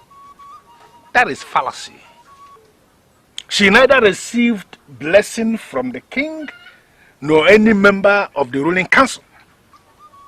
Wake up the king today, and he will confirm to you that he has only one princess. Her name is Adora. The one you are parading around as a princess is not even a princess in the first place. My son is a core man of this kingdom, and let me put it to you, there is no way he will ever marry a slave. You dare call my daughter a slave? That is what she is. She is a slave. I want you to send words over to the man of Oka that you said is already engaged to your daughter. You people should continue immediately to finalize that marriage arrangement, because your daughter, your slave girl, will never end up with my son. Almost all your mates are married. Why are you not married? Well, I have remained unmarried because I have not seen anyone to marry. Oh. The truth is that we are destined for each other. That's why the moment I saw you, I know you are the woman. Please accept to be my wife and I will be the happiest man on earth.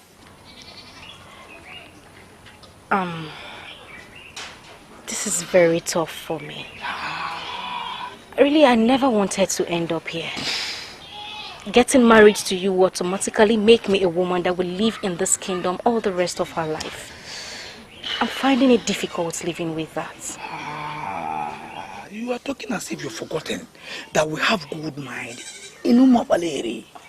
Yeah? We are making money and that is why we cannot go anywhere else. Eh? Just say yes to me and I will be the happiest man in this land. Please.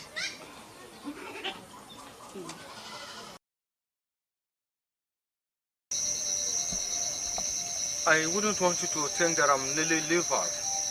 I am not. So what is holding you from doing the job? I have confirmed that he is the cultist that murdered my only brother.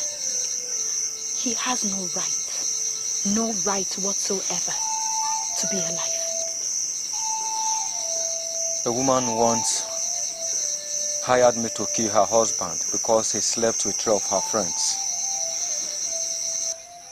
I moved on and switched off the man, and 3 months later, the same woman that hired me went and reported to the head warrior that her husband was assassinated. They started investigation and I was forced to run. Since then, I have been skeptical when women call me for business. I don't know what you're talking about.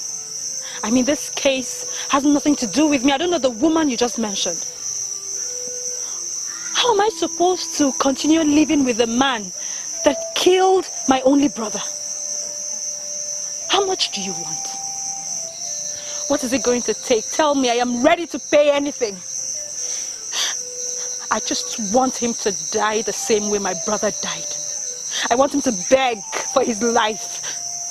I want him to smell the bitter taste of death. That is what I want. You really want me to do this? A man that couldn't get me pregnant after all these years, but yet killed my only brother. I want him paid back in his own coins. I owe him nothing. I want him dead and I want it done immediately. Is it true? Did you actually kill her brother? You don't know, will you shut up your mouth? I will not have you question me because I told you what happened around here. If anyone left, yes, I am happy. Because she was becoming a liability. I am happy she left. Why would you soak your hands in blood? The protection our father gave you forbids you from shedding innocent blood. Why would you kill anyone? You don't know. Let me tell you in case you don't know. The real deal here is that you must go back to Ezeonu. That is where you belong. I am happy you know where your father was buried. Ezeonu, you don't belong here. Stop floating yourself around in another man's family. Ezeonu, you're not my brother. You're not. You see this girl you took away from me with the power you collected from Ukadike will surely come back to me someday. You are a stranger here. You cannot continue to impose yourself on me. You cannot. Are you still fighting this battle you have failed? Oh, you think I failed? Ezeonu, you think I failed? No problem. You go back to your house and don't come back to this place again. Do you think I actually am into charms to have gotten the crown, right? I don't have time to waste with deceivers like you. Ezeonu, you must know one thing.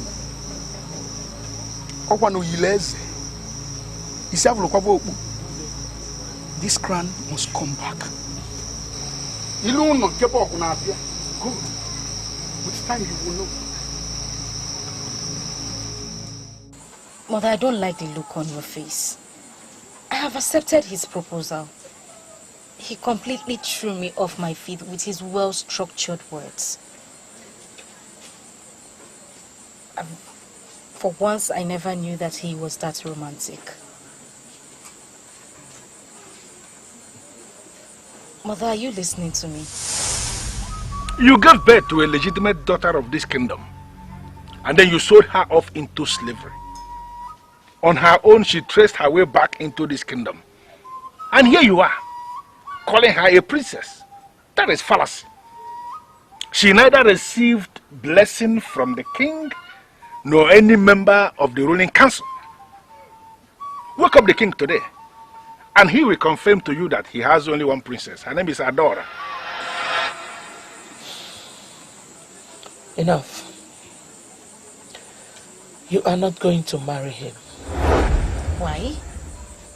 I already accepted before him that I shall be his wife. You will not marry into that family.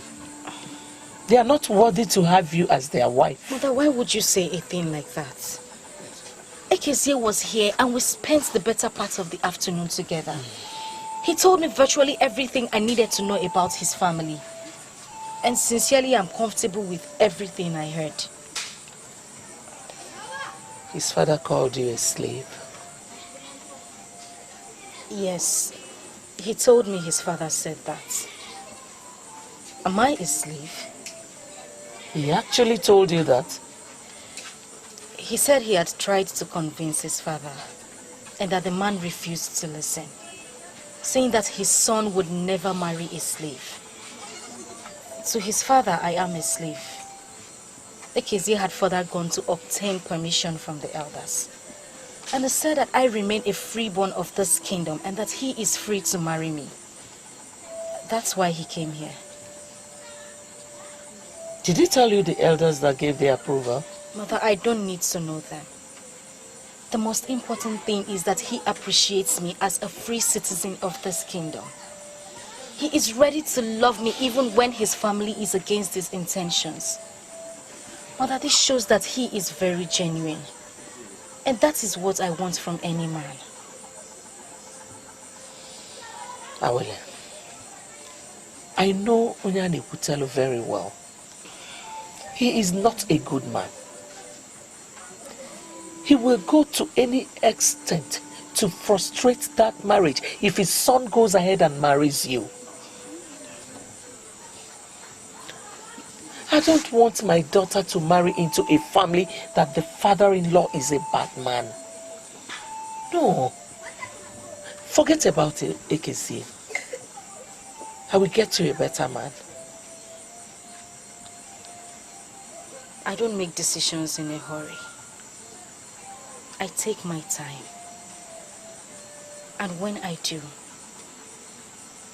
it's hard for me to change my mind. Mother, I am going to marry the man that threw me off my feet. And I don't think I will change that decision. Ichi Enebelu will come here and repeat exactly what I told you. I discussed extensively with him and he told me that she's not a slave. What? I have proposed to her and I am going to marry her.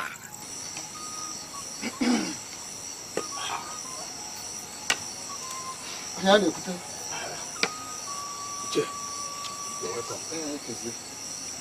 I got your message and I wonder what went wrong. Sit down. Thank you. My son here is planning to marry the slave girl that came back from Ugoezu. The same slave girl the throne queen mother is now parading as a princess. I asked him, and he said you are supporting him. I sent for you, Ishi Enebele, because I want to be looking into your face as I ask you why. Ekezie, you never told me the exact reason you were asking those questions. Now you know. The circumstances surrounding her exchange at bed is known to all. Yeah? We all know that Ugoezu was her father, and that the throne queen is her mother. Yeah? Can we legitimately call her a slave? Let us remember that it is an abomination in Umuopaleri to punish someone for an offense he or she didn't commit.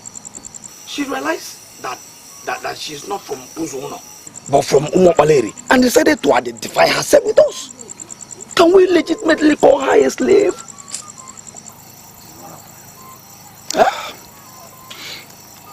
She's not a slave. Oh. What did I hear you say? You heard me. She cannot be called a slave because she is not a slave. She is a citizen of this community. So, if your son has interest in making her his wife, let him go ahead. Let us lend our support. But there are some questions I want to ask you, and I want you to answer them sincerely. Was she blessed by the king? Was she blessed by anybody in the ruling class? Ezeonu, the current king, blessed her. Even made her part of royalty.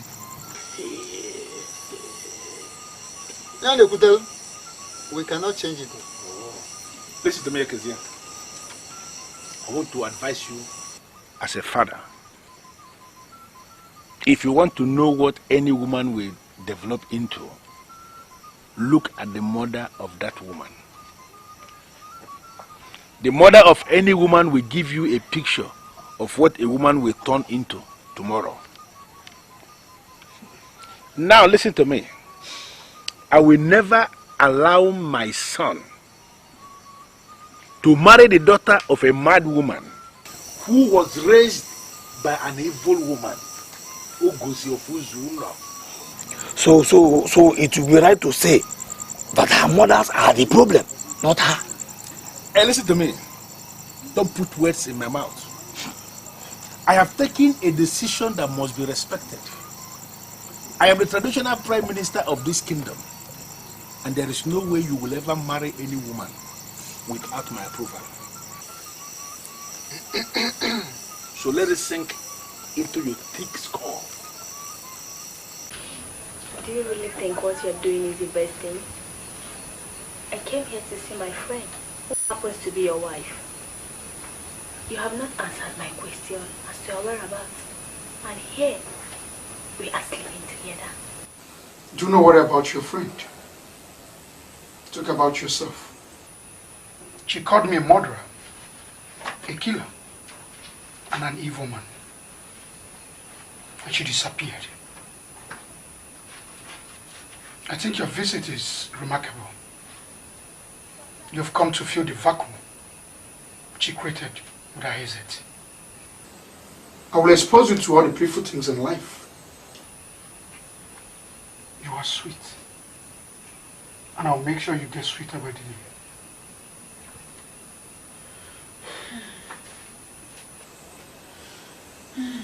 There must be a reason why she called you names and left.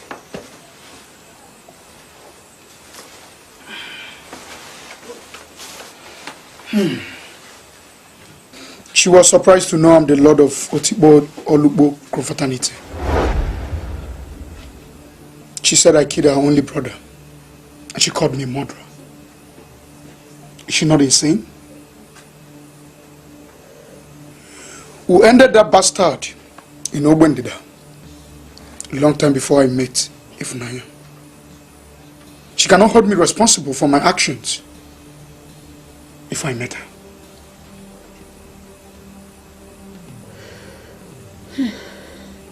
I can't believe this. I can't believe it. Are you telling me that you are among that group that killed the innocent people at Ogbendida? Udoka! Udoka!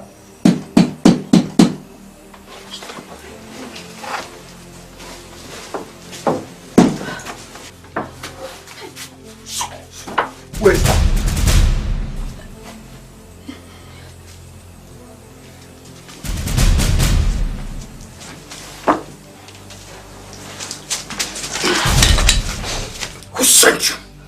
Who sent you? Calm down, just calm down. So who sent you? Speak!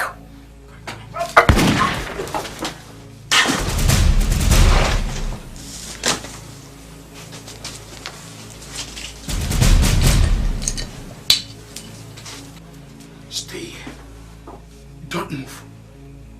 Do you understand me?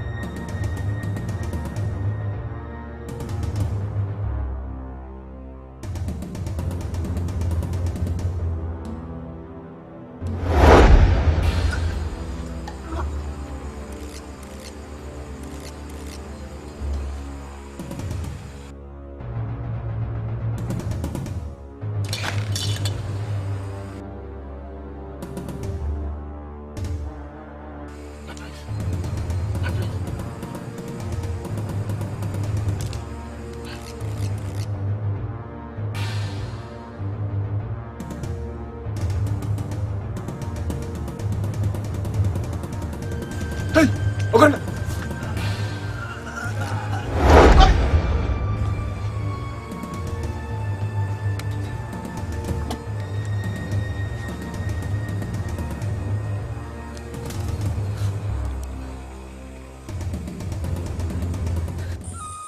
Greetings, men of Umokpale. We greet you. Greetings to you. And my brothers from Ezeonu, I greet you. You are welcome. I am standing on my feet to address this gathering because of the importance of this mission. The men of Ezeonu are warriors, and this is known by all.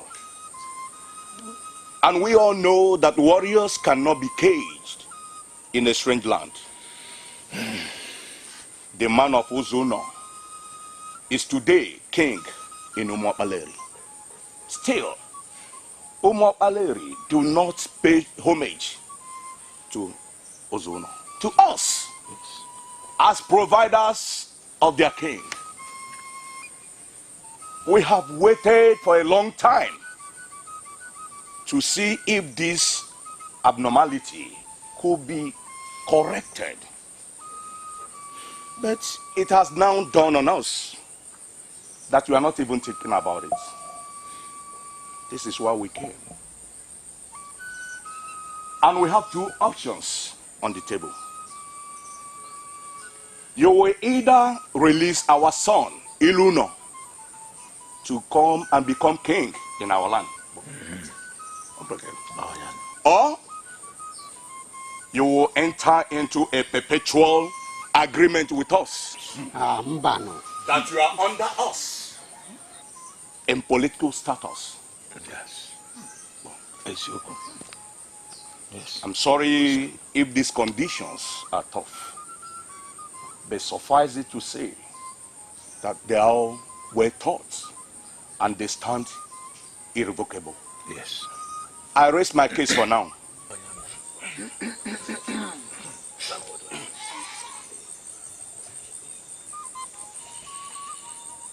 I look into their faces and I see deceit. Do not listen to them.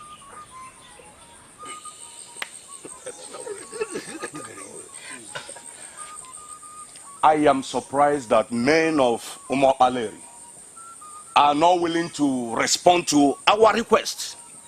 That means onye balonketi kwele ekwe.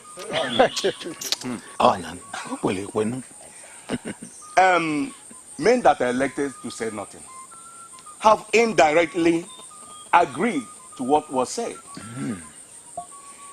And we are living with the impression that Umo Baleri is a nurse to Ezeonu. Eh? What happened?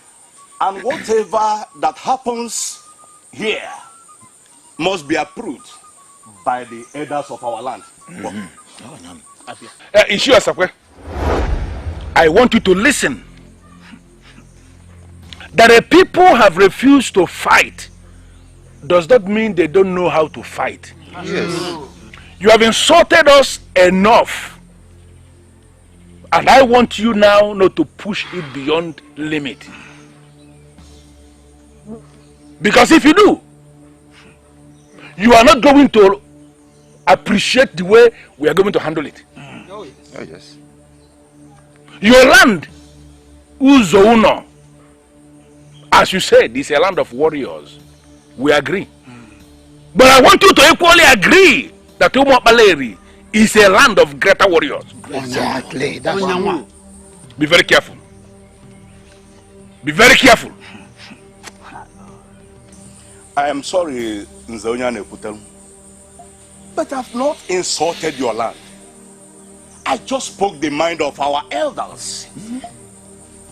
And I want to tell you what we want to do. We are going to live with our king.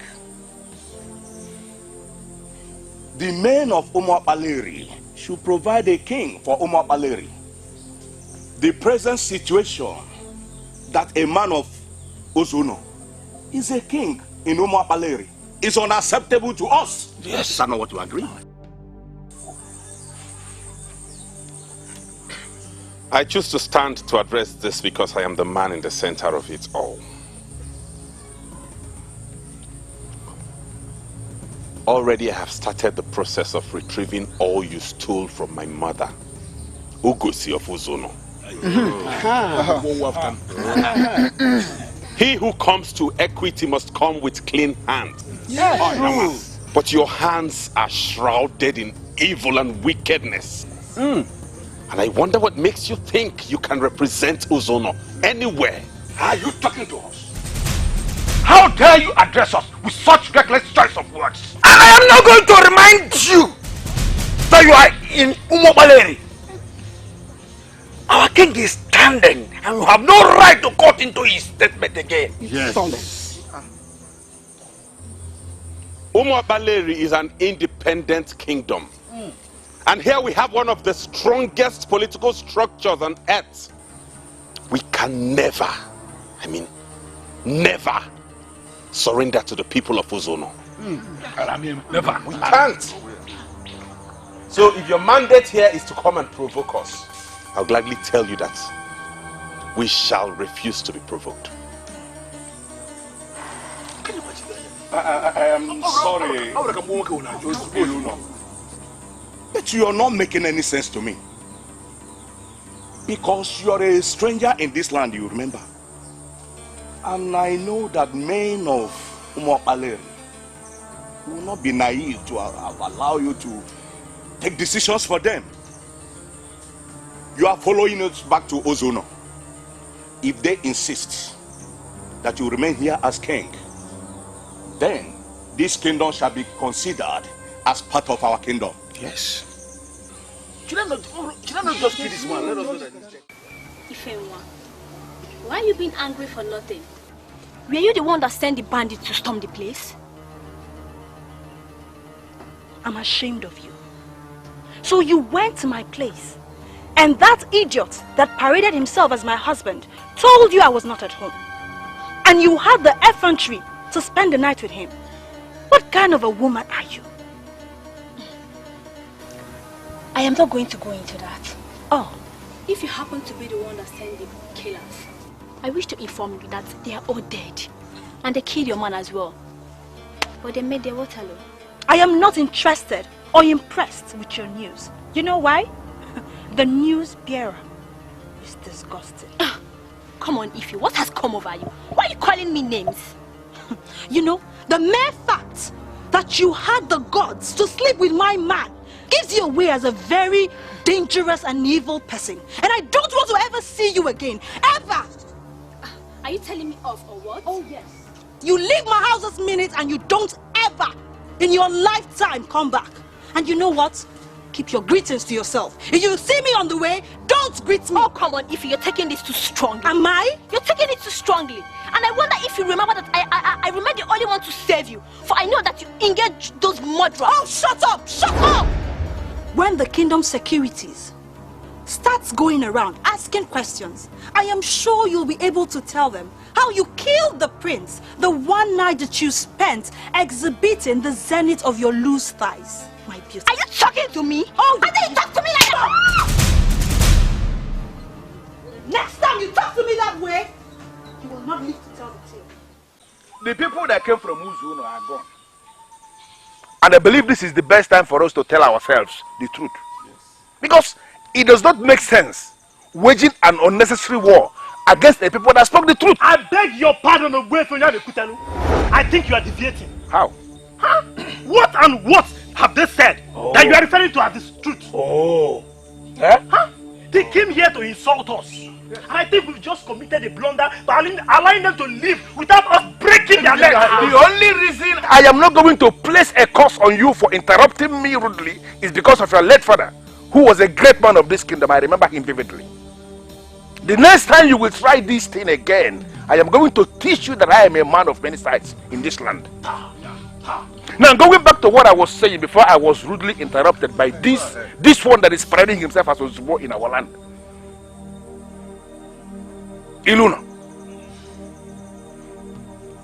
it is only right for you to go back to Uzono where you belong because you are a man of Uzono. You cannot continue to function as a king here in our land, Umobale.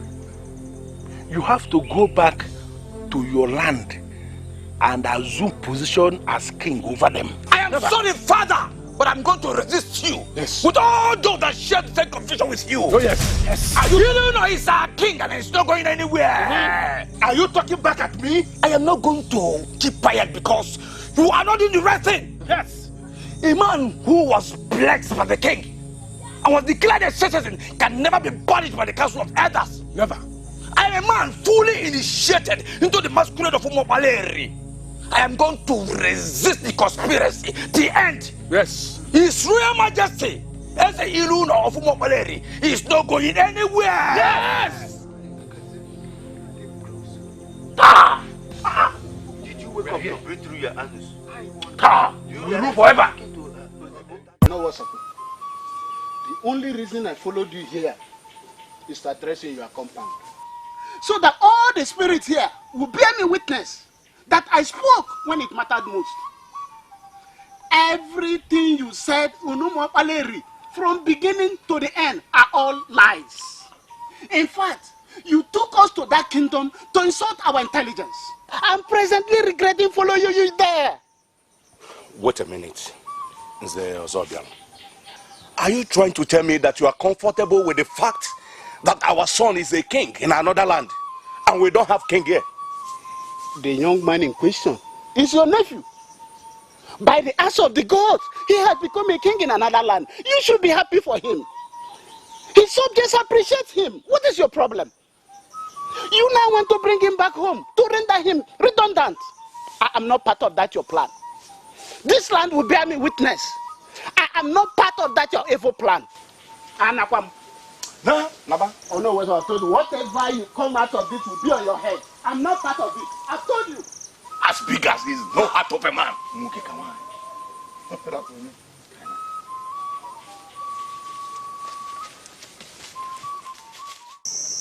We are back here to assure you that we are solidly behind you. Once kings emerge in Umobaleri, they remain kings till death. Others are warming up to initiate something that never happened before, and we are going to resist them with everything we have. Eh? You know, I thought all these oppositions would come to an end once I became king. But now that I am king, I realize there are still more oppositions. To tell you the truth, They are just testing the man and the leadership qualities in you. I will need you to remain strong and to prove to them that you are not a weakling. I think they are doing this because they think I am planning to bring back my mother and impose her as Queen Mother. But I have no such plans. And I do not even know how to communicate this idea to them. Your Highness, I am seeing this thing from a different angle. The authorities and powers in this kingdom are dividing between the elders and those of us who are still young. And we are not ready to give up. Just assure us that you are ready to continue on the right path. We shall settle down and plan.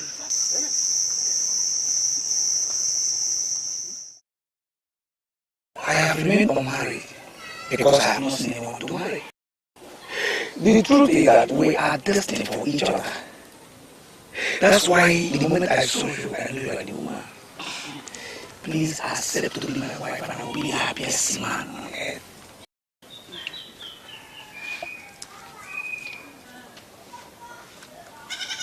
I know exactly what is running in your head.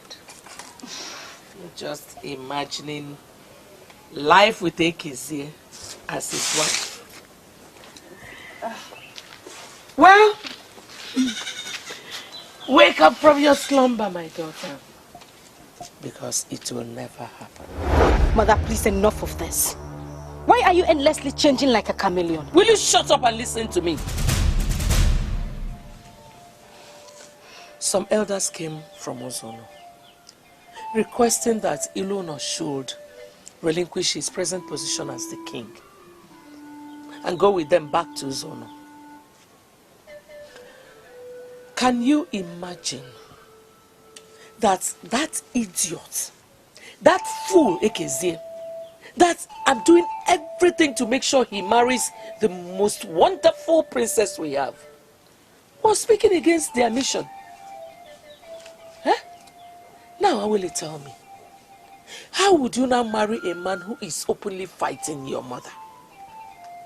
Mother, if you are sure that Ngozi actually squared up to these said elders, then it means that he is reliable.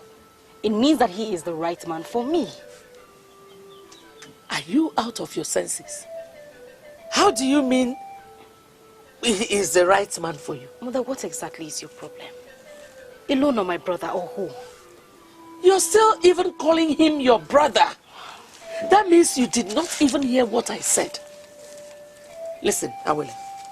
I said that some elders came from Ezeonu to take Ezeonu back with them because he does not belong here. Because he belongs to them in Ezeonu. They want him back home in Ezeonu. So he is going back to them while my son Chizitere is crowned king.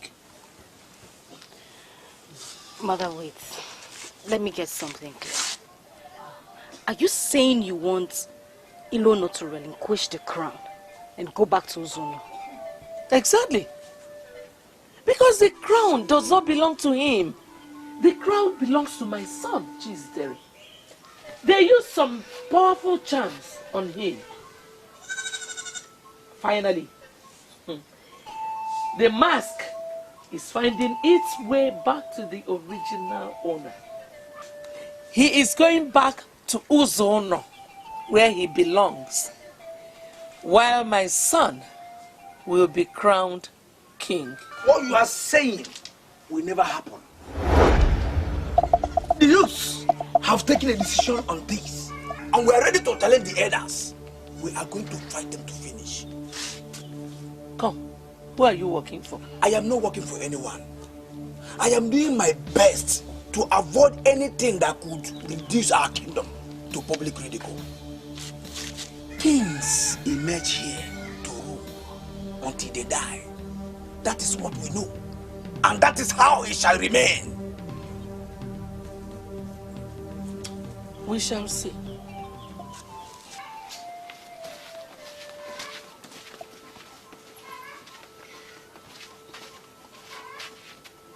What is going on? You just sit down. Let me get you something to eat. We have a lot to discuss.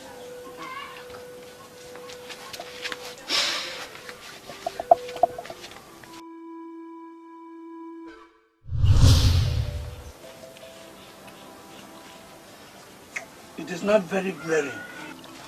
Their mother is pursuing an agenda, and I am not going to make myself available for her constant manipulations. Will it be possible for us to get married without her consent?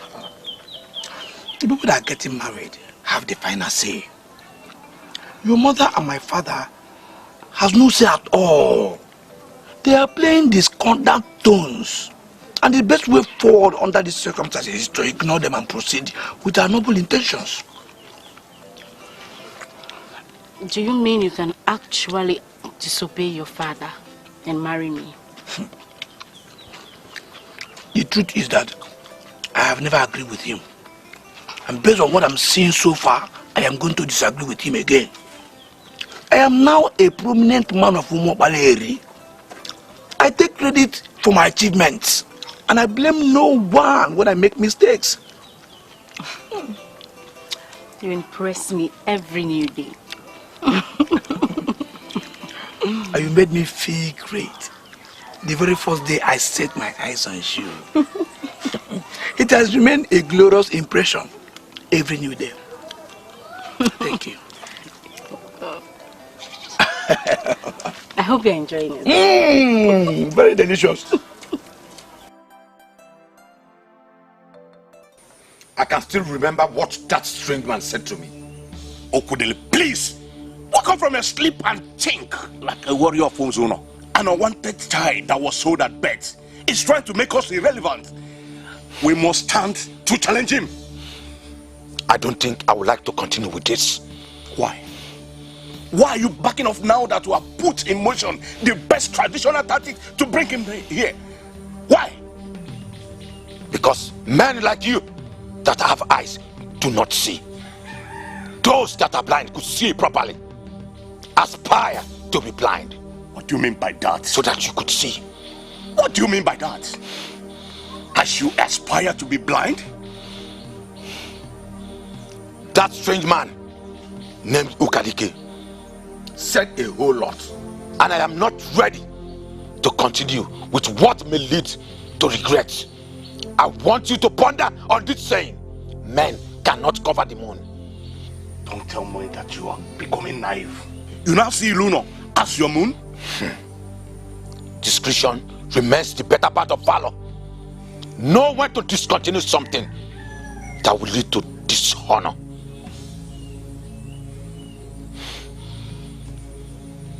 Kenzie, you're a coward.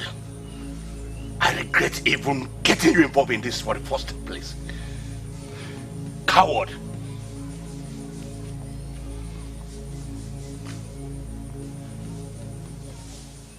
Oluolie. Oh? I smell conspiracy here. My son, who was at the verge of becoming king, was killed in his hut. And you men in charge of kingdom security are not doing anything to get his killers. It was your husband who mandated that every man that has bands of yam acquire a gun from Oka to watch over the bands. Yes. I'm really trying very hard to get the connection between your explanation and the assassination of my son. Ochora, it has everything to do with the issue. Now, every man owns a gun. Even those who have never planted yam before, including your own son. He was found dead with others, including Onyento, who was notorious for his evil deeds. I paid some to Onyento, the deadliest assassin whom I brought from Anedo. They were unable to end him. Here, I have returned the remaining of what you paid to me. for someone else to continue from where I stopped.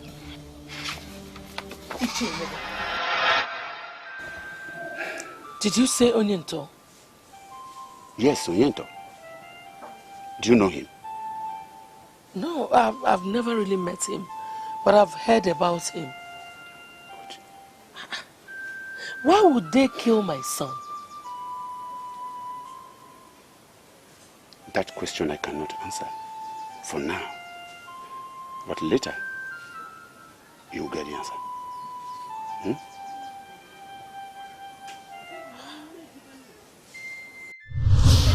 Ochoro, I am an Ichie in this land. Sit down here and talk to me. Tell me what is eating you up. The youth of this land are in support of Ezeonu. Never mind. We have made it so clear to him that he has to be on his way back to Ezeonu. Ichie, I have not come here to discuss Ezeonu or Ezeonu or whatever. I have come to ask you who paid you. Do I look like someone that can be bought with money? I don't understand what you mean by who paid me. Chizitere has been murdered. Yes. Huh? You heard me right. He was murdered with his housekeeper. Olole, the head of security in this kingdom, confirmed that it was the same Onyento that works for you that killed them. Why did you kill my son, Ichie? Honestly, I don't understand what you're talking about, Ojora. I didn't send anyone to kill your son. You think you can be silly with someone like me? I asked you to kill Ezeonu so that my biological son would become the king. You did not do it. Rather, you had the effrontery to kill my son. Ojora, why are you sounding this way? I didn't do anything. Onyento is a hired assassin. He kills the moment he's paid. Why not try and find out exactly who sent him? For me, I never did. I can swear on my life.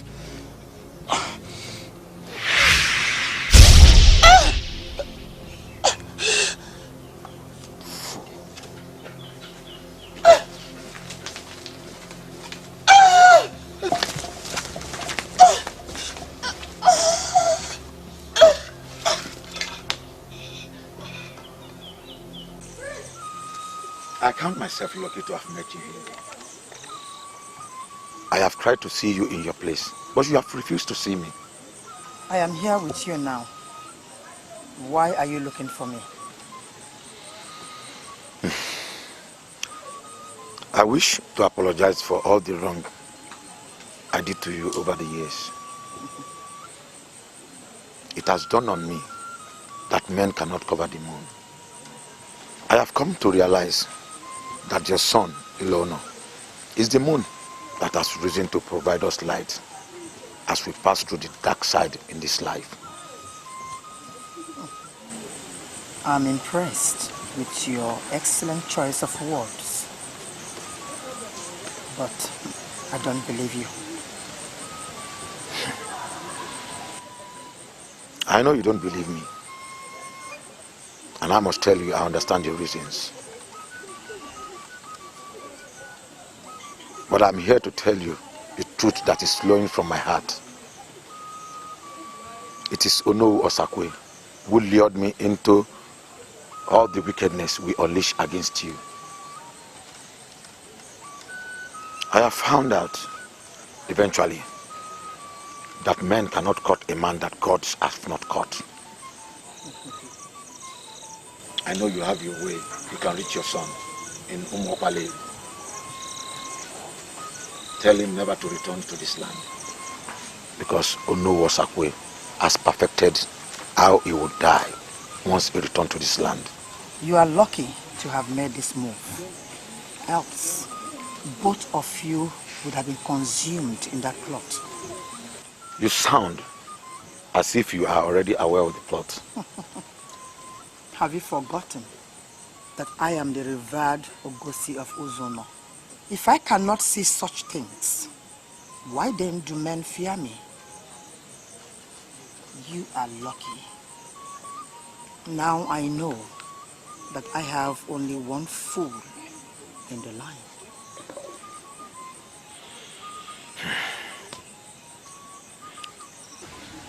I'm now working on your side now.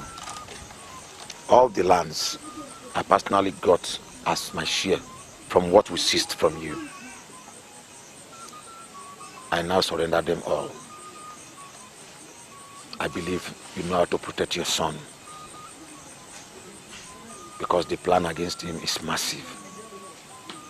And his end shall be massive. I was planning to tell you. I didn't know he had told you already. Yes, he told me even before coming to you. And he has kept me posted every step of the way. You see, Ekeze is one of the men I hold above board in this community. My father recognized him as a very credible man, and I have grown to realize I cannot do without him. I'm really happy you like him.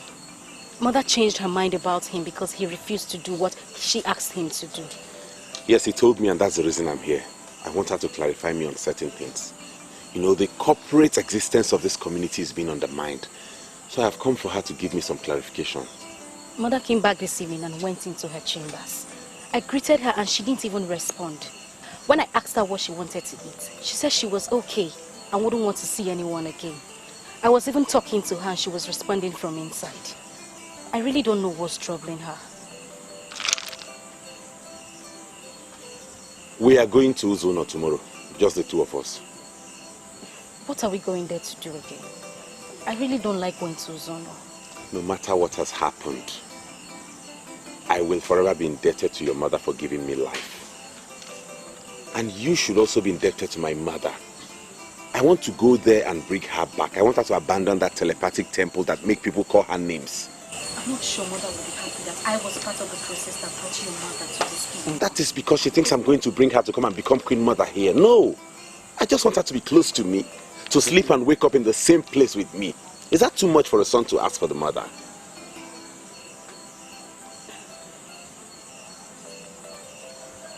I will go. Thanks for your understanding. I won't come here tomorrow.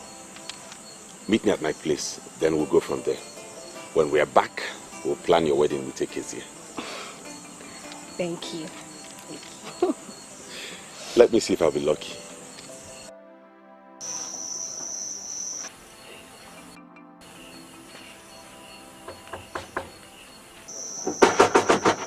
What do you want? Mother, I just want to know if you are okay. Stop calling me mother. I am not your mother. Ugoezu of Ugoezu is your mother. Leave us alone.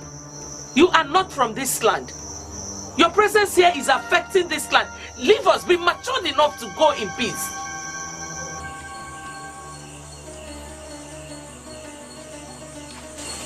So I think the ideal thing we should do tonight is just leave her for the moment.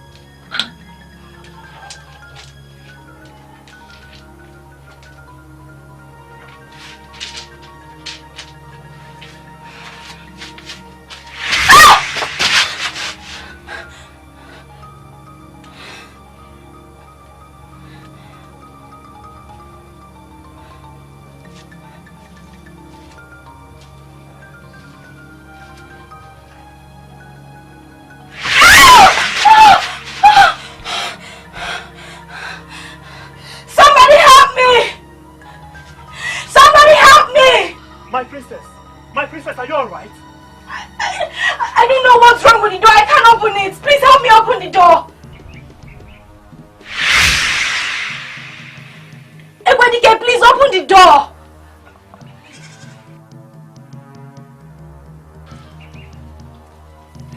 Please open the door for me, Ekwenike, please.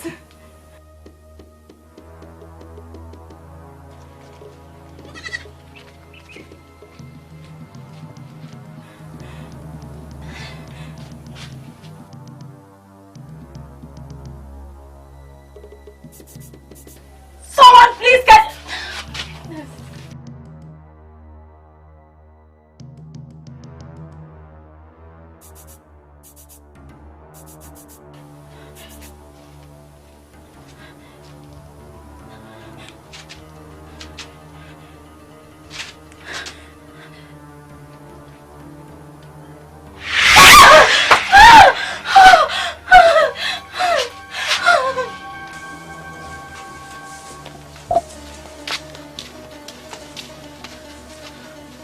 You were trying to open that door, right? Yes, my queen.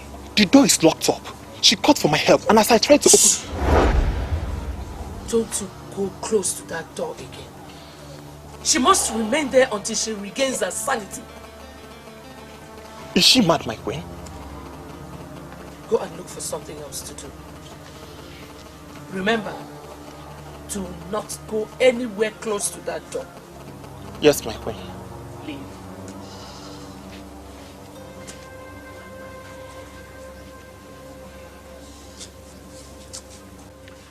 I was supposed to come with Awele, but I waited for her as we planned. She didn't show up, so I decided to come alone. Ichioku Dele approached me and warned me that you should not come to Uzono because of what Onowo Sakwe planned. Mother, I have not come here to discuss Onowo Sakwe or any other person. I have come here because of you.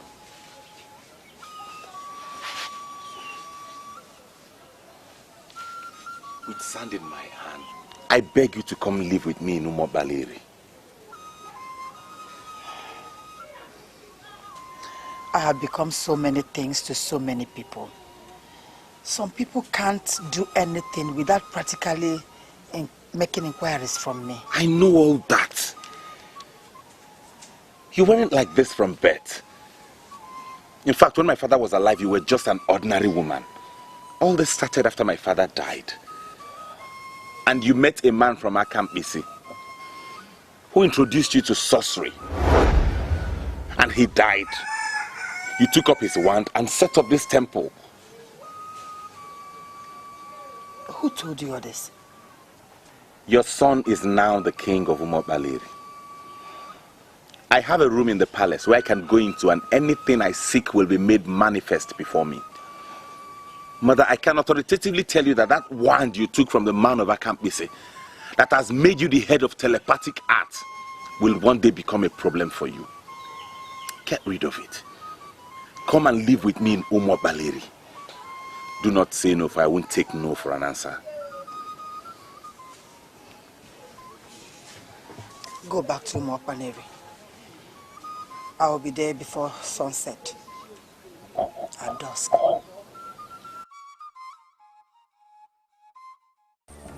Obuonyisogwu, you have ended the lives of the high and the mighty.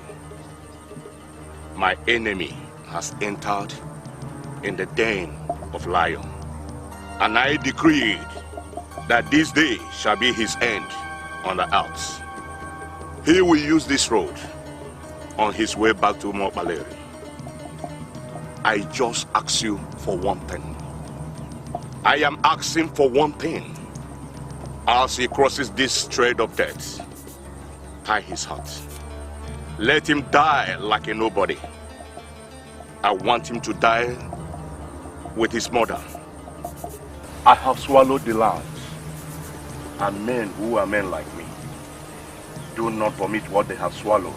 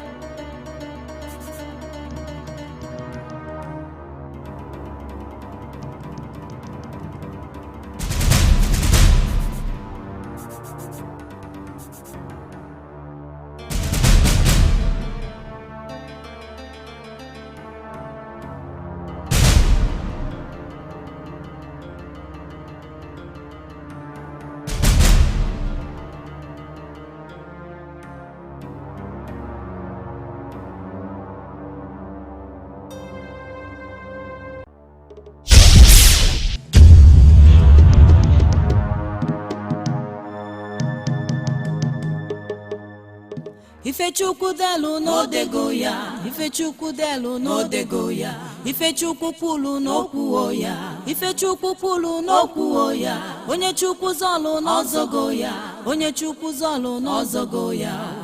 Ilo dị n'ebe niile, ma n'ilu n'ọkasị ilo niile. Ifechukwu delu no dego ya, Ifechukwu delu no dego ya, Ifechukwu kwulu no kwuo ya, Ifechukwu kwulu no kwuo ya, onye Chukwu zolu no zowo ya, onye Chukwu zolu no zowo ya. Why are you doing this to me? You're making me regret why I came back to Mokbaleri. Why? That is not my business. As a matter of fact, I have further secured this door, and in fact, all the walls around you with the shocking Mbajala of Umokbaleri. I will teach you the lesson of your life. You cannot escape it. And I'm asking you why. To the best of my knowledge, Mbajala is an evil charm used in caging violent people that are killing others. Why would you surround my heart with Mbajala? Because I am Ochiora, and my word is law. If you want me to set you free, then you have to swear on this staff that I'm holding here that you will denounce Ilono.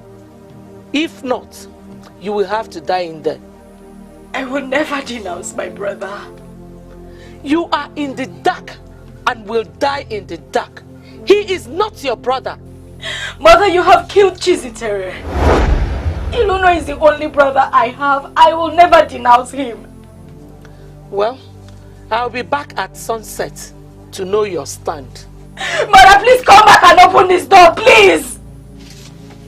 Mother!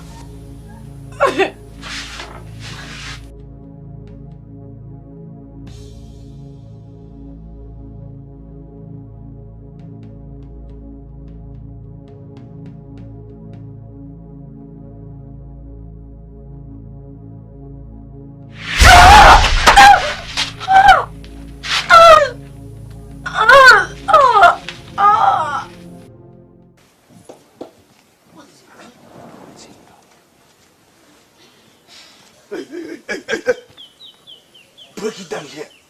Break it down. The queen has... Point of immediate correction, Ekwenike. There is no queen in this land. The woman you just call queen has been dethroned. You don't have to call anyone queen. All right, forgive me. She has locked Princess Awele in her room.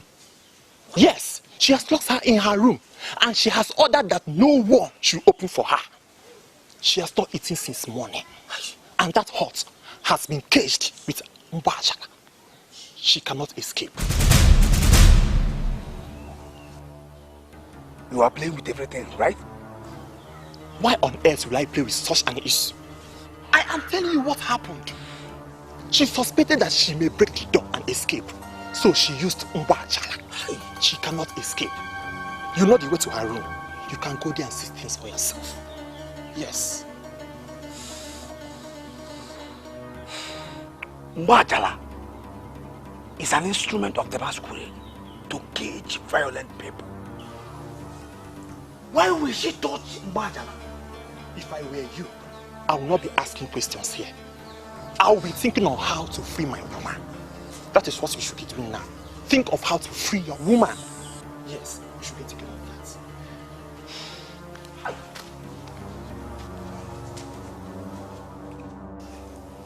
Why would she say I killed Chizite? And why is she even holding on to someone who is not her brother? You have practically done all things and got away with all. But for you to touch Mbajala means you have reached your climax. Are you talking to me? Despite your ill behaviors and bad judgment, I continue to respect you because I kept hoping that you will change. But for you to finally defile the masquerade right of Umokbaleri by touching Mbajala means I was wrong. You wait for me here. I will hand you like a masquerade. There are wars, oh there are wars, but silent war is the worst of all wars. Men can change all things, men can create all things. What gave him the guts to talk to me in that manner? And what can he even do?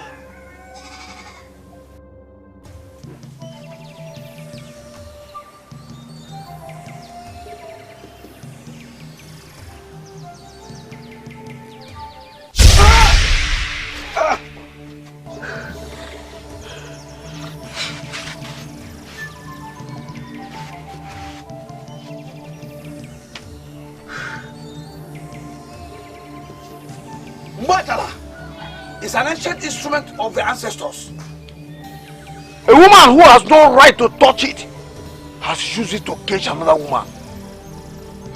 Let every power of Mbajala that is already been abused in this environment return to the staff of Okemo.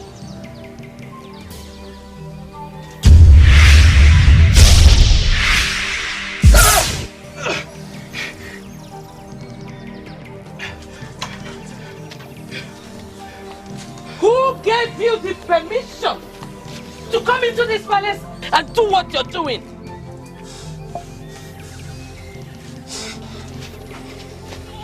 Get!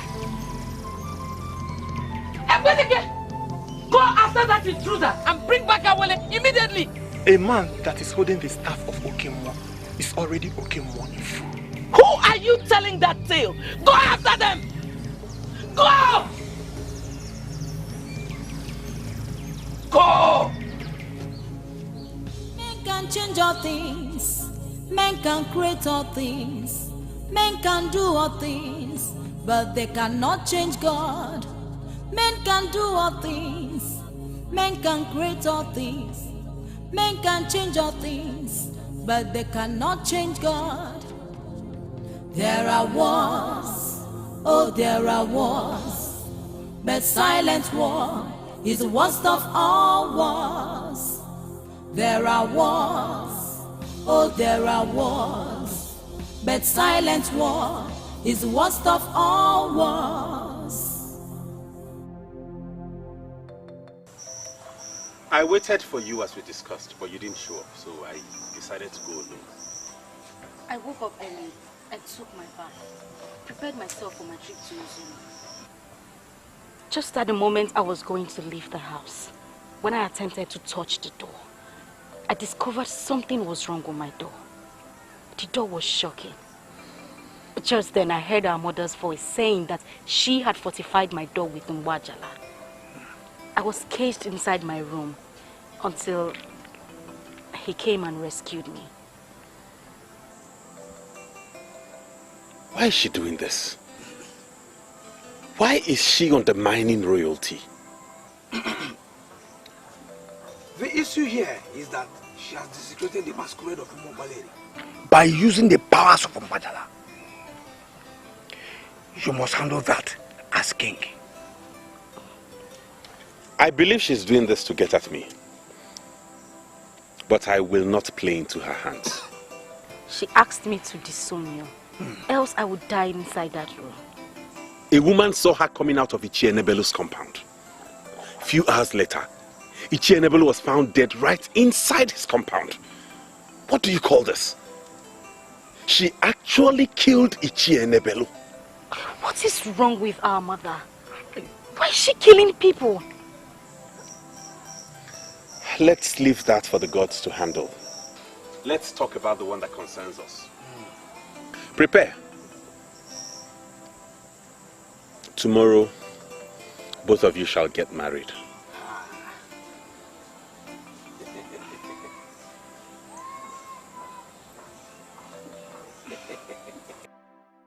Oh, sure. I am not going to dabble into the madness of caging your daughter with the powers of Mbajala.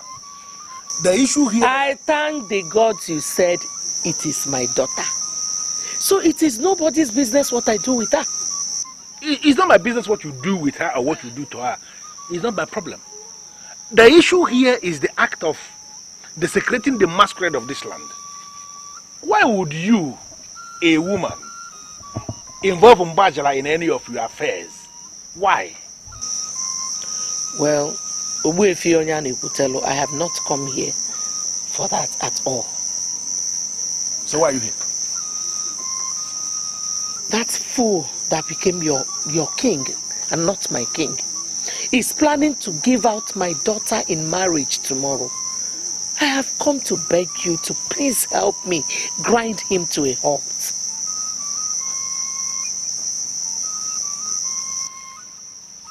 Can you look me in the eye and deny you don't know what happened to Ishi Enebel? I can swear on my life. Why would anybody want to kill a man like him? I'm as shocked as every other person. Do you know what, Oshora? There is an abomination hanging around your neck. And as the traditional prime minister of this kingdom, I will not want to discuss anything with you when you have not purified yourself of that abomination. On that note, therefore, I want to be left alone. Please.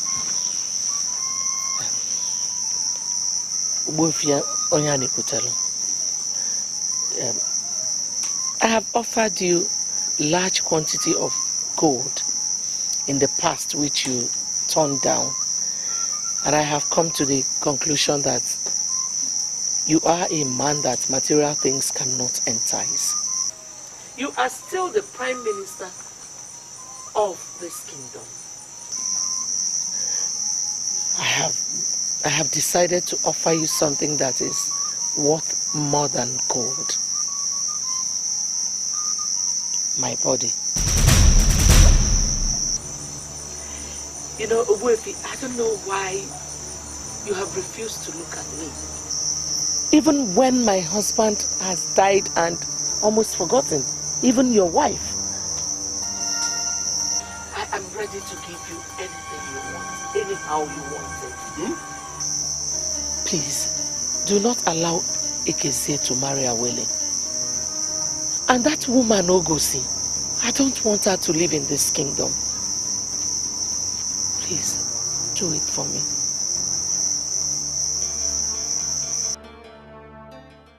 Are you telling me you don't know where my mother is? The only thing I know is that she didn't sleep in this palace. She left since yesterday and has not returned. See, I don't know what you will say, but this is bad manners. How? I was supposed to have left since morning. I don't know why you would allow me sleep till noon. Oshiora, you are the queen of this land. It is not proper to wake a queen up from sleep. I like this. You acknowledge the fact that I'm still the queen? What are you saying? I am the traditional prime minister of this kingdom, and whatever I say happens. You are the queen of this land, of course. Listen, Ishi Enebele, who made the dethronement declaration against you, has met with his untimely death. And whatever thing he declared died with him. I am now the one that will make the new pronunciation. I am the one that will tell them what happens in this kingdom. And instead of me to say that your dethronement is still valid, I will make a public statement that your position as the queen has to back in this kingdom. Ugoezu, thank you. Thank you. I like this. You see, we have just started a process. And I will make you one promise. Okay. Whatever I can give you, I will not deny you of it. That's so nice. As a matter of fact, I will ultimately give you part of the gold mine.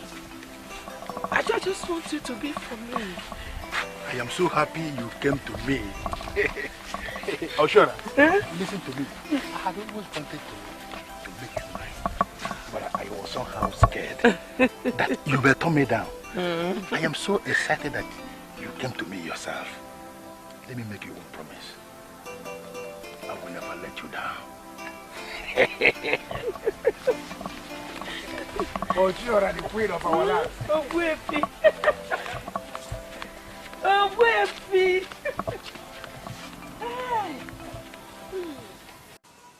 I am the authority to give you out in marriage. I therefore hand you this wine and ask you to show us the man you have chosen as a husband.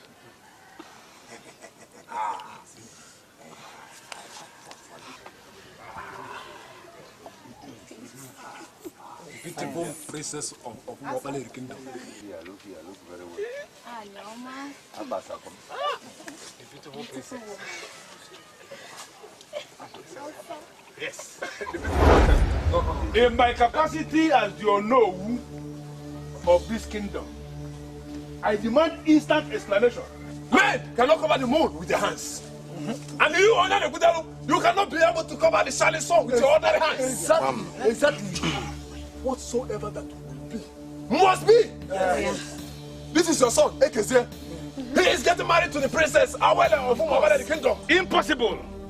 I am the traditional prime minister of this kingdom, and I have not sanctioned this meeting. Yeah.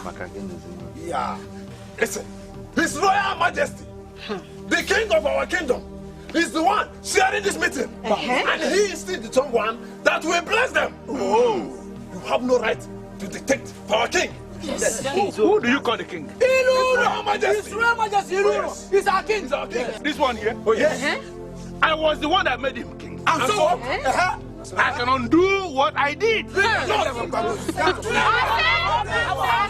Ultimate power resides in me. As the owner of Listen, everybody. I am here to declare that the dethronement order placed on the Queen Mother by Ishi Enebelen, that dethroned her as the queen of this land, has been suspended by his death. Not possible. This woman here now is the queen of this land.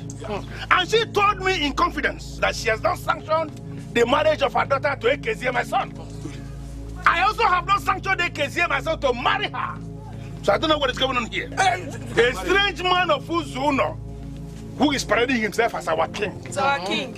Who has refused to go back to Ugoezu even after they came from Ugoezu asking him to come back. He cannot overshadow the decision of the Queen Mother and the Onowu of this land. Therefore, I declare this meeting closed. I want to take a stand on this once and for all. Ichi Onyane Kutelu. Onowu Onyane Kutelu. Onowu. You are the traditional prime minister. That is not in dispute. It flows in your family. Ekezie, your son, will take over from you when you have joined our ancestors. That is if the hoodlum can kill a cow. I can kill a cow. If I can marry her, I can kill 10 cows.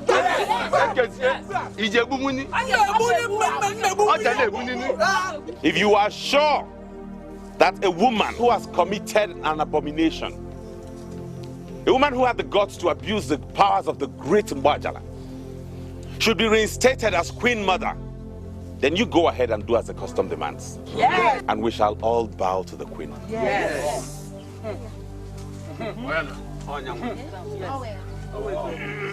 Hour has come.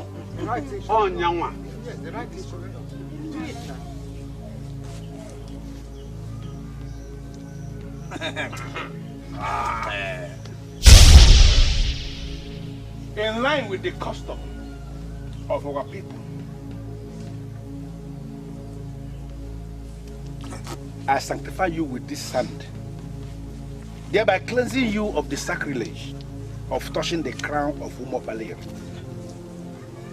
and further using the power of Mbajala of this land. From this day onwards, you shall continue to function as the queen of Umobalir kingdom. She is the queen. Nothing changes that.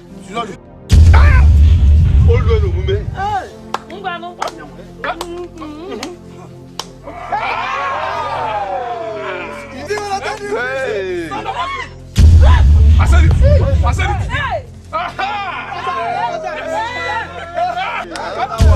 When the gods say yes, mere mortals cannot say no. Yes. We shall continue with the marriage proceedings. Show us the man you have chosen as a husband, and let the celebration continue.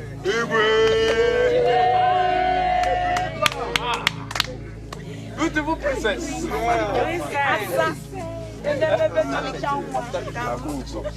Yes. Come on, Master. Beautiful princess. Yes. Beautiful. Are you passing me? Come on. Princess. The beautiful.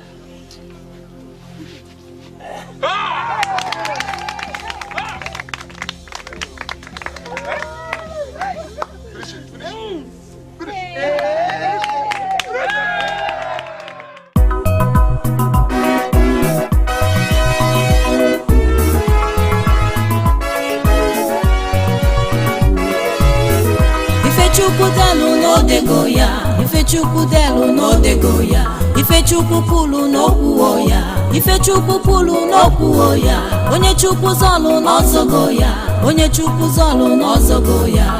Ilo dị n'ebe niile, ma n'ilu n'ọkasị ilo niile. Ife chukwu delu n'odego ya, ife chukwu delu n'odego ya, ife chukwu kwulu n'okwu ya, ife chukwu kwulu n'okwu ya, onye chukwu zọlụ n'ọzọwo ya, onye chukwu zọlụ n'ọzọwo ya. Ilo dị n'ebe niile, ma n'ilu n'ọkasị ilo niile. Onye na-egbu onye, onye na-egbu onye isi acha anyanwụ. Onye na-egbu onye, onye na-egbu onye isi acha anyanwụ. Onye na-egbu onye, onye na-egbu onye isi acha anyanwụ. Onye na-egbu onye, onye na-egbu onye isi acha anyanwụ.